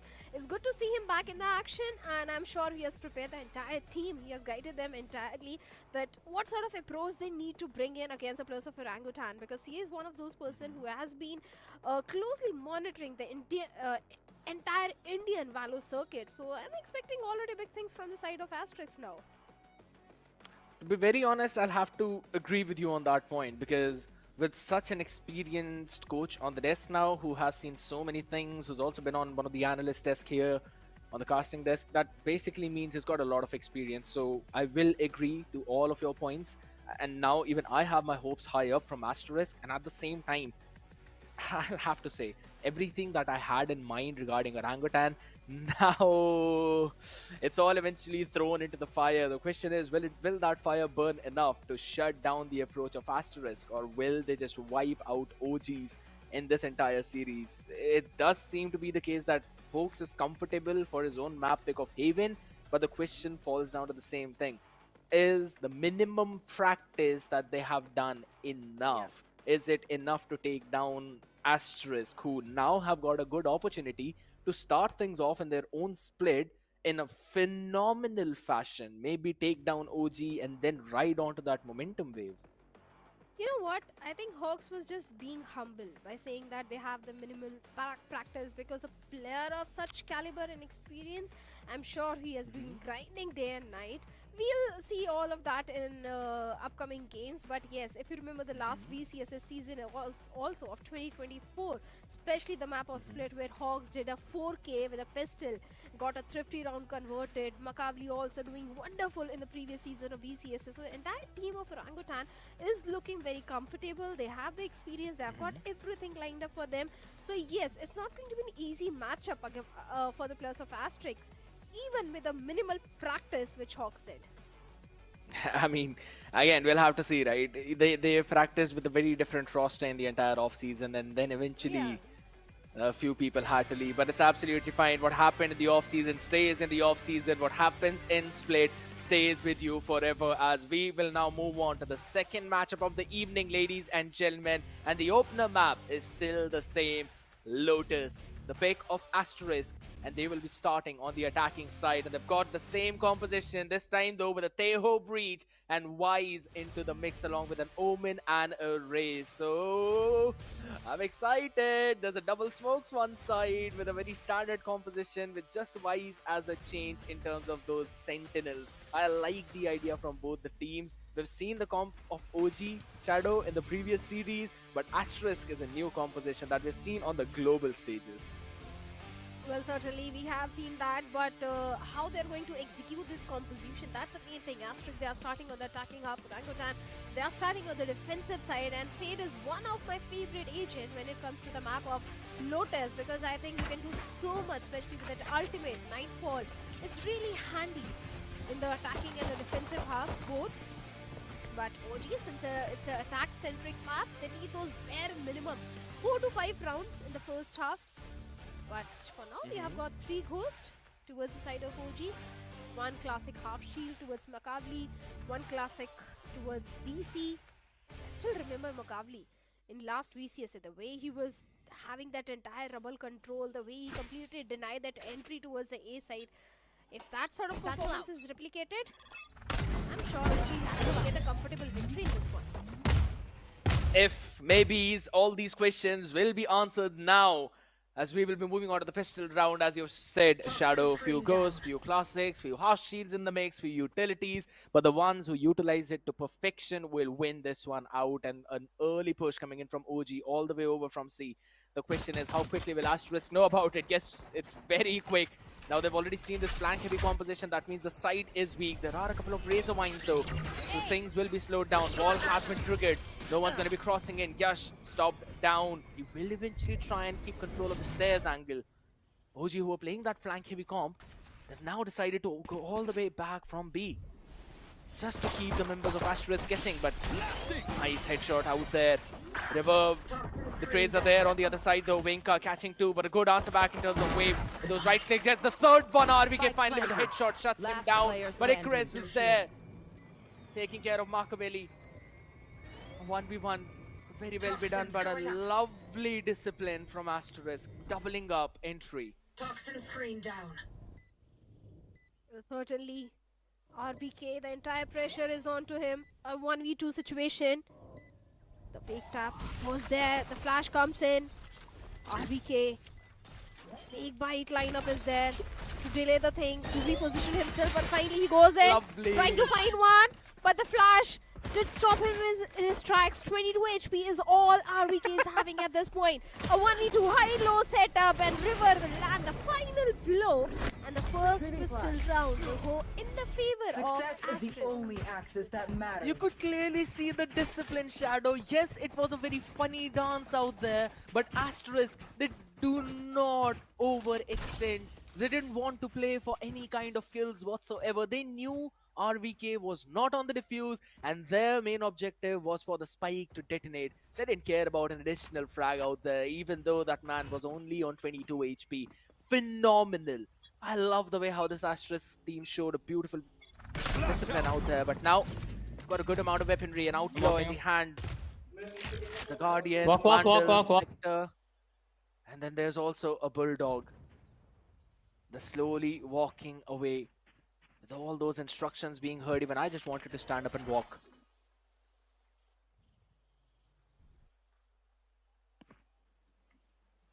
Clear across. A की तरफ जाओ. OG entire eco round. Toxins going up. Good hit. Chris Lovely finding the shot. perfect connection onto DC and Last also player off standing. Venka RVK. The entirety of OG has been eliminated, leaving only Makavli all by himself in a 1v5 situation. It's an ace or nothing at all. Chris down to 20 HP, but this guy did so much. Getting those two opening frags was so critical for the team. Let's be honest, Asterisk, they had the weaponry advantage in this one. Wait, goes inside, guys. Anyway, come in their favor. But Makavli getting All one, right. denying that flawless, and finally Wave with a 3k. And the second round also goes in the favor of Asterisk. But this was a save round for OG. The next round, this particular round, round number 3, is going to be a full by round scared and a very important round for OG. Important one, as you mentioned, but since in the previous one, Asterisk only lost maybe a maximum of a couple of members, that does mean that they'll have a very solid bonus round for themselves as well. Vandal, Bulldog, Guardian, this is a good weaponry to fight. There's also an Outlaw and there's a couple of half shields on the other side too for the mix. And there's a very heavy presence of OG over towards the A rubble. The default पकड़ approach सकते हैं where you उनको। send out the Seize Nade. हम पे stun भी बचा हुआ है, हम stun boom कर सकते हैं And उनको then rubble there's पे। also the human out there standing all the way on that rubble. There was Hooks out there who has now rotated all the way over towards the B side. There's also the Share. So no one will be able to make that cross without letting the other team know about that lurk possibility. I love this 1 minute rubble re-clear from Asterisk. Good utility now being used. There's a paranoia on the other side though still. Neo will have to run a bit more far away. They could not clear that space, but they've at least confirmed the presence of 2 players out there, so they're rotating all the way towards the C side. I like this approach, but at the same time, the C side is now being pre-invested with 3 players. Flash being broken, yes, runs in directly to the crosshair of DC. Second entry in form of Wave, who shuts down not 1 but 2. There's only one side hanger remaining now. DC rules. Who is ruling the other side? Takes one more, but Icarus with his Guardian shuts him 30 down seconds too, and left. Makaveli on that flank now triggered the share. Wenka on the backside will eventually be stunned up, but still holds down his angle. He's still waiting for the support from the remaining. Not the best weaponry, but guess what? The headshot is still good. Makaveli's position noted, and Icarus gets a 3k. A bonus conversion for Asterisk and some weaponry upgrades in their arsenal. Of course, Icarus with the 3k getting that round. Even Wave in the first 2 rounds did show his heroics. A2 already. Icarus having that Steel Garden already online. A full buy round, and Orangutan, once again, they have been pushed to a save round. It's just those Sheriff and half shields. It's only Makavli with the full shield. Push them Venka's into the ground. showstopper is the only win condition which OG has to pull off a thrifty round in this one. Let's see if Venka can get some value with that showstopper. But once again, seems like Asterisk, they are going for the trouble control. But Venka, he's playing so forward, he's playing so aggressive. He needs to be very careful. But one shot and it's done. The trade is there. The win factor, the win condition is already gone for the players of Orangutan now. It's already gone for OG. But still, can try and do a bit more damage. The Steel Garden available. You mentioned about that Shadow. Toxins going up. In this round for OG, all they need to do is get as many weaponries off of the hands of Asterisk as possible. Do the damage to that economy.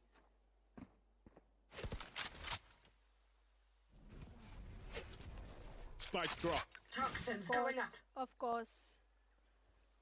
The trades are already there, and just see the change in the pace of the players of Team Asterisk. They do realize they have the weaponry advantage.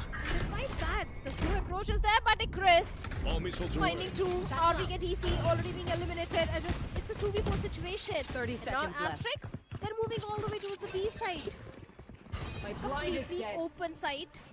They're taking the full advantage out of it. Yash is going for the plant. But for the retake, OG, they have got nothing. It's only the Shrouded Step in the dark cover. And Yeah. a 2v4 situation. Steel Garden, I don't think Asterisk need to invest in this particular round. They can save it up for the upcoming round. Yep. I mean, either ways, they are using the secondary weapons and not the primary one. Huh. Oh. Okay. Okay, Hooks. Nice. Not doable, but at least you've done a good amount of eco damage. Taking away the 3 rifles off of the hands of Asterisk. So, we're doing this or good what? damage being done, but it's a 4-0 start for Asterisk. It kind of reminds me of what happened in that previous series, Shadow, where we had a 5-0 start for Global Esports Academy. And that map ended up going into the overtime. Kind of a deja vu moment for you. But this time it's not going to be... It's not going to be easy because the entirety of Asterisk is looking prepared for the players of Orangutan. Yes, when Venka's showstopper is there, and this time once again, Orangutan, they are having a full buy round. So, very important round for the players of OG. Pin shells to delay the rush of Asterisk. The double control is still with the players of Team Orangutan, but this time seems like Asterisk, they have a different plan. Few players are going all the way towards the C side to create a fake, to create a distraction, or maybe to actually execute the C side, because even the spike is moving towards that area, but Hawks finding a perfect connection onto Wave. The numbers advantage, this team is with OG, and they also have the Nightfall. Oh, that's the Steel Garden coming into the play, but RVK right before it moves, catches 2 and make it a 3rd one. This guy is nasty, even with the classic in his own hand. What a play by RVK. 30 HP and he gets the fork and close out the round. OG are not bowing down. They certainly are not. Now they have got the Viper Spit also online. The Nightfall is already there. They've got the weaponry. They've got everything to go for the 2nd round as well. And mind you, they are on the defensive side. And defense on the map of Lotus is not easy. Even if they even get those 4 to 5 rounds, I think that's enough for OG to stage a comeback in the 2nd half. But this time, 3 players all the way towards the B side, 2 players towards C side. The Viper Spit is already there towards the C. But Yash, despite that, finds a opening onto Venka. Oh, the Nightfall, the information, everything is there. A good reveal coming in. On the back of it, the trades are also there in the favor of Asterisk. OG just clustered up all the way over towards that link. Bursted down instantly by Asterisk. Beautiful one, and it's now all the way down to a 2v4. Doable though, but not now. Alright, DC has been taken down. Icarus, crispy with that headshot, crispy on that trigger. RVK, you got a 4K in the previous one. Can you do it again? Catches near lacking. But now the position has been noted. All 3 players disciplined. Good, lovely flash. Oh, hold on, RVK. One with the snake bite, next with the spam. Does he anticipate the reposition? It's the big question. RVK, shotty in the hand. And he clutches the round out. Not one, but twice. Clutch. He does not stop, and that smile tells the story. Orangutan. They are not done yet. They've got a lot left in their tank. RVK, this guy refuses to bow down. He clutches it out when it mattered the most. 9 and 4.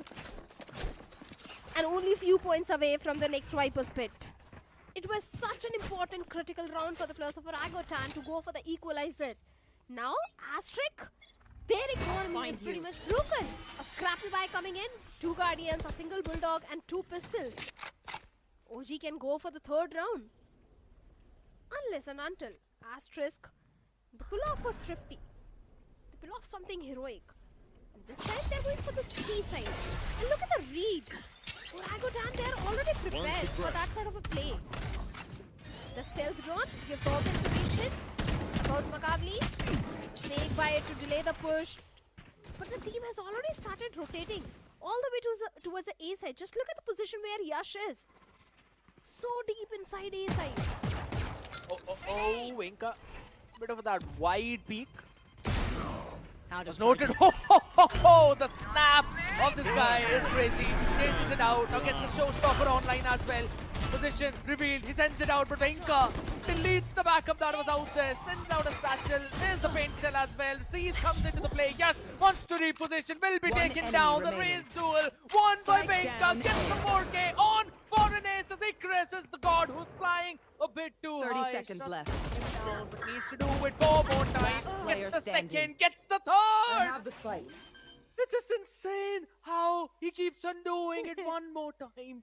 But can he pull this off? 5 HP to 150. DC has got a flash. He's got the patience. 10 seconds left. He's waiting. 8 more seconds. Another tap. Another try to reveal the position. Goes for the wide one. And DC lands a shot on the body. Heroic. Just not enough. Of course, DC is saving the day for the players of Orangutan. He has got the Steel Garden online. Makavli has got from the shadows.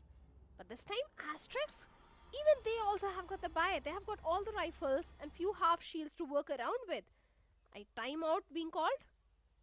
Because this round, Scared, let's be honest, is going to be really important for the players of Team Asterisk if they want to keep that lead in their hands. Because if they lose this one, the lead will go in the favor of the players of Team Orangutan. Because after this round, Asterisk might not have that economy to go for those rifles.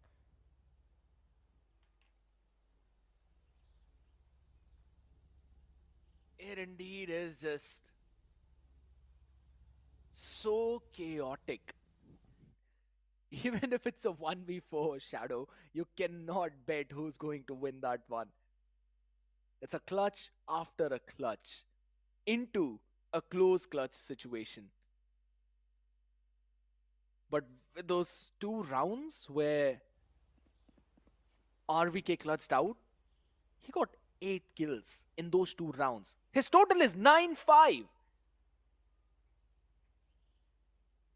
And even after that, OG are right now trailing by 1. But again, it's the momentum shifter. And as soon as we talk about momentum shifter, we've got a tech pause. It seems like I kind of have that black sheep vibe where whenever I'm on the desk, we're going to have a technical pause. These things are part and parcel of the tournament. It's better all the technical issues are fixed as soon as possible so that the momentum is not lost towards the second half of the game. And like I was saying, this round is going to be really important for the players of Team Asterisk. That gives them the extra time also. Icarus, Steel Garden is just only 1 point away. Even the Rolling Thunder of River is also just 1 point away. But Near and River, they're not really coming online. It's 12-4 for Icarus and 2-7 and 2-3 for Near and River. And that's really concerning. It indeed is. I talked about the discipline of Asterisk in first round itself.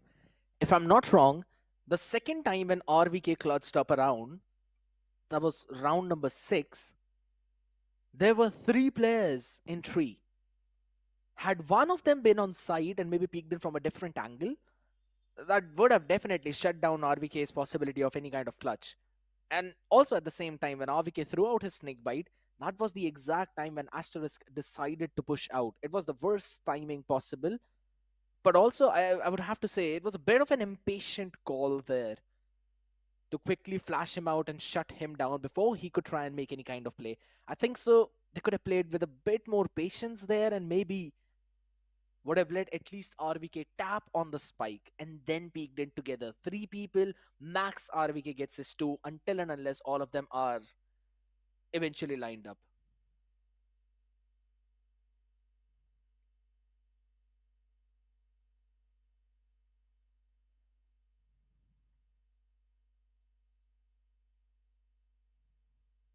We'll just have to see how eventually Asterisk now change the flow of this entire half, because we are on the map of Lotus, Shadow, and Lotus is a 3-sided map where you need rounds on attack.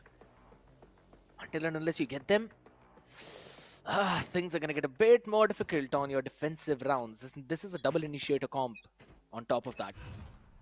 Shadows traveling. Well, like you said, important round for the players of Team Orangutan and Asterisk. RVK, the clutch master, is already there towards the C side. The solo angle. But look at Venka and Yash. It was such an important duel for Yash, getting both Hawks and Venka, leaving OG with only 3 players remaining. It's a 3v4 situation, but where do the players of Team Asterisk really go? They have the misadvantage, but the entire setup of DC is all the way towards the A side. The stealth drone is there to get the information, but no information has been passed on. Wow.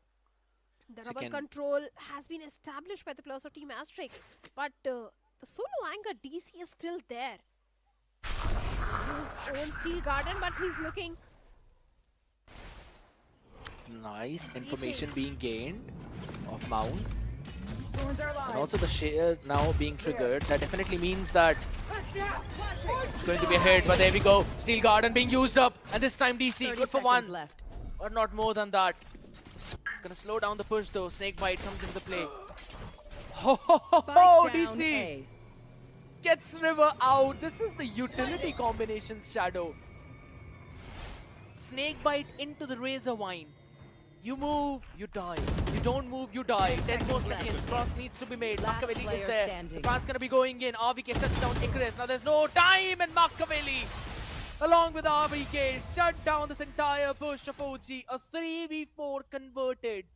Yash got the opener. He got the follow-up, and then he fell. Asterisk questioning their own decision, not committing. It's a big, big problem. And I wanted to point out, Shadow, that DC this time has got his setup over towards A, which is going to slow down the push of Asterisk. It did. And the backup was there on time. Of course, the perfect plan. In OG, they already have 4 rounds in their favor, and this time Asterisk, they don't have the weaponry. A scrappy buy coming in, only 3 stringers. Rolling Thunder is there. That can be a win condition, but Hawk catches up completely unaware. Yash, the paranoia on the back of it. River also finds a trade onto RVK, but DC getting 2 of his own. River getting the 3rd one. A 2v3 situation where River is down to 8 HP, and finally he also goes down. The spike carrier has been brought down, leaving Icarus all by himself. Not for very long. A comfortable win for OG. The 5th round coming on board. And also Venka's showstopper, just 1 single point away. Even RVK's Viper Spit is also 1 point away. Asterisk now need to send things back down to their same discipline call, where they first take control of the mound, then they try to take control of the rubble, re-clear it at around 1 minute mark. They did that in the earlier few rounds, but in the past 2 or 3 rounds, we haven't seen that. Even in round number 8, we saw Machiavelli use his from the shadows to confirm that there's no one on mount. That means they had the entire map control for themselves. But for now, it's early rubble take, and now it's going to be a re-clear coming in from OG. Machiavelli catching 1. Yash finished off. Venka stunned up, so he's going to be holding down his own angle. Support needs to be provided to Machiavelli. EP's behind them, but Nia anticipates that. Shuts him down. There's no shenanigans being played out here. All right. I mean, I'm going to give brownie points to Machiavelli for trying that. There's still hope for the players of Team OG to convert this round. Because they have got the map control. Asterisk, they are still looking for some sort of side control. But this decision of the IGL to leave the A side completely open might not really work in the favor of OG. The rubble control is still there. Asterisk just still holding on to their grounds. The stealth drone will go all the information which Asterisk need at this point. It's only one solo anchor. That is Venka. If he somehow manages to get 30 seconds left. The showstopper will be there, and the round might go in the favor of OG. Still, too many ifs and buts. The spike has been planted. A 3v4 retake for the players of Orangutan.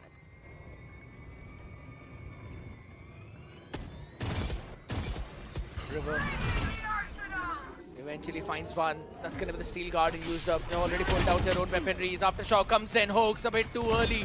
Shuts him down. Everyone on the other side. Venka catches 1 more. Near on the other side, though, answers back as Venka pulls out his rocket. Sends it out the satchel, and it's all the way, catching no one. Venka needs to go down the angle. He'll be taken down as Nia catches both Venka and Hoax. With a 4K in the round, Asterisk move on to 5. And the possibility to end this half on an advantageous note still stands. I'm already loving this action. I'm already loving how both these teams are going up against each other. So many clutches are there. We saw RVK clutching it out. This time a 4K coming in from the side of Asterisk. So many things are happening. Hawks, this guy knows how to use the Sheriff. Every single time the heroics are there by using those Sheriff shots. Now RVK, he has got his own Viper's Pit. And it has been committed toward the C side, and that is where Asterisk were planning to go. Now they have to make the decision either to go all the way towards the B side or towards the A side. Towards the A side we have two players. Makavli along with that Venka is already there. You know, towards the B Shadow, we have got Hawks. this Viper Pit is in a way where he can be spammed out very easily. As soon as I mentioned that, they shut down RVK right away into that pit. They cut off his exit route with a Razor Wine and then just moved in easily. There was no way for RVK to survive. There was no cover for him. Very presumptuous Viper's Pit, and now you've got 50 seconds to create question marks around the map. And cutting off the noise basically means the rotation is going to be dragged out on the other ends of the map.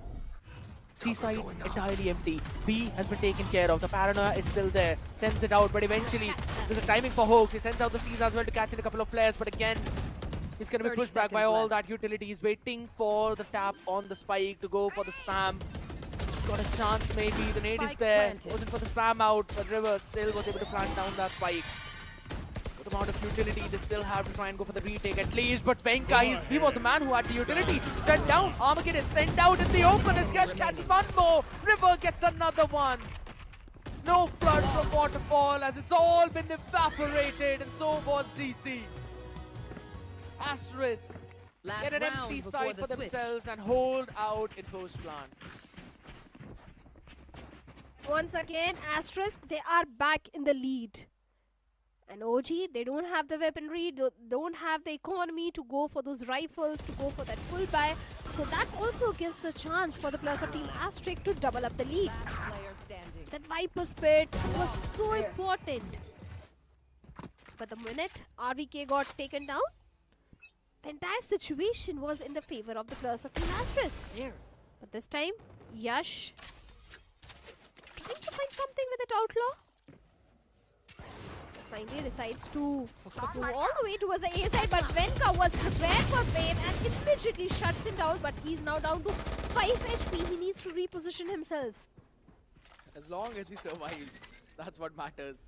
Swaps up the weaponry as well, sends that judge down for Machiavelli to grab, and they're going to get another weapon in their own hands. Go get him. Machiavelli is going to hold down that angle and will swap to another weapon once he's needed to run away from that angle. But look at the pressure OG is creating on the extremity. Shadow, Mound taken care of, Rubble taken care of. The only place where Asterisk can go is B main. They are going there, but they're not going to catch anything. There's also a shear on your face. I do like the idea, opening this door. That means that the C-mount players are going to be pinched up, but it's going to be all about timing. Flash, perfect, with a snake bite is even better. RBK gets the headshot, and Near was just caught lacking, walking in the park. Down, C. What an anti-pinch play from OG. Phenomenal. All the way down to 1v4 was Yashin, and it's too difficult for this race to handle. Not enough grenades left in the bank. 6-6 is where we stand, and I think so OG has the advantage.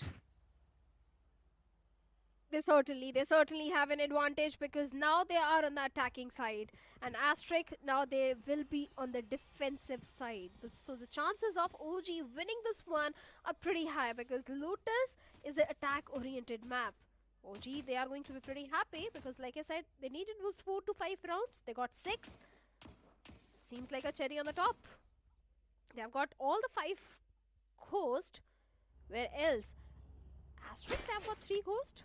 1 classic half shield and 1 single classic towards the side of River. Three players stacked up towards the B side, solo anchor towards E and C. That means the defense towards the A and C side is not that amped up. But for now, OG seems like they're trying to get the information. The paranoia, the fault line being exchanged. The information is there, and Yash with the pain shell finds a connection onto Venka, and Makavli finds a connection onto Wave. The trade is there.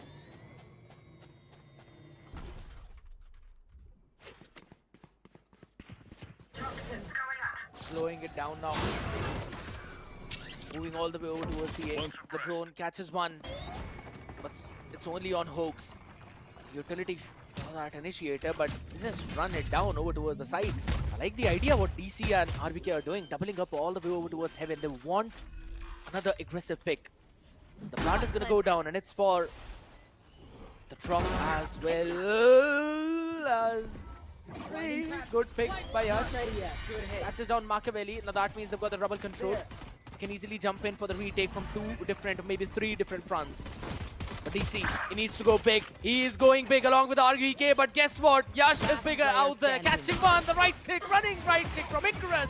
And Yash gets a 4K for this round. Will make sure that Asterisk have got the lead on the other side of this half. Shame.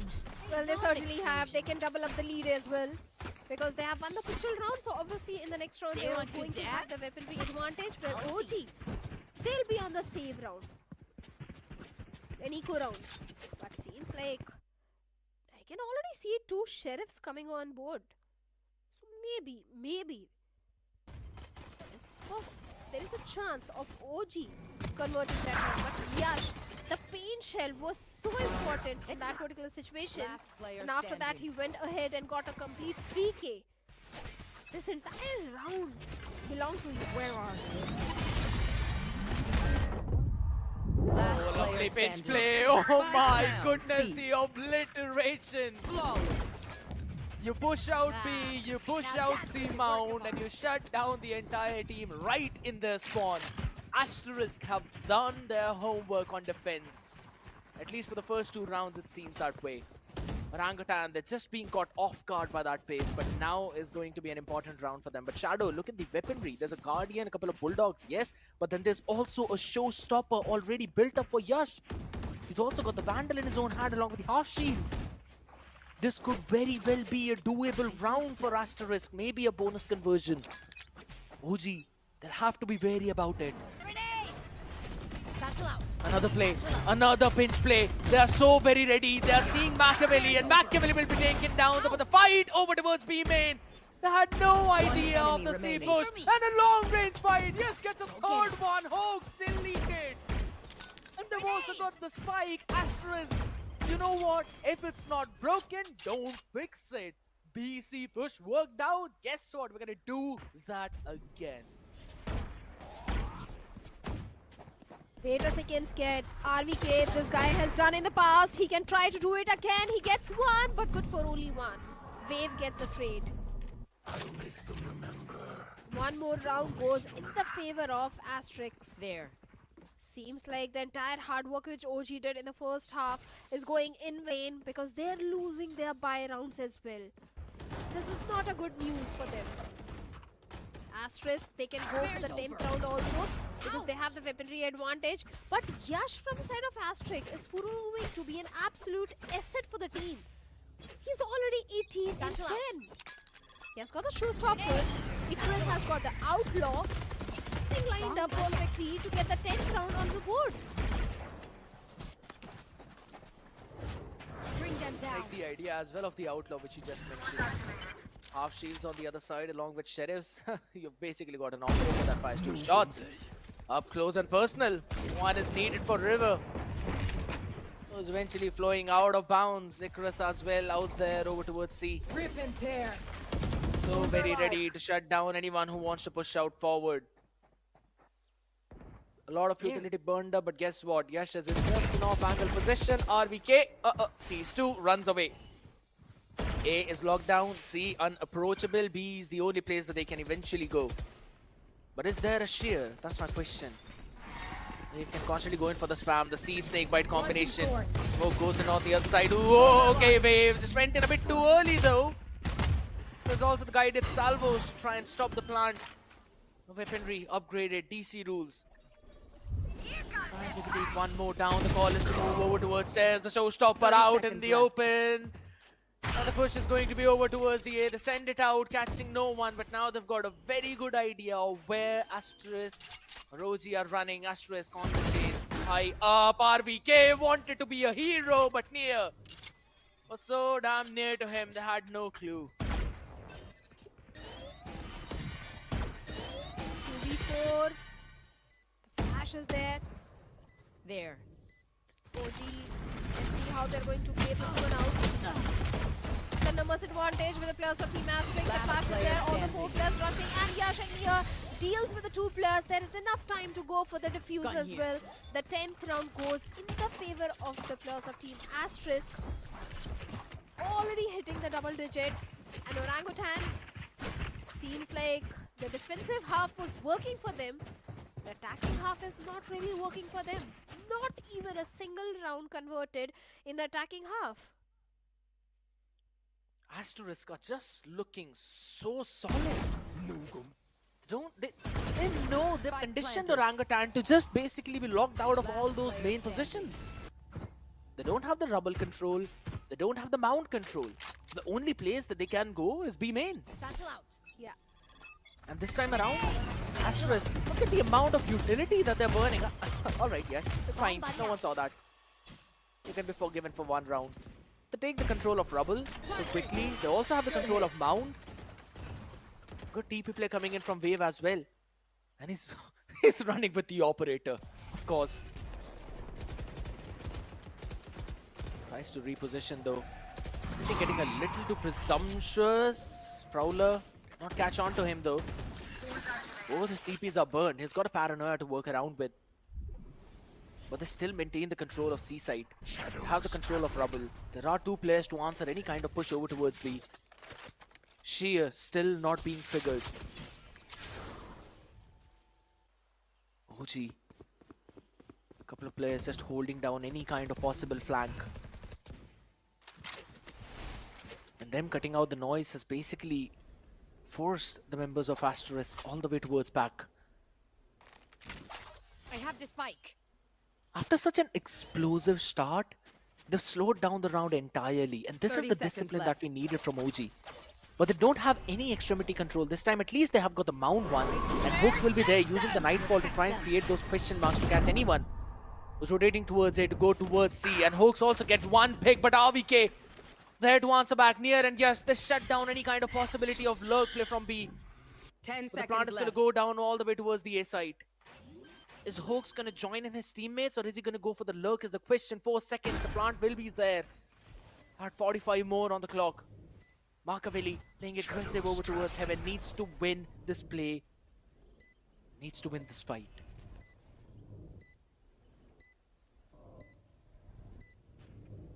He needs to. But let's see how he's going to do that.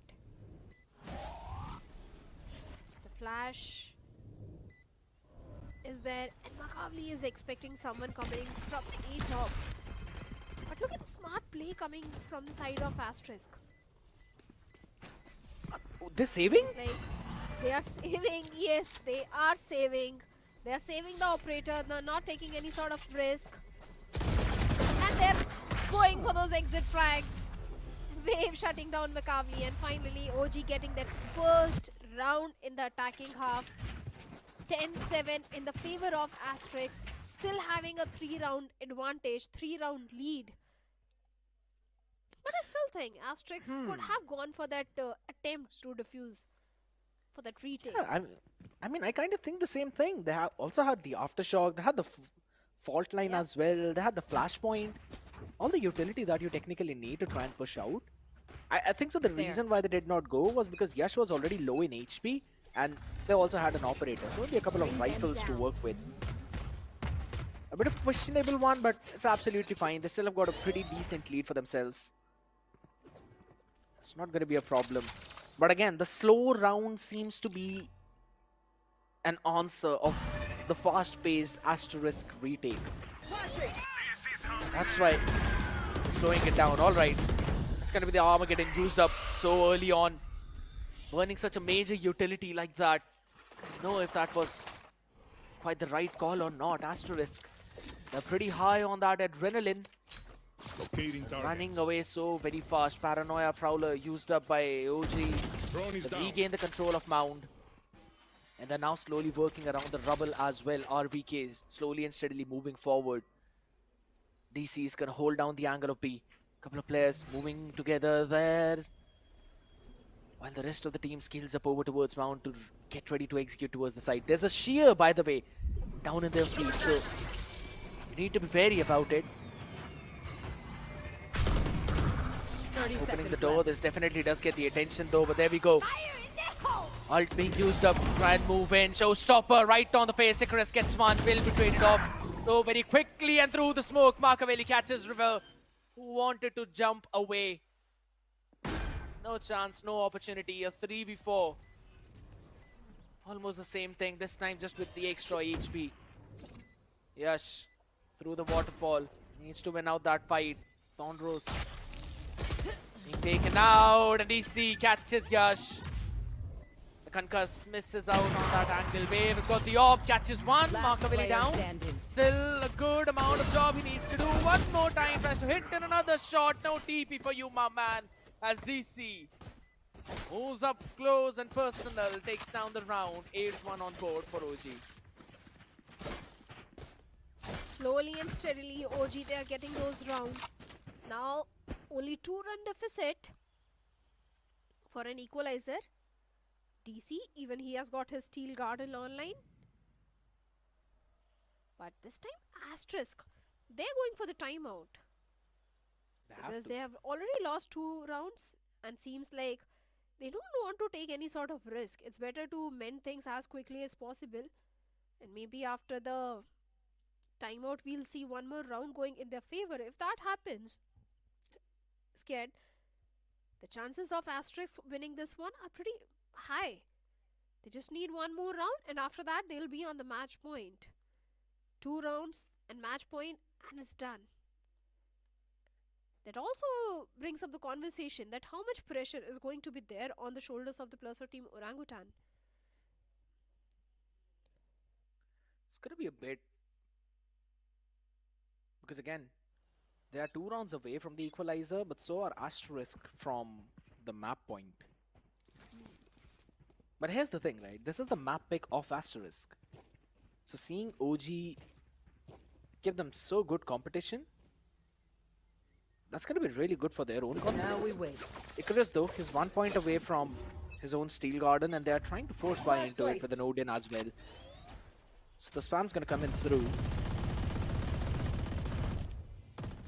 And again, it's all the way over towards A. Oh my god, this is going to get bloody. And guess what? Wave's been shut down just like that. RVK all the way there, and that was one of the Guardians out. Odin catches one, not more than that, as Markavelli catches one more. Watching the backs of his team. There's a couple of players remaining. Steel Garden was there as Icarus picked up the orb. Maybe Hoax. I don't think so that they can try and go in for this retake at all. They don't have the rubble control, they don't have sight, and look at where Venka is. Crispy with the aim, catches one, Icarus low in the HP. And now there's no HP. Grenade! 9th one on board for them, and this could eventually break the economy of Asterisk entirely. Yeah. It certainly will. Oh, it did Seems not. like the tables, they are on the half shields. That is also giving a certain edge to the players of Team Orangutan to go for the 10th round, to go for that equalizer. They've got 2 ultimates also. The Viper Spit is there for the post plant. Then the Steel Garden is also there. So yes, the chances of Orangutan converting this round are pretty high. They need to play all their cards right, and seems like this time Asterisk, they're taking that early rubble control. So are the players of OG trying to do so. 1v1 trade is there. But Yash getting 2, DC getting the trade, Venka dealing with the earth. And it's only Icarus remaining. A very comfortable round for the players of Team Orangutan, going for that equalizer. The tables have turned, and seems like maybe there is a chance of OG winning on the map pick of Asterisk.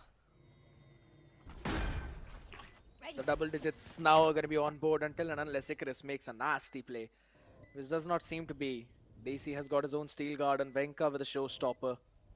Haunt is up for Hoax as well. There's a boom board, paint shell, Mark Rose, everything up. They should go in their own bag, and triple peak is basically the answer. Last trap destroyed. Yep. No opportunity whatsoever. There we go. The Haunt, paint shells. Haunt reveals the position. Paint shells. Could have been enough, but Venka decided his bullets are there to wrap up the job that he started itself. I have to point out the position of Venka over near that connector door was basically what broke Asterisk in two different parts, because now you have to look at two different angles. One is obviously that one choke point, and the second one, Venka. So you can only try to play safe from one of those angles. Lovely play by OG. That Viper orb as well, it kind of denied any kind of vision from anyone who was playing all the way far back towards the stairs angle. Look at where Venka is. Nasty good play. But there we go, the showstopper early on. Aggressive fight, Machiavelli catches one, Yashansa's back as well, but Hoax is there. Venka on the off angle with the support of Hoax to shut down every single one. Yet again, these rubble fights are not going in favor of Asterisk in any case. One enemy remaining. Because Venka with a shorty deals with River, leaving Icarus all by himself in a 1v4 situation. The 11th round going in the favor of Orangutan. OG team, for a second it looked like attacking half is not their strong suit on the map of Lotus, but seems like they are replying back with equal amount of aggression. Back to back 5 rounds being converted by the players of Orangutan. They've got 2 ultimates, a full buy. Let's see. Will the series be once again pushed to an OT? Possibly. Or Orangutan Shadow. will move on to the match point. Shadow, there's an operator being in play by Venka now. Gets towards Mount. Finally, we're going to see a proper rubble control. Venka catches Icarus all the way over towards C. So all that Sentinel utility now wasted. And with just how quickly Asterisk took control of the rubble, Orangutan just went all the way towards C side. They've got the control. Nair though, in the meantime, catches one on Icarus. On DC, is able to take them down, make it two! The individual brilliance, just perfect. Now they've got the advantage, but is it enough?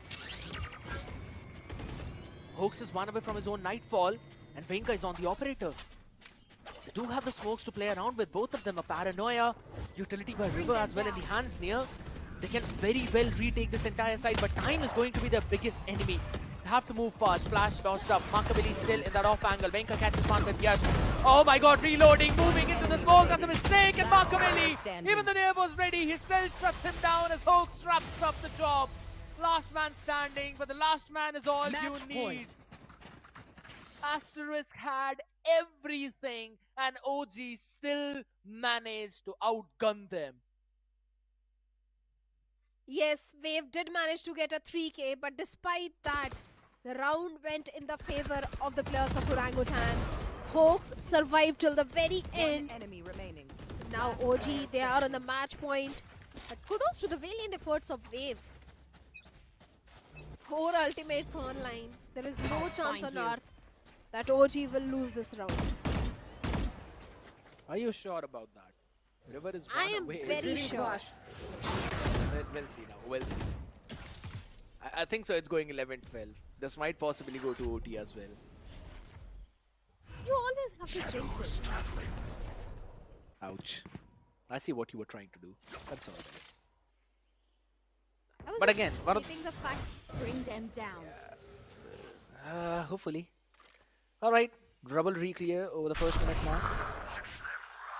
It's gonna be from the shadows utilized to try and reinforce the A side. 58 more seconds remaining on clock. Steel Garden used up. Icarus is ready with his own as well. Uses it to try and shut down any kind of entry now in the side. Impossible as Nair catches one on DC with a classic headshot. Lovely, but RVK was outside the range, so catches one more. There we go. Nightfall comes into play. All the ultimates being thrown except for the kitchen sink now out in the mix as Icarus catches one on Venka. Nia and River, one off of their own ultimates. One kill is all they need. The reposition by Machiavelli to create the question marks as RBK is all the way down. Fairly in center. Nia has got his Armageddon up online, uses it in an awkward angle though, but all he wants to do is block any kind of spam. Snake bite, not on the way. There's another util. River is ready, and that's the defuse coming into play. RBK will get the final 2, but it's still not enough. 11-12, and boy, we can possibly have a series in our hands. I said it. You always have to jinx it. You always have to jinx it, but that also makes things super interesting because now there is a possibility of an OT coming in. Asterisk, they need just one more round. But the problem is, all the 5 players, they are on a half shield. Few of them having Guardian, few on Bulldogs. Not perfect buy. On the other side, OG, they have a full buy. Oh, Rolling Thunder, so very aggressive play this time around, but players can eventually get pinched as well from the different side. Nia catches one, back and forth, 3v3. But in order to change that, Venka is ready. Wave shut down, Nia moves forward. Perfect timing onto Hoax. Brings it down to a 2v2. Spike out in the open, there we go with the showstopper. Sends it out as Nia is shut down. It's all down to River. Can this man change the tides of the game? Can he turn into a tsunami? He's got the right read. He's going towards the A side. Just missed the cross though. But with this door opening, they're gonna know everything. River. It's all about timing. It's all about one shot. Can he land it? Venka unaware, moves up front, but RBK is super ready for the trade. As OG will get the map in their pockets. It was a pick for Asterisk. It was one of the closest that we've seen. But man, oh man, the apes are here to create the chaos in the jungle. They certainly are, and they definitely did that also. For a second, it looked like Orangutan was struggling on the attacking half, but after that, they were getting round after round, back-to-back 5-6 rounds in their favor, and the comeback was already there for the side of Orangutan. And Asterisk, they were struggling on the defensive side. I don't say they were struggling on the defensive side because their defense was really good. It was just that OG was slightly better than them in the attacking half. I just have to say, man, it eventually came down to a few of the reads as well, which yes, Hoax eventually brought in as the IGL of his team, where he knew, or rather we'd have to say they adjusted according to the aggressive play of Asterisk. They were constantly going in for those pincer maneuvers over towards B and C, and they also were trying to play in a very fast-paced play on that defense, right? And maybe rotate just as soon as they see someone moving in towards one side. Hoax was able to understand that, and after those first 4 rounds, was able to bring in his team to positions where they had the extremity control, they had the lurk possibilities as well, and eventually they just went in winning all of those fights. Venka was playing phenomenal. Seems like this guy does not even care about his builds. He's very crispy on that aim. Well, he was Makafi also, DC also, RBK, especially RBK. This guy did clutch it out when it mattered the most. OG was struggling. They were not getting those rounds in the first half. But after that clutch of RBK, it seems like OG got the confidence to go for a really aggressive approach. And that really worked in their favor. Yash also with his utility, especially those pain shells, did get the perfect value which he needed. Especially those 4Ks in the pistol round from the side of Yash. So even Asterisk was also giving a tough competition to the players of Orangutan. Yeah, and then eventually a few adjustments came in from OG. A few players started to snap, went in to trade each other. It did seem that Asterisk are just going to close it all down, but OG said no. That was the round where they started to make that comeback. DC getting the 3K, Venka being in such awkward positions where no one from Asterisk expected him to be. This was a very solid round though, but again, I'd have to say Asterisk kind of tried to force down the fights towards Rubble, where they eventually should have retreated. It was one time when I saw that their Rubble take was great. When they used down that breach aftershock, and they also eventually went in the fault line play. So you had that initiator utility all that while, but it took you 5 rounds to eventually try and use that. That was a big hole in terms of that A hold, and that's where Orangutan, they decided to try and, you know, pinch on the wounds of members of Asterisk, and it was again the momentum wave that they eventually carried. We're gonna have a look at the stats of the previous game. OG 13 rounds for themselves, 13 first kills. Asterisk with 11, but look at the post plants, Shadow. This is where the problem is. 6 out of 7 converted for Asterisk, while 10 times OG were able to get that plant down. Oh yes, the post plant was looking better for the players of Team Orangutan. The post plant win rate is also slightly better. 0.86 for the players of Team Asterisk and 0.7 for the players of Team Orangutan. Like I said, it was a close call. Asterisk was also playing really good. It was not a shabby performance at all. But the MVP is going to be Venka from the side of Orangutan with 1.7 KDA, 301 ACS, 186 damage per round. Headshot percentage is also going to be 28.0%, and first kills are going to be 5. This guy looks fired up. Whenever he plays Raze, it just seems that it's one of his favorite picks, and he just enjoys it so much. 301 ACS is just bonkers. Absolutely nasty. 26 in 17 though. I'd have to say Yash answered back really well. 5 first kills from him too. 297 ACS. Just 4 away. Maybe just a little bit of an extra damage by the paint shells. He would have crossed the mark of Venka himself. But again, from the second position is where things started to change. If you actually try to total the number of kills, Asterisk have more.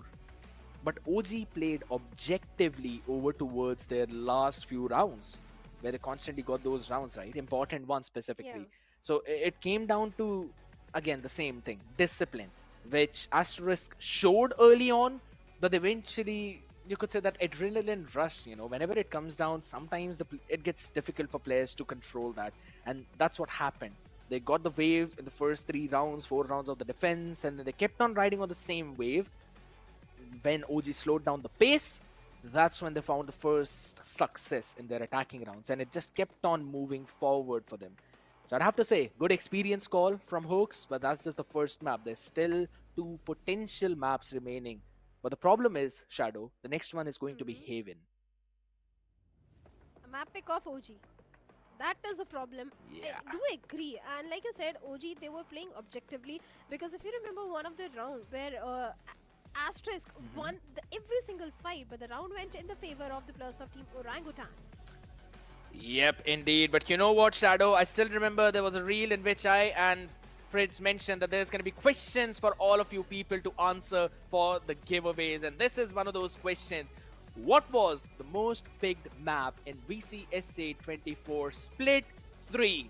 Again, that's the most important part. VCSA 24 Split 3. So make sure you check out those stats and quickly answer that question. For the people who will answer the most questions correctly throughout the week will win the giveaway. So it's not that you answer one question, you answer it correctly and you're winning the giveaway. No, the one who answers the most questions correctly throughout the week will win the giveaway of potentially 7,000 OEP. You don't want to miss out on that opportunity. And Shadow, make sure you keep your phone down. It's not for you to answer. How did you know that I was trying to do that? But anyhow, we casters always lack on such opportunities. We are never a part of any sort of a giveaway because I know the answer of that question. I'm sure you don't. We'll have to figure that out, or maybe I can try and look it in the book in the short break, ladies and gentlemen. Don't go anywhere. Map 2 on the way.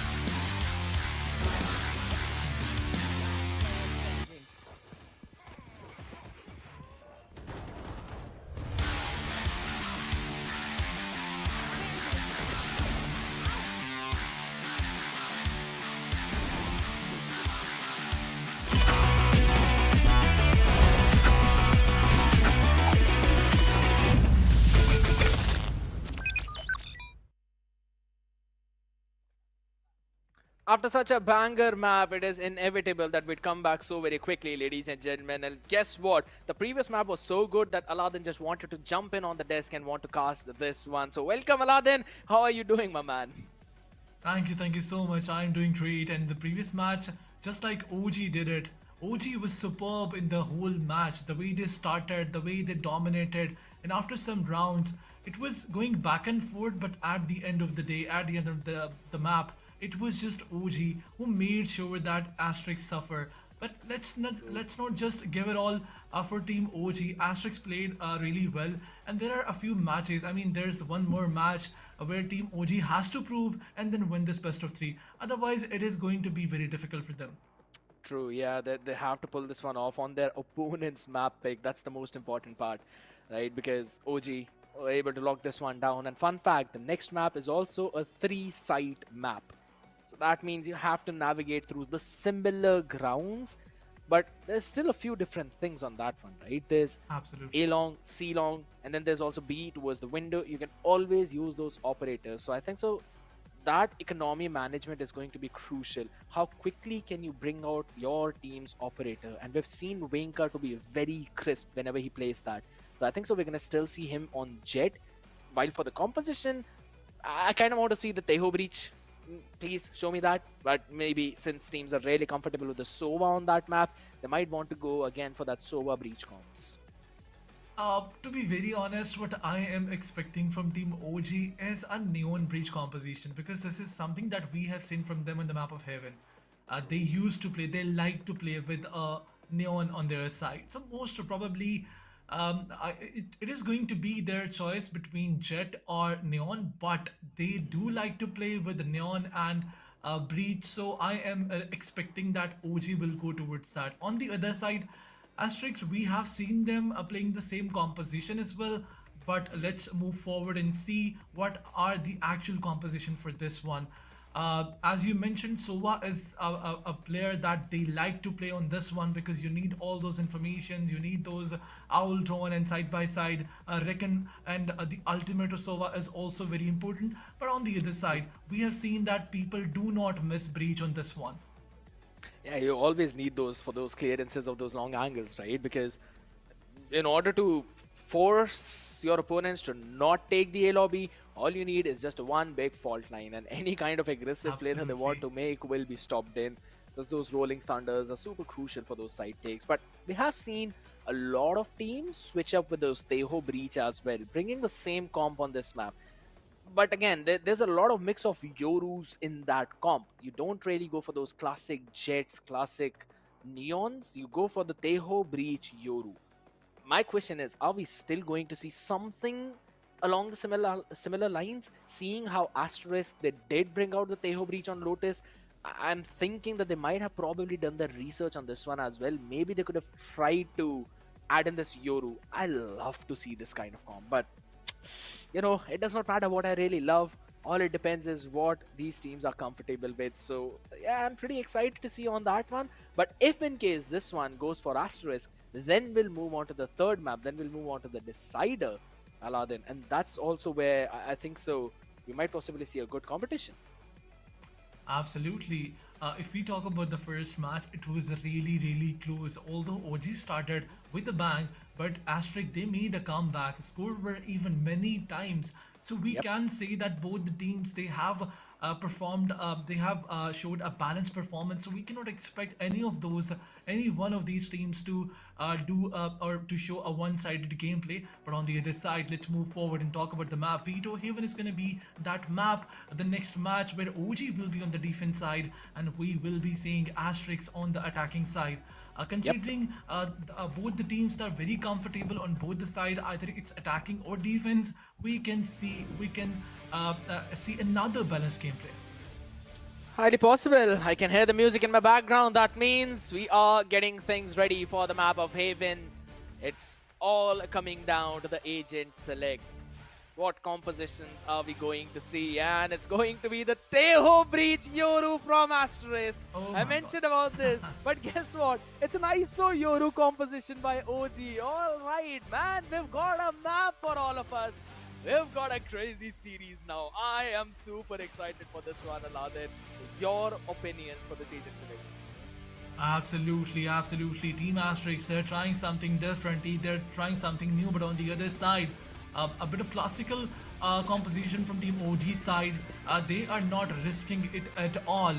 Previously, we have seen that lots and lots of teams, they have capitalized on this one. They do use those utilities of Teho, those crazy utilities of Teho, and they utilize it perfectly. Even in the previous matches, we have seen that from Deathmaker's side, the utils were he was making sure to get those picks with those crazy utils. But let's not talk about that. Let's talk about this one. In 12 seconds, the first round is gonna start. This is a pistol round. A couple of classics on the side of Team Asterisk, and on the other side, we can see that 4 players are playing on Ghost and 1 with classic and light shield. There is a bit of cluster on the C side, so we can see that a C heavy attack is gonna be the first priority from the side of Team Asterisk. Yeah. A quick op take for Nia. Wanna try and prioritize the Armageddon for themselves. DC rules with that jump peak was able to find that. Now OG are gonna re-clear the mid area. Triple pushing down slowly and steadily. Machiavelli has still got his TP up though. No real need to take that. Hoax controlling the entirety of A main. Or rather A long itself. No push out there whatsoever, no question marks. A 2-1 split for that mid round for OG. It's only DC who's holding down the side. He's got a trip all the way towards the back to stop any kind of fast backside push. Right there. Going for the spam as well itself. A full side take for Asterisk. Decent amount of utility. The drone goes out all the way towards back and they're going to go in for the plant too. Now this is a very solid positioning of the plant. You can spam all the way from the long, but there we go. Clone being broken down. Shield taken out. Venka still will be able to catch in one. 2 people shut down already. Another time. No double tap available for you. Venka 58 engaged. He wants to push out forward. Here's the reload. Will be able to shut down one. Answers back on the other side. Hoax catches one. 34 HP Fame. Only down to 23. And he will be shut down to RVK for the answer. Lovely retake from OG. 3 players stood. 2 untouched. Absolute brilliant retake. And in this retake specifically, RVK played a crucial role. Venka and DC, they got their 1-1 pick, and Hawks, he was there to seal the deal as well. So OG, they played a brilliant retake round. With this, they will have the advantage, but on the other side, Team Asterisk, they're going with a couple of stingers. They're not saving it at all. This can be very risky, but let's see. There is something going on. Asterisk is planning to do something. They are going for a B-heavy push. But they have to be careful because look at RVK. Look at RVK and his angle. He finds one. Finds another one. 2 of the players are down. Stinger W push is not going to work for you. Because RVK is there to give support to his teammates. And look at this. Wow. A flawless round towards Team Orangutan. Venka is just 1 point away from a skill contract. The only the only bad thing is that he has a Guardian. But with how crispy he's been looking, plus how there's only a Sheriff and Classic on board on the other side, you might want to probably play for that orb, maybe catch that 1 person in the kill contract if things get messy, or at least prepare it for the next one. But a force buy for Asterisk in the previous one means they've got to save this one. So it's a 3-0 lead almost for sure for OG until and unless something different happens. Machiavelli will make sure that does not. Good spam on the other side. Venka does not need the orb. He'll farm the other side, sends out the undercut, gets caught in the paranoia of his own teammates, so has to slow things down. But there we go, the fall time comes in. He's 1 more player. Wait, scrappy out there, but it does not matter. Did not drop a single man, and fun fact, Aladdin, they did not take a single piece of damage. Nothing is going to be spent on those shields, it's only the utilities. The economy is snowballing out of control. Absolutely, but Venka with his crispy aim game out there. Kill contract is ready. He is not upgrading his weapon. Another bonus round from their side. OG, they have all the credit saved. But this is going to be that buy round that Team Asterisk has to win. But Venka, a bit of overconfident. One enemy remaining. Lovely anti-push setup by Asterisk. They were ready for this kind of aggressive play by OG. They waited for that one and were able to shut down every single person on all different fronts. Good adjustment, good adaptation. Last round. Seems like we just started this map and we are already on to the 5th round. Absolutely. But alright. This is going to be the main gun round of the game. Aladdin, we've got an operator up for works for Makaveli now. Makaveli placing his operator on that A side. A vents. Emoji. Time to jump. They have this advantage, they have to use it. Asterisk has to anticipate that there's an operator now.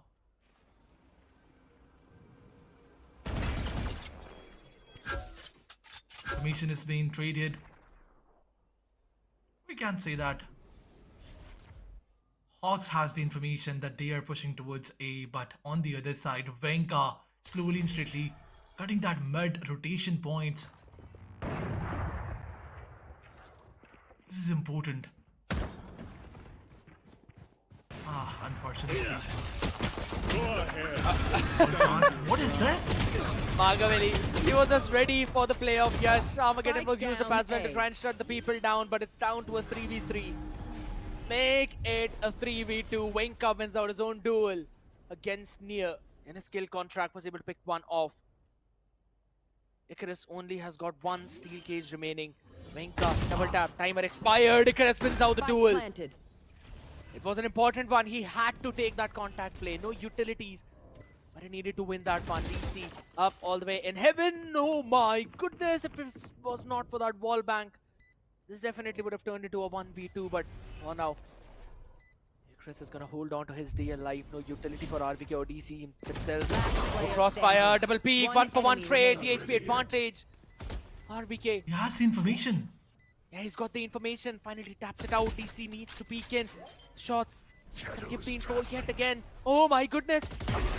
RBK moves around, ring around the rosy to get the round in his pocket. He's got enough time. My ultimate is ready. Over a second left. 4-1. I survived obliteration. Aggressive push from the side of the Asterisk. I mean, the Armageddon was crazy, and on the other side, the ultimate from Yash was also on point, but unfortunately, those last aim duels were more important than that, and unfortunately, Asterisk lost it. Player standing. Yep. Specifically RVK, that last 1v1. Although he got a bit pressured, but he still made it. Another round on the back of the emoji. Now score is down. Score is 4-1 now. This time a little bit of different approach from side of Team Asterisk. They're pushing towards mid, side by side, holding the A side. If any of those players will try to be aggressive, they will be ready to push them.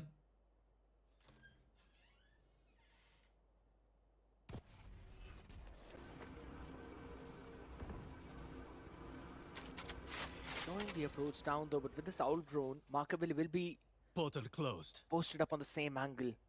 He's ready, holding such a tight one. And his portal is closed though, by the way, so he does not have an escape tool. Will have to just move back thanks to the flash. Still wants to hold down on that off angle. Sends out a flash of his own though. Knows the better not to peek yet again. It's risky, very risky. Finally will be pushed back. Shorty in the hand, hooks with the support, catches River down. Paranoia already eating up on face, but he's so very close and it does not matter. Yash and Icarus, few people who found success down exactly to a 2v3. Neuros have to give out some of the information as well. RVK now just keeping out of the harm's way. They know everything that they needed to know as they're moving all the way towards B. But what a TP from 10 RVK! seconds left. This man knows, this man sees.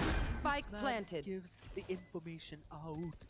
Icarus holding on the off angle needs to win the fight. 3 different fronts now is where they need to take care of other people. Marcavelli holding down the angle. Near wins the fight though, but now they've got to push through the smoke. They've got the guided salvos. Sends it right on time to deny any kind of tab. But there we go. Tab comes in. Smoke fades away. Acres will be taken down. Drone gave out the information for DC. RVK! The perfect angle and RVK DC rules, both of them. Team A will win another round for OG. History has already forgotten you. Another crazy round from the side of Team OG. Asterisk made it look like it is their round. It is going to be in their favor. 2v2 situation it was. But in the end, RVK and DC made it look so easy for themselves. Another round on the board, and this is looking easy for Orangutan. One enemy remaining. And this is definitely going to put a lot of pressure on Asterisk. It just feels that at this point, Hoax was just pulling our leg by mentioning that his team is lacking the practice and all that blah blah blah. They're looking super crisp, my guy. If anything, I'm kind of enjoying. I'll have to be biased, man. I think so. I'm enjoying this match more than the previous one.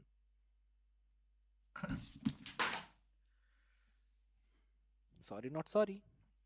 I think casters enjoy when the game is going like this. I'd have to say yes. When the games are going so fast. When all we have to do is yap. That's what we always do, but it's okay. Round number 7.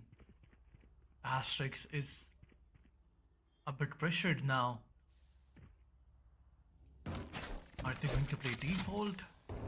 Are they going to push towards the light from them. garage? I think so. A garage and C secured is what we are expecting. 1-3-1. That's the split for OG. Set up over towards the garage.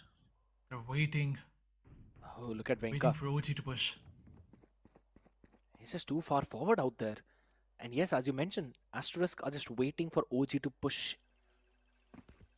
But this also creates the question that there could be any kind of trap play. But there we go with the dimensional drift. The TP has been sent out all the way over towards C. So he's just going to clear out a few of the areas. All right. Oh my god, the trap fire. Lovely tripwire, but again, it was the TP, the gate crash which was available. Hunter's Fury comes in on the other side along with the Paranoid try and stop them. Oh my god. The undercut into the Hunter's Fury gets not just 2 but 3. What a combo by OG. Hoax said that they were underprepared. I'm gonna say damn not. What a combination. What a play. Brings it down to 2v4 and there's the flying play. It does not matter. By the time it comes through, TC will be able to shut down everyone as that was the spike down already. It's trying to put the nail in the coffin for this round as well. As Icarus, as big of a god as he might be, he's flying too close to the sun. Or OGs are just burning up the entire jungle. He cannot fly low. His wings are belted.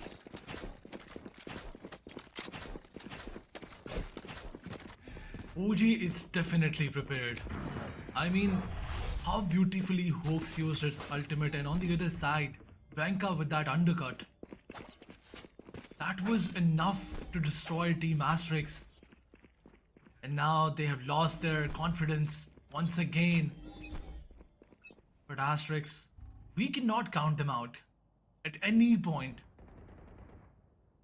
Once again, as the executors, what they're planning, Cypher has been shifted towards A and the fires are not here as well. But Makavali making sure that that operator makes an impact. Picks one on the other side. This heavy execute and all those Utos out there. Okay. Asterisk near with his Armageddon picks one. This is something impressive. Not Armageddon, but those were missiles, I'm sorry. Yeah, the guy. Makavali, look at him. Yes. Do they anticipate him here? That's the question. I don't think so. They've got an idea, but it does not even matter as RVK was able to shut down 2. Icarus was able to answer back 2. Needs to find one more. 1v3, a bit too much to ask for. The rifle, visible shots taken. Machiavelli finds him. Now, It's all down to this guy near Icarus. Both of them taken down. Machiavelli with the last shot. And it's a 7-1 start. Insane. OG seems untouchable. Absolutely. Specifically Venka. He is playing brilliantly. Look at this. All that heavy execute. It was all in their favor. Until Machiavelli did something impressive. He picked one, TP'd towards the main, then picked another one. Let's talk about this one. Another mid-heavy execute. Asterisk is not planning, they're just pushing.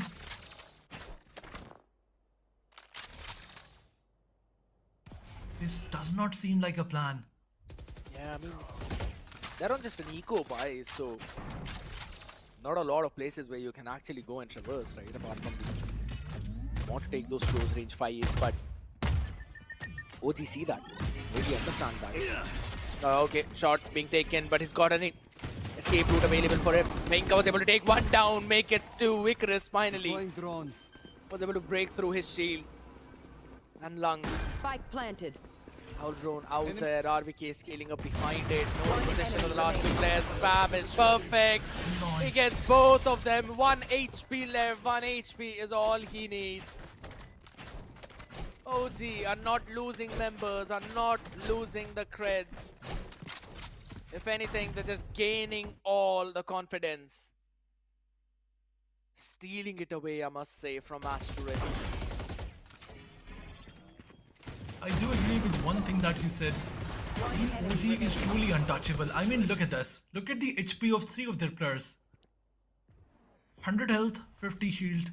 Untouchable, truly. That's how they won the last round. But Asterisk, you have to do something different. You have to come up with a strategy. You have to come up with a plan.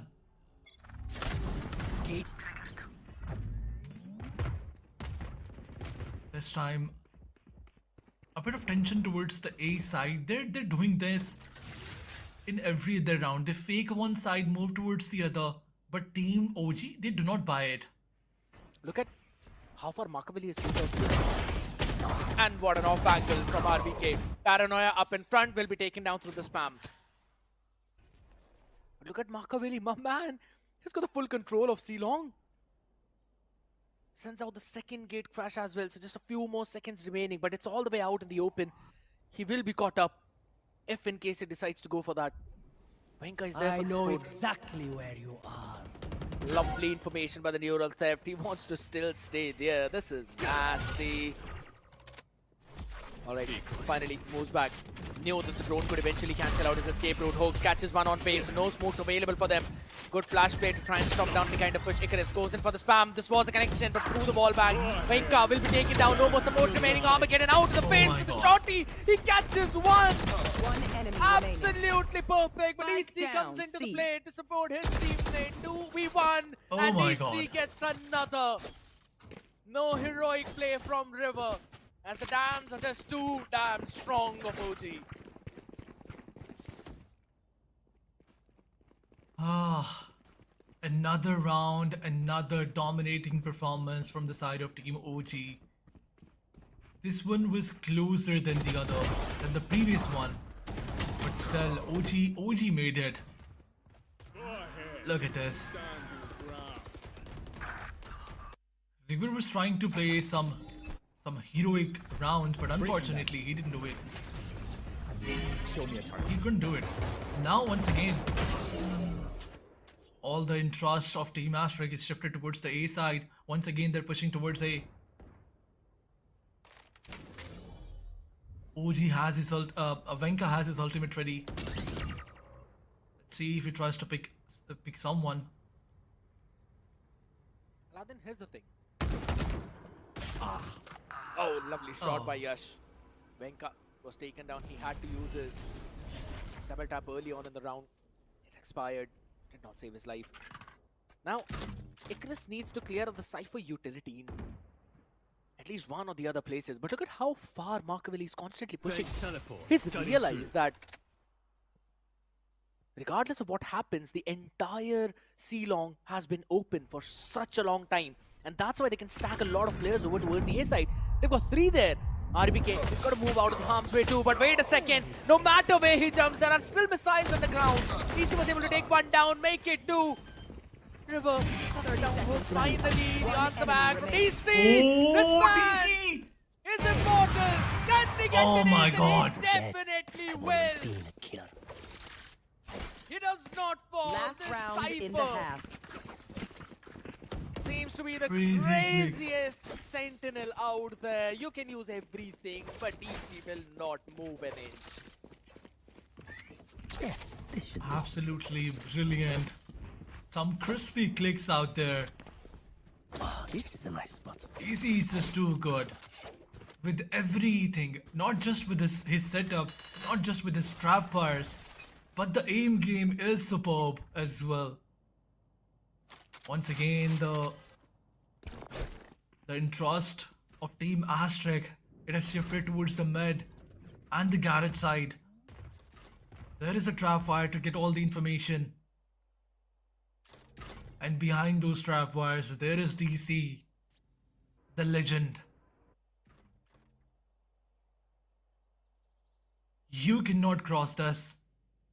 DC is ready with the Phantom in his hands. Just wait for it. Time to jump. Oh my god. Unconventional. But it's fine. Machiavelli. Reposition, catches the Vandal in his own hand. Icarus was there for the answer. DC for the support too. 20 HP in the hands of this man. But C-side, you cannot jump in whatsoever. Icarus finds another opener though. This guy is doing a lot of heavy lifting for his team, but they're all just stuck in garage. And no space 30 to seconds work left. around. And as long as Absolutely. DC stands, he can constantly check his camera for the information. This is the last chance Team Asterisk has. They have to win this one. Yep. Otherwise it's done. And Machiavelli, he says it's already done. 10 River seconds will be able to get the plant down. Spike planted. But by the Last time he player tries to win standing. the fight, there's last 1v1. He's seen DC, uses up the rolling thunder. Oh, DC still. dodges it perfectly. Runs on the face of River. And My DC ultimate is ready. is ruling. That is very obvious. Not just in one, but in another round. Back-to-back 2 rounds clutched by this guy. Surprise.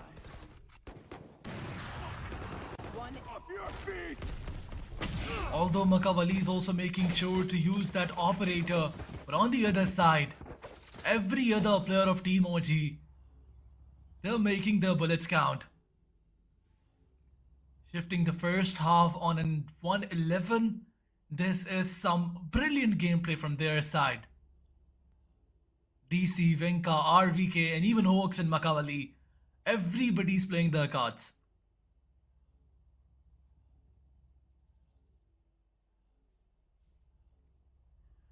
Time out a bit too late, I'd have to say. Asterisk. The first map was so close and was such a back and forth. It was super enjoyable. But this one, it is just a stomp. 11-1. If you're Asterisk, what do you even do at this point? Give up. I mean, if that were the case, none of these players would have been here. Give up is Absolutely. never an option. I thought you were asking me. Oh, absolutely not. I was asking for the MUV.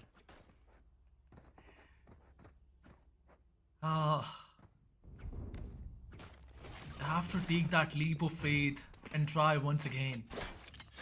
Not a fresh start it is, but it is a start of something else. I mean, second half, but Asterisk, one mistake and it will be over. OG has to win this one. Just finish it. The only round that Asterisk won was the one in which they had the better weaponry. After that, none. So it does seem difficult. Icarus all the way up close. Venka sees the rifle, sees the weapon, and shuts down that pistol. River, only man who found success. Still got the aftershock remaining, and there's also one gate crash. Oh, okay. A shot being landed, 70 HP on Venka, but his headshot is just crispy. Movement even better, and aim is just insane. Oh my god. You can just count the players who are falling by his bullets, and the smiles of them say the same story. His room is dim, but he's shining brighter than any star out there. Enemy down. Enemy down. One enemy remaining. 3. I guess that's it. It indeed is it. 12-1. Sheriffs with a bit of a heavy shield across the board. Liver has not even bought a shield and is just running it with a classic. No utility. My eyes are down. That's not something we wanted to see. Rather than it does seem like they've kind of lost hope. Yes, certainly they do. Not just River, look at Wave. He has 1000 credits available. He's not using it. They do have lost their hope, but can they pull it off? Can they do something amazing, something unbelievable? I mean, it is too late, but this is Asterisk we're talking about. Wave. Oh, okay. He casually just moves out, gets one, moves away. Fair enough. Whatever gives you the lead. But again, the call is to move over towards the seaside. There's still a couple of players. The question is, can DC win the fight? 40 HP, wins one, but will be taken down. Yash ready for the answer. 30 seconds left. But they're still slowly, steadily running away. Venka, can he catch one more? The movement of Yash even better. Venka runs away. Double tap activated. They will get the plant down. No chance whatsoever. To stop the plant, but maybe to win the round. Not if they run in 1v1. Guess maybe they can. Wave gets 2. Utility now being thrown out, but RVK. This man started the comeback story of OG with a 4K, and this man ended the hopes of Asterisk with a 3K. Look at Marcavelli. Wow. Alright. He was just turning off the camera. I thought maybe he wanted to do a few things else, but guess what? I don't think so. They need to do anything after humiliating Asterisk with a 13-1 on Haven. Nasty. Absolute overkill. Orangutan, they just played brilliantly, not just their aim game, but in every other department. They did not let Team Asterisk have one side, one time. Other than that bonus round, in which they were saving and the other team was forcing, they were buying. That was the only one round that they had. That's it.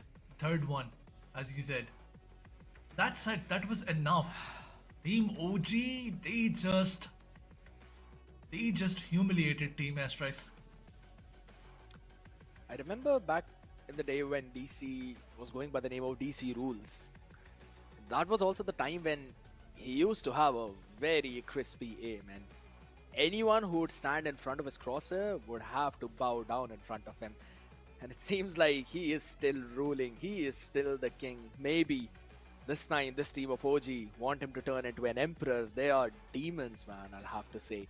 Venka, DC Rules, everyone has been doing phenomenal. And guess what, people? You also got a chance to probably get a phenomenal amount of VP. Who was the what was the most picked map in VCSA 24 Split 3? Ascent, Point, Haven, or Split? Answer that question as quickly as possible and as correctly as possible. There's only one answer, of course. So there's only one opportunity for you to answer that correctly. Make sure you quickly answer that, and if you answer most of the questions correctly throughout this entire week, then you stand a chance to win the massive 7,000 VP giveaway. So don't forget to quickly check out in the comments as well. You've got to answer that, and then for the next 1 week, you have to join into the stream to catch these questions live. Aladdin, do you know the answer to that question? One enemy remaining. I don't. Lucky. Oh, Be all very right, all honest, right. I No, no, fair enough. Fair enough. don't. Do you know the answer? I do, but I'm not going to. I was there when Split 3 was happening. And we were there when this 13-1 was happening. One enemy remaining. I think the fans of Team Asterisk, they don't want to remember it. They don't want to repeat this humiliating loss. But unfortunately, Remaining. Asterisk, they could not do anything. I mean, it was all Team OG winning those strategic battles, winning those aim battles and everything. It was just a They did not full-fledged let them domination. Yes. Yep. Absolutely. And again, over towards the end, it was just those unanticipated, unconventional angles. So OG really knew how to play throughout this entire map. Good call from Hooks, good anticipation, good defense from BC. I mean, we had the ace. Day 1 of VCSA Split 1 2025, and we've got the first ace.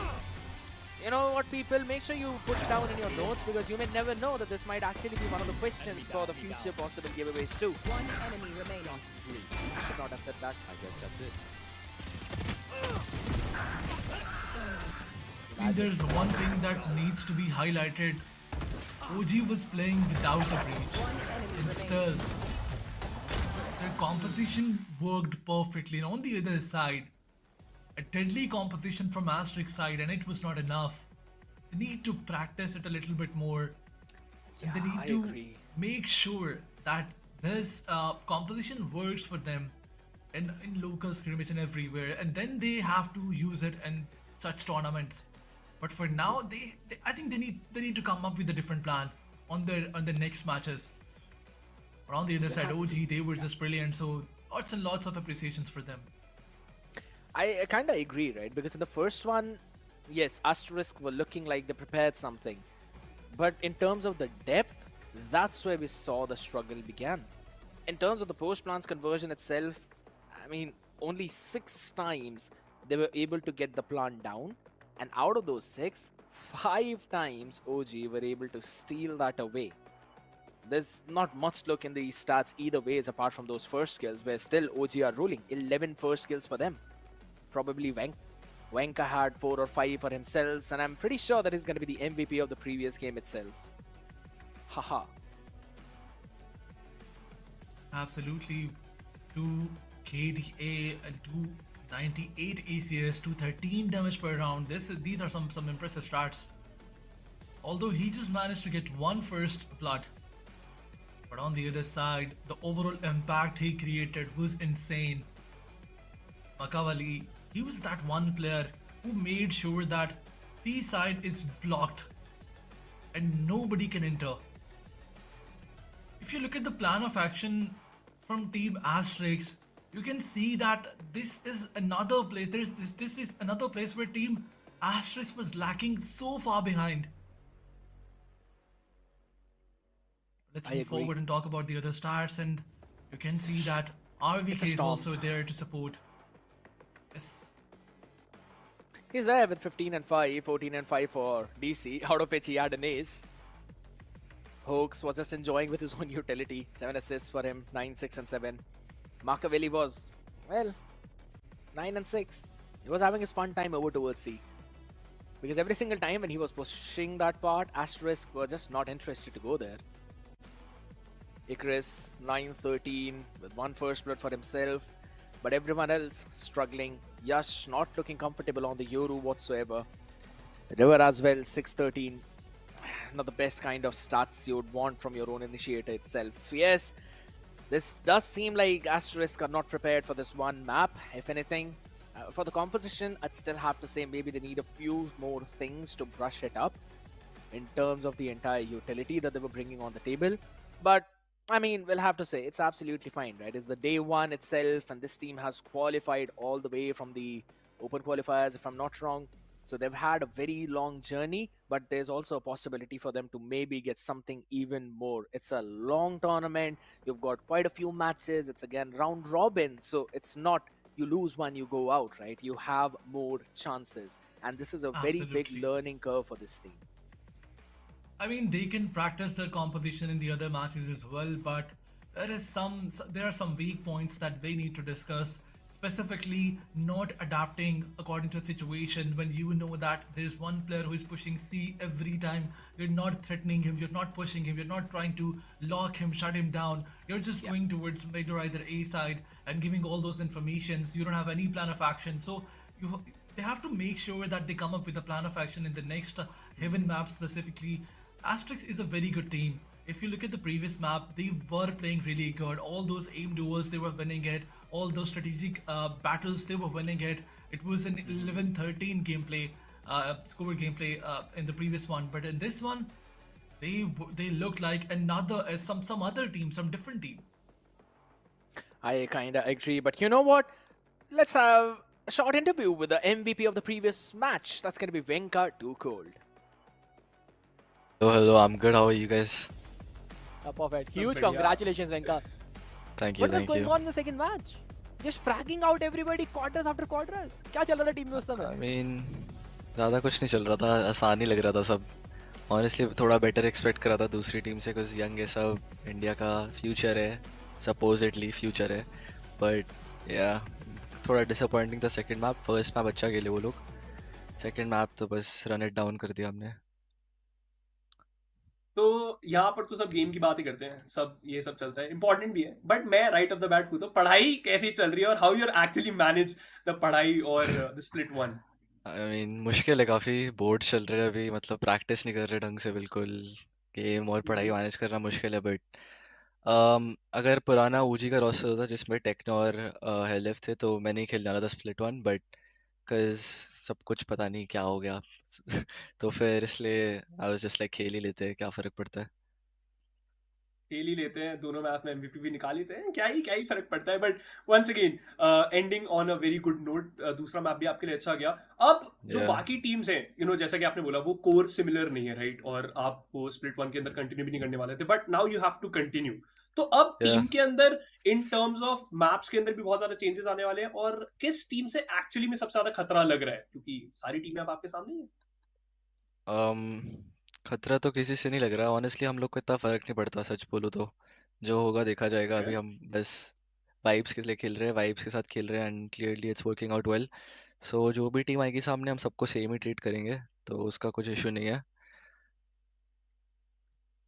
Future में भी ये competition same रहने वाला है क्या? Like you being on the ISO, या फिर ये सिर्फ ऐसा पिक था कि आज ज्यादा प्रैक्टिस हुई नहीं है तो भी आईएसओ योरू खेल लेते हैं, बाकी फ्यूचर में अगर फॉर एग्जांपल एसडीएल आती है तो चीजें क्या बदलती हुई नजर आएंगी हमें? नहीं नहीं, किसी के लिए कुछ कुछ नहीं बदलेंगे, जो है वो है. दूसरी टीम हमारे लिए बदलेंगे तो बदलेंगे, वरना हम अपना गेम खेलेंगे सिर्फ. क्या आई कॉन्फिडेंस होप ये जो अरे यार, ह्यूज अपना गेम कांग्रेचुलेशंस बढ़िया क्रेजी है. फ्रॉग्स. काफी मजा आया आपसे बात करके वेंका. Thank you, thank you, again all the best for future. Thank you. Bye guys. Bye bye. Aladdin, listen. This was one of the most nonchalant interview that I've seen almost in my entire casting career. My man straight up said, "We are not changing anything. Whoever's facing us will change their own comps. What we've shown you is everything that we've got, and please let me go and study for my boards." His face was reeking of that answer. It's absolutely crazy how this team, even with such less practice, is able to put so big numbers, man. If this is how they're playing right now, I'm pretty worried for the other teams who are eventually going to face them in the future. And there's one more thing that I would like to highlight. He said we are just vibing and playing. We're not taking it very serious. We're not taking it very seriously. We're just vibing and we're just chilling and we're just playing. So this is it. That's it. That's our entire gameplay. But let's move forward and talk about the tomorrow's schedule. There is going game number 1 between Team Revenant Esports and Team S8UL, and on the other side, Aura versus Velocity Gaming. It's going to be another best of 3. So 2 best of 3s tomorrow as well. What's your take on this one? Tomorrow S8UL is going to be playing against another dominating team, Revenant Esports. True. Reckoning Esports had also revamped their roster recently, but they've got experienced players, bringing in a couple of Russians as well in their own roster. We've seen the Reckoning Esports and their love for Russian players. They always bring in one or two and they perform phenomenally. So I'm super excited for what's going to happen for that one. Again, after that, we're going to have Aura up against Velocity. Velocity are a very renowned roster. We're also going to have that one fun rivalry of Velocity against Global Esports Academy in the future, possibly. But I think so. Both of these games are looking pretty solid, specifically the first one. Because Reckoning, well-known name in the community, up against S8UL. This esports org is one of the most renowned in the subcontinent, and they have now entered the Valorant scene. And we were, Venka mentioned about Helef and Techno. This is where they've gone. So S8UL up against Reckoning, Velocity up against Aurora. It's going to be very exciting. And yes, I cannot contain that excitement. I know, Aladdin, even you cannot. And for all the people out there, I know you're also excited for the same. But also at the same time, one last announcement for the giveaway. Make sure you answer that question and then answer subsequent questions throughout the week. And you'll stand a chance of winning 5,000 VP for the first place, 2,000 VP if you are at the second place. So get your Valorant knowledge up as quickly as possible. Aladdin, before we go, any last few words? That's it. Today was a great day. Specifically, we have seen some great ass Valorant out there, specifically from the side of Team OG. They played brilliantly. So let's hope that tomorrow is going to be another day when we will be seeing some crazy Valorant. And on the other side, Velocity versus Aura, this is something that I'm looking forward to, because Aura, relatively a new team, they can surprise us as well. But let's move forward and end the show. This is it for tonight. And last word from your side. That's about it. Thank you so very much for that, Aladdin. And ladies and gentlemen, thank you so much for tuning in. 2-1 for the first, 2-0 for the second. But what's for the future? We have no idea. Make sure you join in tomorrow as well at the same time. We'll see you guys there.